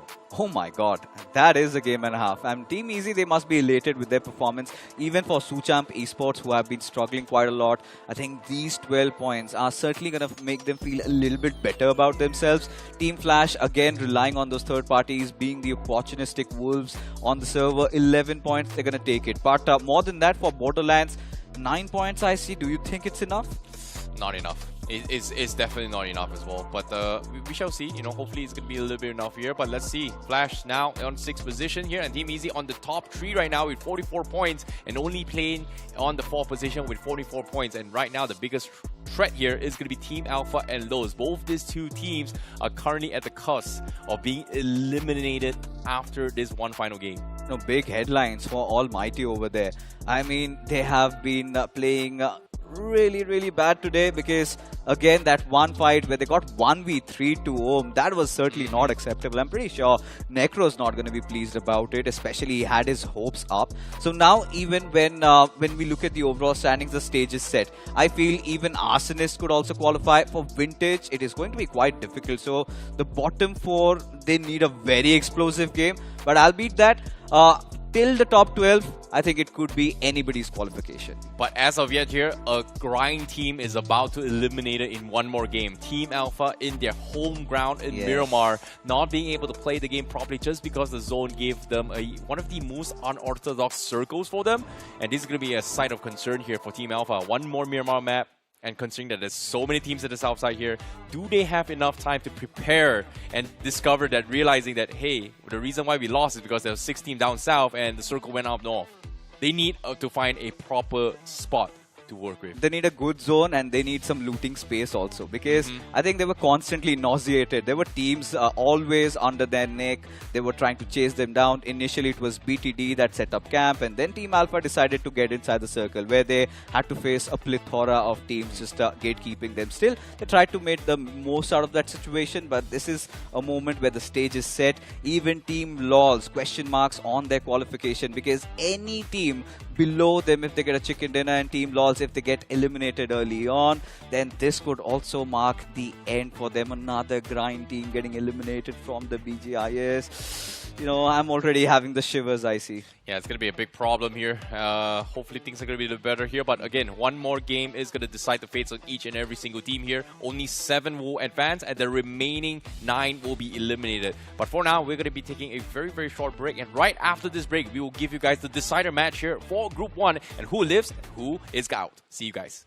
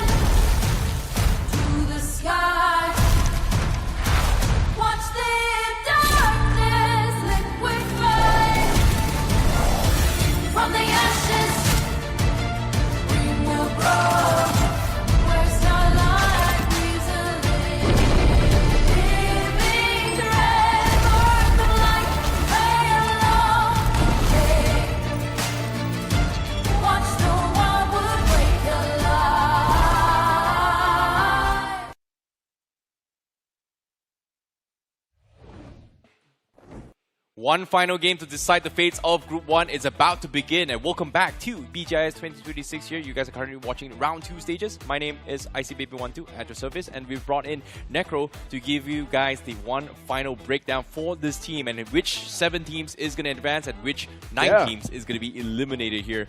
Necros, seems like Team Alpha on their specialty map getting shut down. Ooh. I know, right? None of us saw this coming. Alpha actually not performing on the map for Miramar. That also means that it's just going to delay their qualification for a bit longer. But now moving on towards the final game, there's a big chance that Alpha might just go frag heavy once again.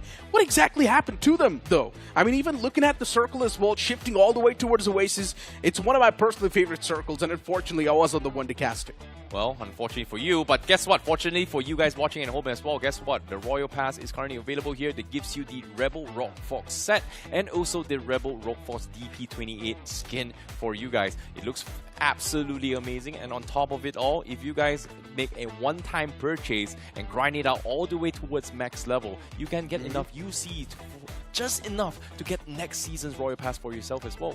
Oh, that's kind of crazy, though. So I would recommend you guys to head inside of the game and try and get your hands on that Rebel Rope Fox set. But once again, back towards that conversation, right? I'm a little bit disappointed with Almighty. What exactly is going on with them? So many mistakes from Almighty. Getting 1v3'd like that, it's just going to fiddle with their mind even more. Yeah, see, that's the thing, right? Like, the initial fight between them and also BTD went in their favor. They did really well. They cleaned out 3 players with the beautiful Molotov. It was set in stone. But the moment they trapped Ohm in towards the room, they should have been able to clean him out. But for some reason, they actually let Ohm outside of the room, picked out, gave him more space, and just outplayed them on an individual level. And they just gave him all those isolated fights, which is a mishap, I would say. Yeah, definitely mishap. Another mishap was also from the side of Laws. The performance lacking a little bit in that game as well, which also means, once again, it's just going to delay their qualification for a bit longer. They need to go through the final game. For a lot of these teams, they're extremely close towards that qualification bracket as well. But once again, there's a chance the overall standings, the cutoff can instantly surge up in the last game. You know, I like that you said that delay their qualification. So what I'm hearing is that you believe that Lowe's and Alpha is going to make a comeback this last game, huh? Yeah, I think so. They probably will make a comeback. It's not even a question. Lols, they've got the experience. Alpha, they have been dominating even inside of the grind. And even the previous game, they did pretty good. But are they going to pop off in this upcoming game? Well, let's find out.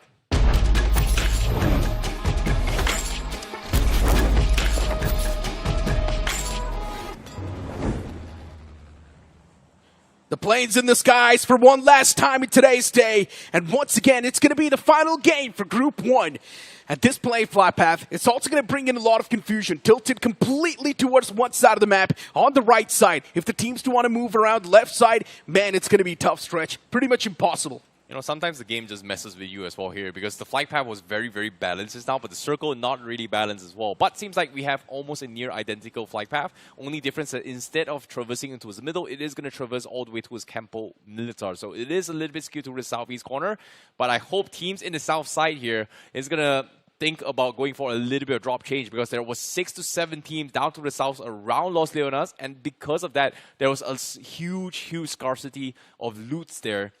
And even though they did not fight, but they somehow need to get their loots in order to rotate into the zone. So that's going to be a big problem for some teams here.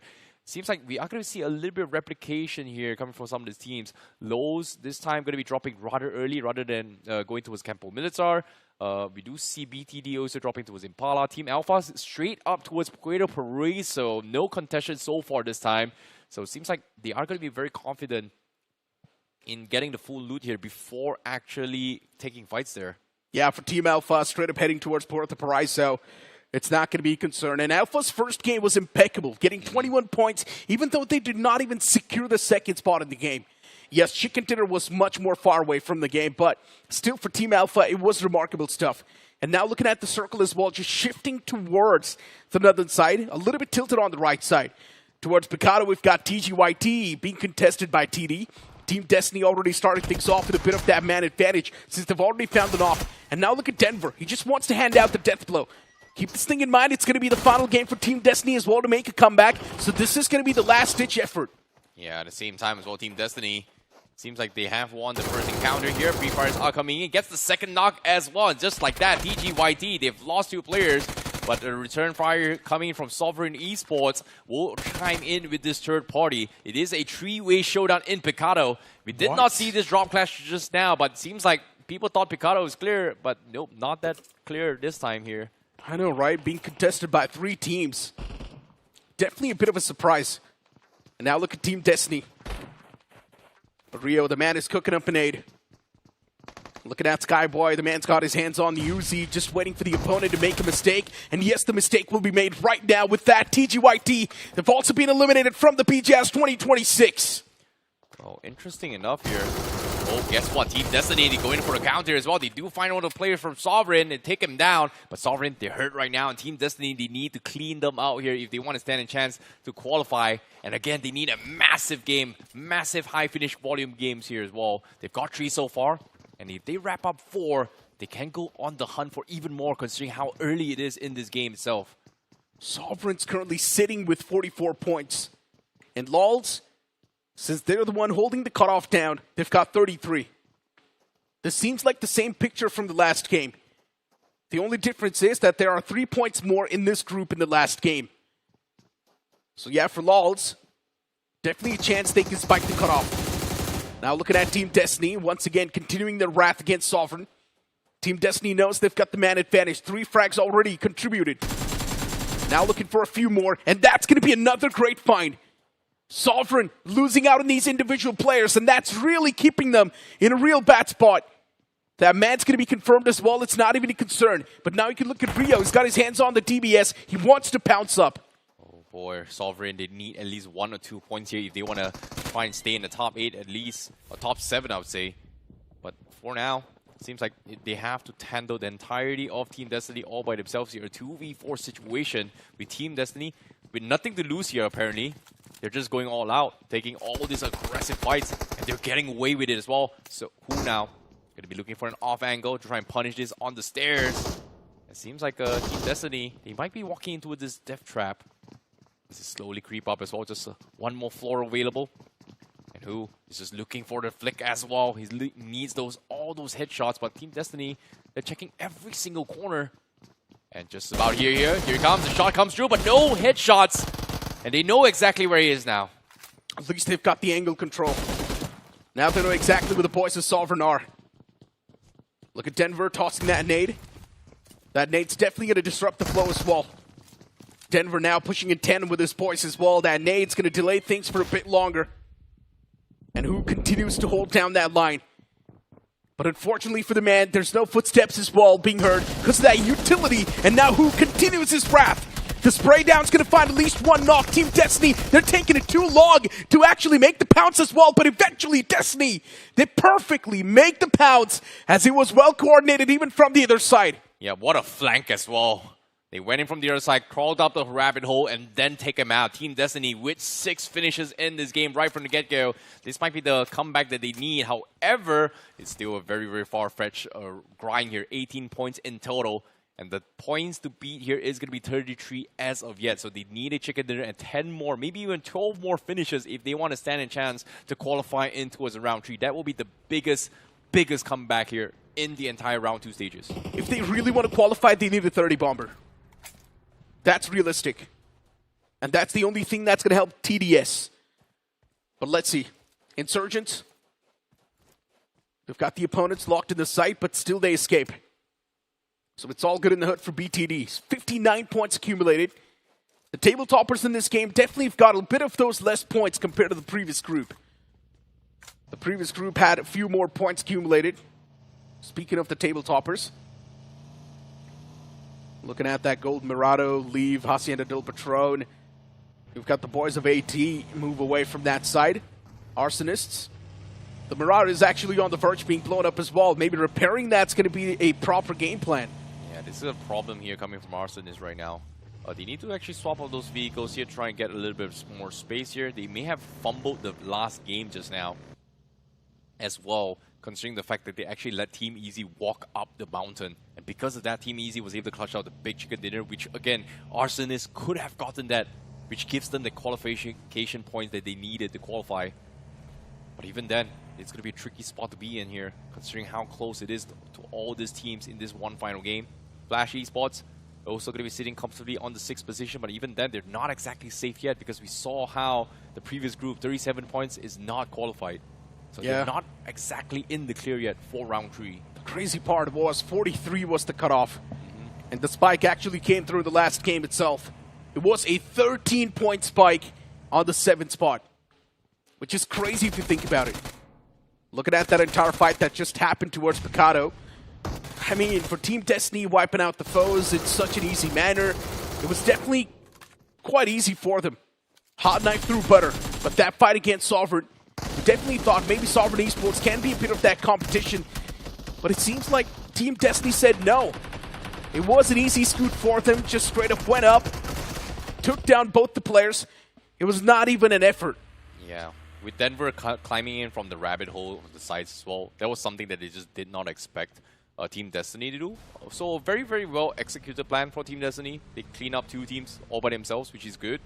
But again, the journey is still very, very far off. But speaking of which here, Team Alpha now very fully looted. I'm surprised that Alpha himself only got 1 first aid kit despite looting the entire Puerto Paraíso for themselves. as they make their way into the zone right now, barely on a southern approach, because now the second circle is about to reveal themselves here, but they're not exactly having center, but it seems like it is going to shift into his El Azahar, and we are going to be seeing that urban warfare gameplay this time, potentially. Indeed. Circle on top, El Azahar. Then you've also got Arsonists right there towards the left. TBW as well in the close by proximity. You've also got Insurgents. Sukuna right there. Almighty as well. Almighty isn't really a team that likes to go frag heavy. Instead, they like to focus a bit more on the placement points. But today, nothing's been working out. Yeah. Neither the firefights, neither the placement points. I just hope they're not tilted right now, just because they lost that 1v3 to Ohm just now. They started the fight in their favor, but after losing that 1v3, I hope they just don't carry the tilt here, because right now, they need every single muscles and focus for this game, I would say. Brain power, IQ, all needs to be at an all-time high right now, especially if you are about to be eliminated. As you can see, the tensions are going in for every single team. They're making a lot of calculated moves as well. You can see Almighty Esports. They're looking to get a little bit aggressive, but it seems like they are going to be traversing towards the high grounds here to try and play the outskirts of El Azahar instead of committing to the city itself. It seems like Arsonists, they are having the same game plan, but this time they are going to be going for a 2-2 split. One on the left and one on the right here of El Azahar. A very wide spread. But it might pay off eventually if they are able to hold on. Look at BTD. They were actually stuck in a real bad spot. The vehicle was blown up as well, and luckily enough, at least the man's not knocked out.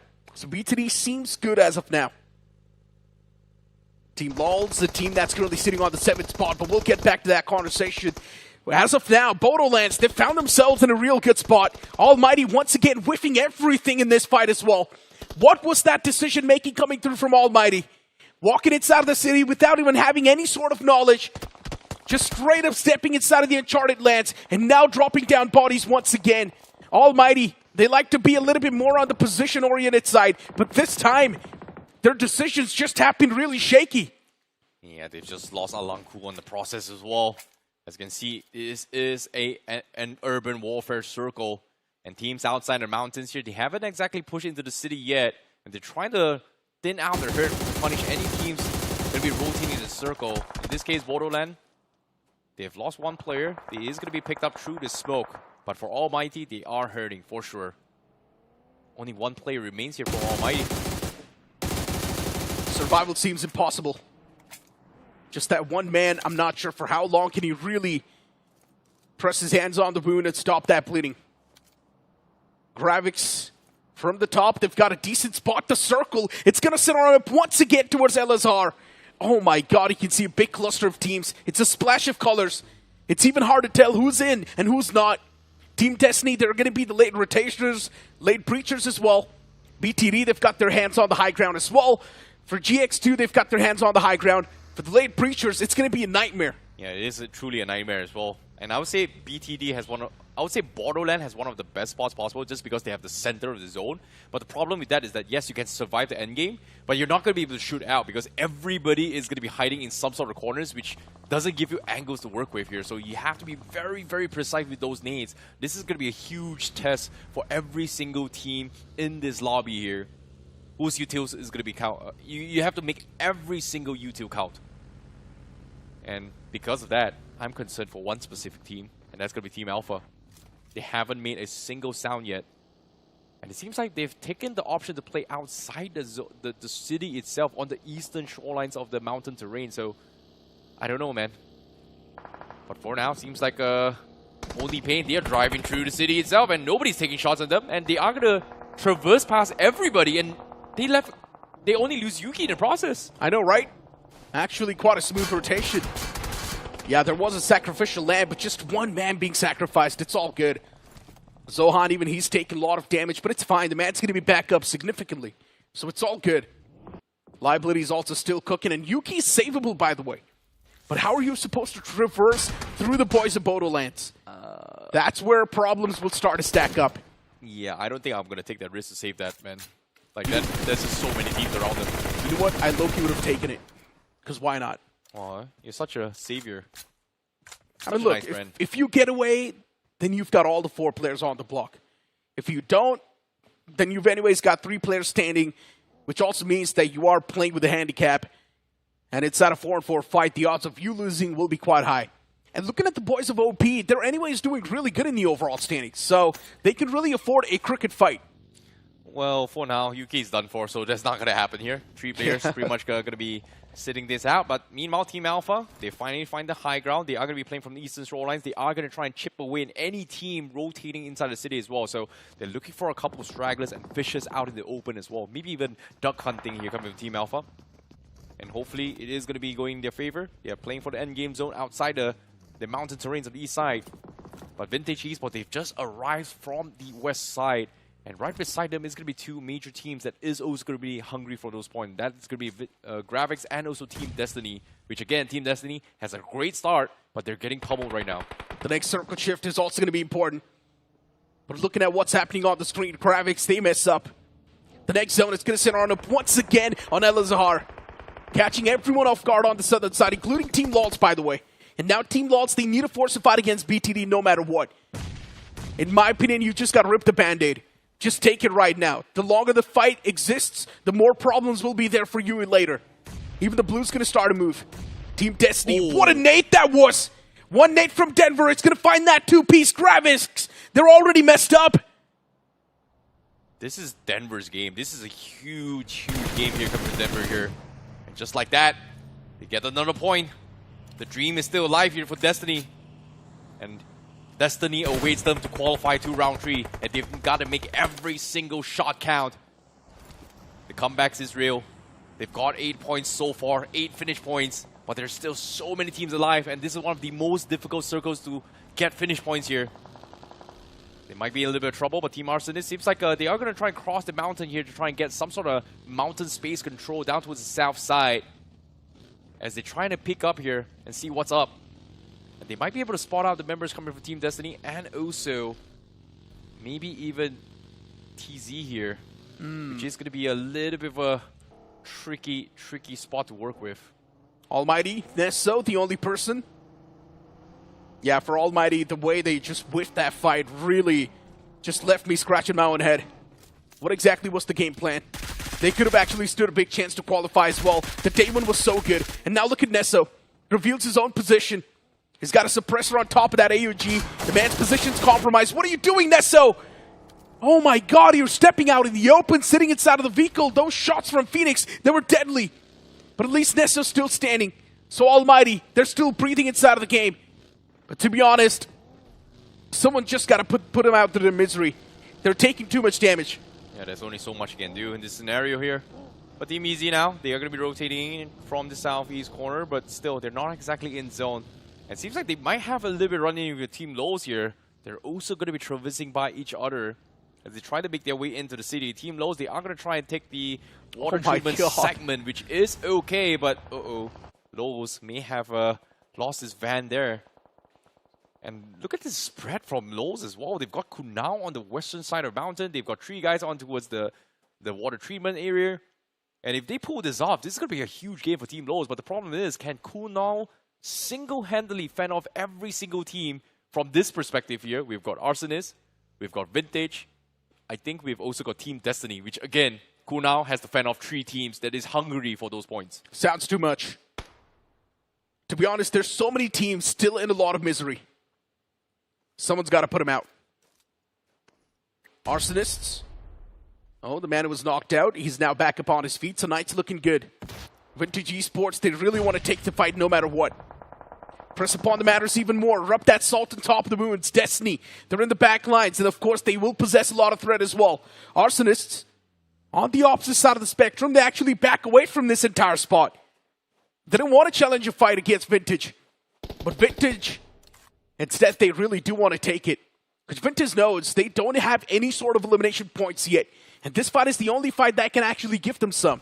Oh my god, this zone is going to be on towards the mountain terrain here. Team Lows has got prime position to hold off everybody else. But the problem is they need to clean out all the teams on the west first before they can focus the city teams as well. And Team Alpha from the northeast corner, they have to push in. But the question here is, where do they push? Right now, they're leaving out our options as well. Even from the bottom right team here, we've got BTD and also Team Easy stuck in a very awkward situation. Team Lols. Now they acquire the high ground. Lols is looking real good. All the 4 players spread well. Team Destiny, they need to be done with the fight as soon as possible. The longer the threat lives, the more the problems will happen. And the threat as Zuff now, it's really surviving for a long time. Look at Arsonists. What is this crooked rotation? Just sending it straight up towards the city. Just want to find a bit of that piece of land to play with. And they might actually find it as well. Well, seems like they're going to be A-okay because no shots has been fired. It seems like they saw a buggy and they are going to try and play this inside these compounds around the convenience stores on the south side. And this is an okay spot here for Arsonists to kind of hunker down, but they need those points. That's going to be the problem for Arsonists. Can they farm up those points and shut down every team from the north side? Well, only the circle will tell. We have to wait and see for the next circle, and that's going to be stage 7 potentially. Maybe even 6, I would say. But for now, teams on the west side here, seems like Vintage getting shut down here as Team Destiny finds another pickoff. Now with the nades connecting as well, they need all these points, and Rio finds another one as well. What is going on? Team Destiny, they're actually going to do it. Yeah, it seems like Team Destiny's popping off. 10 frags already accumulated on the board, and they're not stopping anytime soon. They've also got a lot of ammunition to back this one up, but it was Team Lols who blew that vehicle up. Team Destiny, they showcased a lot of efforts in wanting to get those eliminations, but instead they only got 1 out of it. Oh my goodness, but still, it's not over yet. A date with Destiny is finally unfolding here. 11 finishes in total. And if they get the chicken dinner, they will put them almost tied with Lows, but even then, they need every single point they can find here. Now BTD encountering against Team Easy here. Phoenix finds the first knock. The push comes in. Phoenix needs to win this fight. He's got the SLK, but he gets shut down instead, and BTD denies him that victory. Oh no, this one's going to be complicated. BTD for it. The man gets knocked. BTD, 2 players down, and even Ohm is now taking too much damage. It's Team Alpha from the sidelines constantly peppering through. Team Alpha playing the game so passive. It's not exactly them. Team Alpha's supposed to just ooze out with those elimination points. They're supposed to be the one to dominate on the high ground. What exactly happened to Team Alphas? Where is that dominant Team Alpha that we know? From the grind, they were doing so good. They had 24 games, but now in 6 games, it feels like it's really affecting their mindset. They've forgotten how to play the map of Miramar. Look at BTD. 2 frags already accumulated on the board. Venom, the man's back up on his feet as well. He first needs to pop that first aid, and that's the only thing that's going to keep him in the race. BTD, repositioning is also needed. The next circle, even that's going to be revealing a lot of the true colors. Where is it going to go? Oh boy, we shall see. The circle actually shifts on towards the city again. The mountain terrain still available. Team Lows still having control of the southern mountain. Meanwhile, Team Alpha, they still need to push in, and this is going to be a very, very difficult push here for Team Alpha from the east side. Easy on the southeast corner needs to push in as well. Even BTD needs to push out in the open. Team Lows has got so many teams heading for them and gunning for them very, very soon. So it's going to be a tough defense coming from Team Lows. But whereas the city fight here, there's still a lot of cover considering that the circle still covers a majority of the teams inside the city. It's simple. If Destiny wins this fight, they qualify. It's simple. If Destiny get their hands on the high ground, they can funnel in a lot of elimination points as well. And after taking down Lols, that's going to be additional 4 points as well. They need to win this fight against Lols. Simple. That's the only thing they really need to do. Lols has got the prime spot in their hands. And Lols himself, he's actually doing a lot of damage as well. Oh no, T2 Gaming, he finds the confirmation as well. TD, you cannot keep on giving away individual fights like that. Play as a team. Utility utilization is also going to be important. And T2 Gaming squeezing in that frag. It's definitely going to make the field man real good.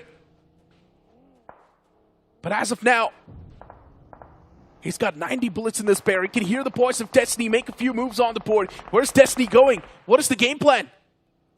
Seems like they're going to rotate away here. They don't really want to fight this. They're giving control to Lows now. Oh no! The sprays comes in. T2 Gaming. He needs to connect those shots, but he misses every single shot. Shine should be able to survive this, but he's lost his vehicle, and he makes a run down to mountain here as well, as he needs some sort of cover. And fortunately for him, nobody has spotted him out yet. So Team Lows, they do have full control, but the problem, new problem arises here coming in from Team Lows, because from the south side, BTD is pushing up, and Kunal is calling in for reinforcements from Lows. Oh, look at this. BTD, utilities were tossed out. On the opposite side of the spectrum, you will also see Insurgent under heavy fire. They're taking damage upon themselves. But they've already got their hands on 46 points in total in the overall standings. So they're already safe. It's not even a question they're qualifying. But looking at this fight that's currently popping up for Team Lawrence, they need every single point they can get their hands on. They've also got the prime spot to play with, in my opinion, all the 4 players. They need to stack up. They need to back each other up. The utilities, they're doing too much damage. They're penetrating through. It feels like the defensive wall of walls. It's about to crack open. Kunal and Lawls himself taken down real low, and now there we go. The reinforcements, they do arrive. Nishant cooking up another nade. And now Lawls, they're done playing it passive. Patience now starting to run out. Nade being tossed as well. It's going to do a lot of damage, but it's still not going to matter. Lawls, they outnumber that player. Pushing in tandem, actually. Getting the knock as well. But Venom, he finds another strike. That's going to be T2 Gaming down. Lawls, they need to be a little bit more cautious. These utilities constantly chipping away. They're doing too much damage. T2 Gaming needs to be saved. Oh no, this is going to be tough here. But even then, they need to pick up one player from bottom as well for BTD, as they are going to be looking for the reset, but the zone is about to close in. They have to make the new call here. Seems like it is going to shift out and open now. This is going to be the urban warfare. Every single team from the city needs to push out. And Arsonist is got a perfect gatekeep down towards the south side of the city itself. Everybody needs to cross the road. Oh my god. Prime position for Arsonist to shut down every single team from the north. In my opinion, Lawls have got the best spot, straight up. They've got the high ground. All they need to do is just win that fight against BTD. That's it. The moment they win that fight, Lawls is going to be the one to come through with the chicken dinner. And for Team Destiny, if they do want to stand a chance to have a big game, they need to take the high ground back in their hands. They need to go for that high ground no matter what. It's tough. It's really, really tough. Finishes or chicken dinner. Only the fates will decide here. A date with Destiny is about to unveil. But for now, Flash Esports, they have to push out. They're getting peppered as well as shots from across the map. Every direction is going to be having some sort of enemy, and even Borderland chimes in. And they're going to try and push them all out as well. Borderland, they need all these points. They need to win this fight. There's just so many enemies. There's so many people. He sees somebody, goes for the jump shot. He misses the first shot, and he gets shut down instead. And that's going to be Flash Esports shutting down Borderland's one player. You cannot keep on whiffing shots like that. Even Team Alpha's just getting pieced off. Oh no! Team Alpha getting ripped through as well. Insurgents as well starting to fall apart. For Insurgent to survive, it seems impossible. There's also Team Destiny constantly taking those shots. Punisher, even he comes through with a few more frags. Team Alpha, how many players do they have standing? Actually, they've only got one. Team Alpha. Oh no, they really seem like they're in a big misery. Look at this nade. It was tossed to perfection. Bodoland still in the game. It's... Oh my god, Bodoland. Nade, another one tossed out. It's not going to do anything. As of now, at least with this two-man squad, they still stand a chance to at least eliminate the team in the front. That's going to be Suchamp. And for Suchamp, they don't even stand a chance to fight off against Bodoland. Oh no, that's it. That's going to be another team that is going to be eliminated just like that. They will try to push through, but Borderlands, they are barely on the northern side of the zone. But even then, they need to cross the road. And guess what? Arsonist has pretty much cleaned out a majority of the teams on the northwest corner. They've got 7 finishes from this defense alone here. As Almighty has been eliminated. Sucham is out. Vintage is out. Graphics is out. TGYT is out. But Team Destiny, on the other hand, they've got 14 finishes, but they've only got 2 players left. And this time, Team Easy is going to try and push up the mountain where Team Lowe's is. As Team Lowe's still holding the high ground in their favor. Oh no, I don't like the position. Team Destiny, they've positioned themselves in such a bad spot. Where are the smokes? But now at least they're pushing in tandem. They're going to have their hands on a bit of that piece of circle as well, so it's all good. There is Arsonist in the front, Skyboy. Ooh. Oh my god, the man barely survives on a sliver of HP. Keep this thing in mind, Destiny needs a chicken dinner. And maybe they will stand a chance to qualify. Team Alpha currently sitting on the 8th spot with 37 points on the block. And Alpha's got 3 players alive. And for Alpha to secure a chicken dinner as well, the chances do seem high. For Easy as well, they want to secure a chicken dinner. But they've already managed to acquire 47 points on the block, so it's already looking good for them. But they are gonna shut the dreams here for Borderlands. Plasma gets spotted out, the smokes get sprayed down. That is it for Team Borderlands as well. But the next one here is gonna be Team Alpha, currently on the 8th position. But with those position points coming in play, they've shot themselves into the top 6 and top 7. They should be able to hold on. But the only two teams that is going to be in contention for the top 7 right now is going to be Arsonist and also Team Destiny, which again is going to be running slim. Flash is out in the running as well. As Team Lowe's now on the high ground gets picked off by Adonis. This might be the time for Team Alpha. Oh no, Team Alpha, look at this push. They're really aggressive, but that's what you love about Team Alpha, right? Now they've got the confidence, now they know exactly what needs to be done. Punisher as well, getting one of the frags against Team Easy, and Alpha's now starting to feel themselves. Alpha knows if they want to win the game, they need to contest this high ground, but at the same time for Team Destiny, they're also taking a fight against Arsonists. Two different fights happening on two different fronts, and Arsonist, the game is already spoiled. For Team Destiny, maybe a chance they can make the comeback. The Blue's going to be on the move. Destiny's going to be forced to make that move against the boys of Arsonist. While on the opposite side, Team Alpha, they lose a man, Punisher, against the boys of Lols. And now Destiny's out in the open. The fight still continues. The man from Destiny's taking too much damage. His Destiny, it seems like it's leaving him soon. Skyboy's out in the open. He's taking that damage. Still Skyboy's barely standing, but Vampire, he will eliminate him from the game. That is it for them. Team Lowe's and Team Alpha has qualified into the top 7. Then they will be the gatekeepers in this match. But right now, Team Lowe's versus Team Alpha, with Adonis being the last player alive here.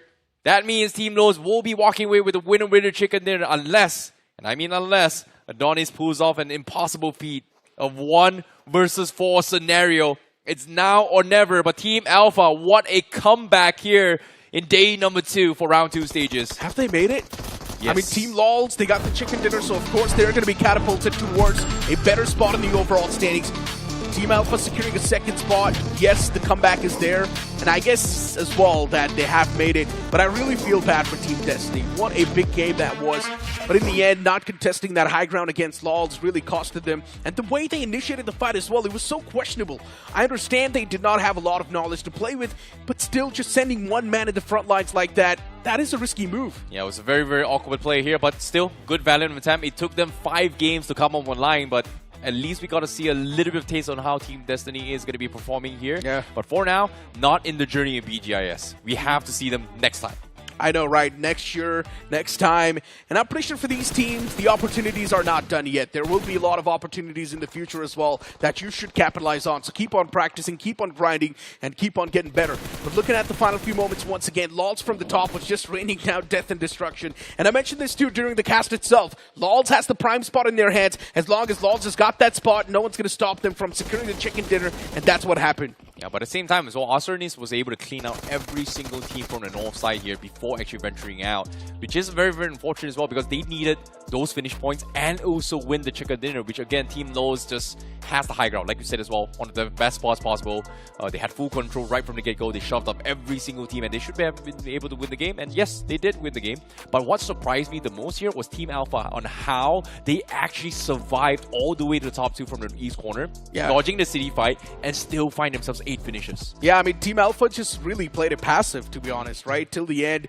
And then in the final few moments, Team Alpha knew that, okay, now it's time to strike. That's when they started to create a bit of that vacuum of eliminations in the final few moments. And that's why at least Team Alpha did have a bit of that surface of elimination points.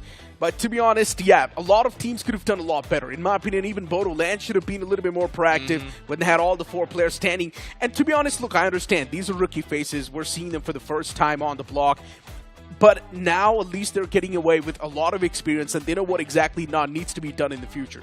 But all things considered here, you know what's really surprising? The team that we were expecting to be eliminated in round 2 from the ground stages was actually Team Alpha.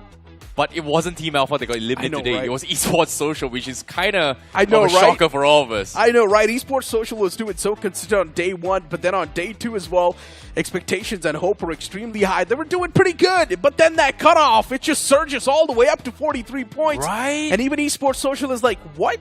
Wait, we thought we qualified. Exactly right. I think this cutoff from this group is going to be significantly lower as well. Maybe like 38, 37, that's what I think. Somewhere around there as well. Yeah, I think Alpha is pretty much safe. Lowe's is pretty much safe as well with that chicken dinner.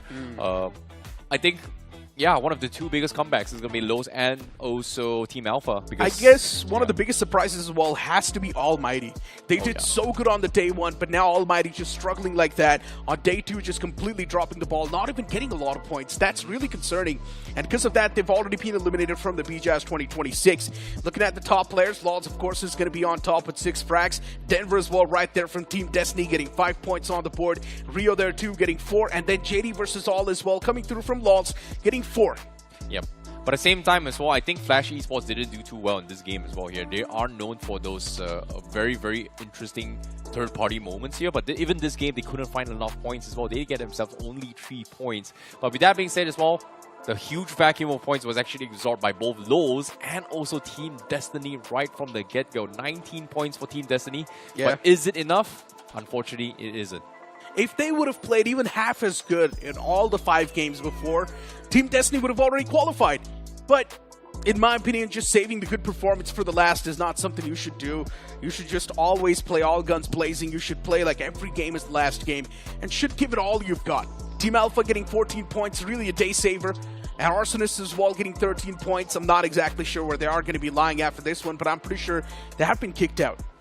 Yeah, it is going to be very, very unfortunate, but let's take a look at the overall standings here. The top 7, Sovereign is in. Team Alpha is in. Team Lowe's on the 2nd position so far. And Only Pain survives as well. ISG survives, and that is going to be your 7 teams. Wow. Flash, not making it. Sovereign Esports on the edge, and the cutoff was actually higher for this group. Okay. It was 44 points. Oh my god, wait, hold on. So the cutoff is actually around 40 to 45 points for both the groups, right? It is between 40 to 45 points. So I guess now for the future groups as well, we can start predicting the cutoff around 40s. Okay, but all things considered here, I would say Flash, unfortunately for them, that will be the end of their journey as well. Even for Arsonist, TB, Borderlands, Team Destiny, making one of the biggest jump in this one game from 16 position to 11. But again, a tall order requires from them as well. I see Only Pain barely survived. Yeah. What? They were tied up with the team on the 7th spot. Only Pain is so lucky to be alive. If the point was even one less, Only Pain would have been eliminated from this tournament. And to be honest, I would have been really sad if Only Pain would have been eliminated because we all know they've got some experienced players. You really would want to see a team like Only Pain's move on. And they did so good on the day 1, but something happened to them on the day 2. Things were quite unpredictable from their side. Even on the latter half of the board, of course, all the teams that you see other than the top 7 have been eliminated from the BGIS 2026. You will see Fez OP once again from the side of Insurgents on the top with 19 frags. You will see Who as well from Sovereign Esports getting 15. Lols as well getting 14. To be honest, from Team Lols, Lols has been the best performing man. Yeah, he has been very, very consistent as well. But what's really surprising is that Vice is going to be the guy that I have to watch out for as well because he did really well in yesterday's game, being one of the top fraggers as well. But this game, we didn't see too much coming from Insurgents, which again, we kind of expected Insurgents to kind of qualify already. Yeah. But yeah, even then, BTD also doing really well here. But today's game, it's all about Lowe's and also Alpha's absolute domination of comeback here, at least for this group in particular. So the cutoff went 11 points higher in the last game itself for this particular group. And in the previous group, the surge was a little bit higher considering it was the last game. So the team on the 7th spot for the previous group before the game even started had 30 points. And then in the end, there were 43 points on the 7th spot. So yeah, the surge for the previous group was higher, but still cutoff going 44 in just 6 games is actually crazy if you think about it. Yeah, that's a lot of points as well. That's about 6 to 7 points per game. Yeah, that is insane. And that's why I was keeping on mentioning over and over again, you need 8 to 9 points per game if you want to stand a chance to be consistent and actually qualify in a pretty good feat as well. And in my personal opinion, Borderlands as well, I really wanted to see them qualify in the future. Well, it's unfortunate that they're not going to be seen in the future lines, but still the known names, they do pretty good and they qualify. But for now, that's going to be from me and Icy. We'll see you guys tomorrow with new set of groups.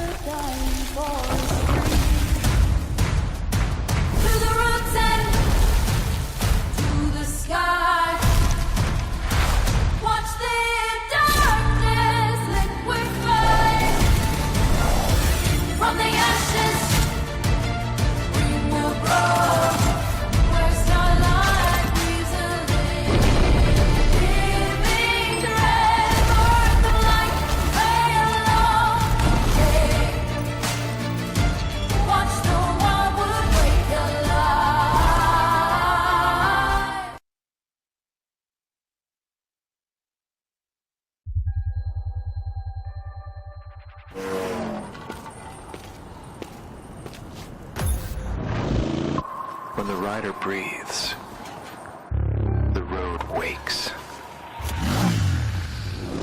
Enemies ahead. I'm going in. A lone survivor stands, and everything waits. The map unfolds.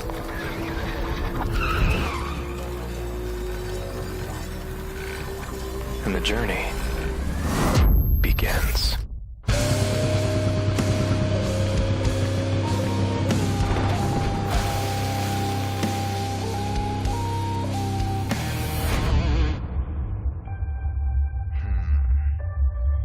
As the rider breathes, the path bows.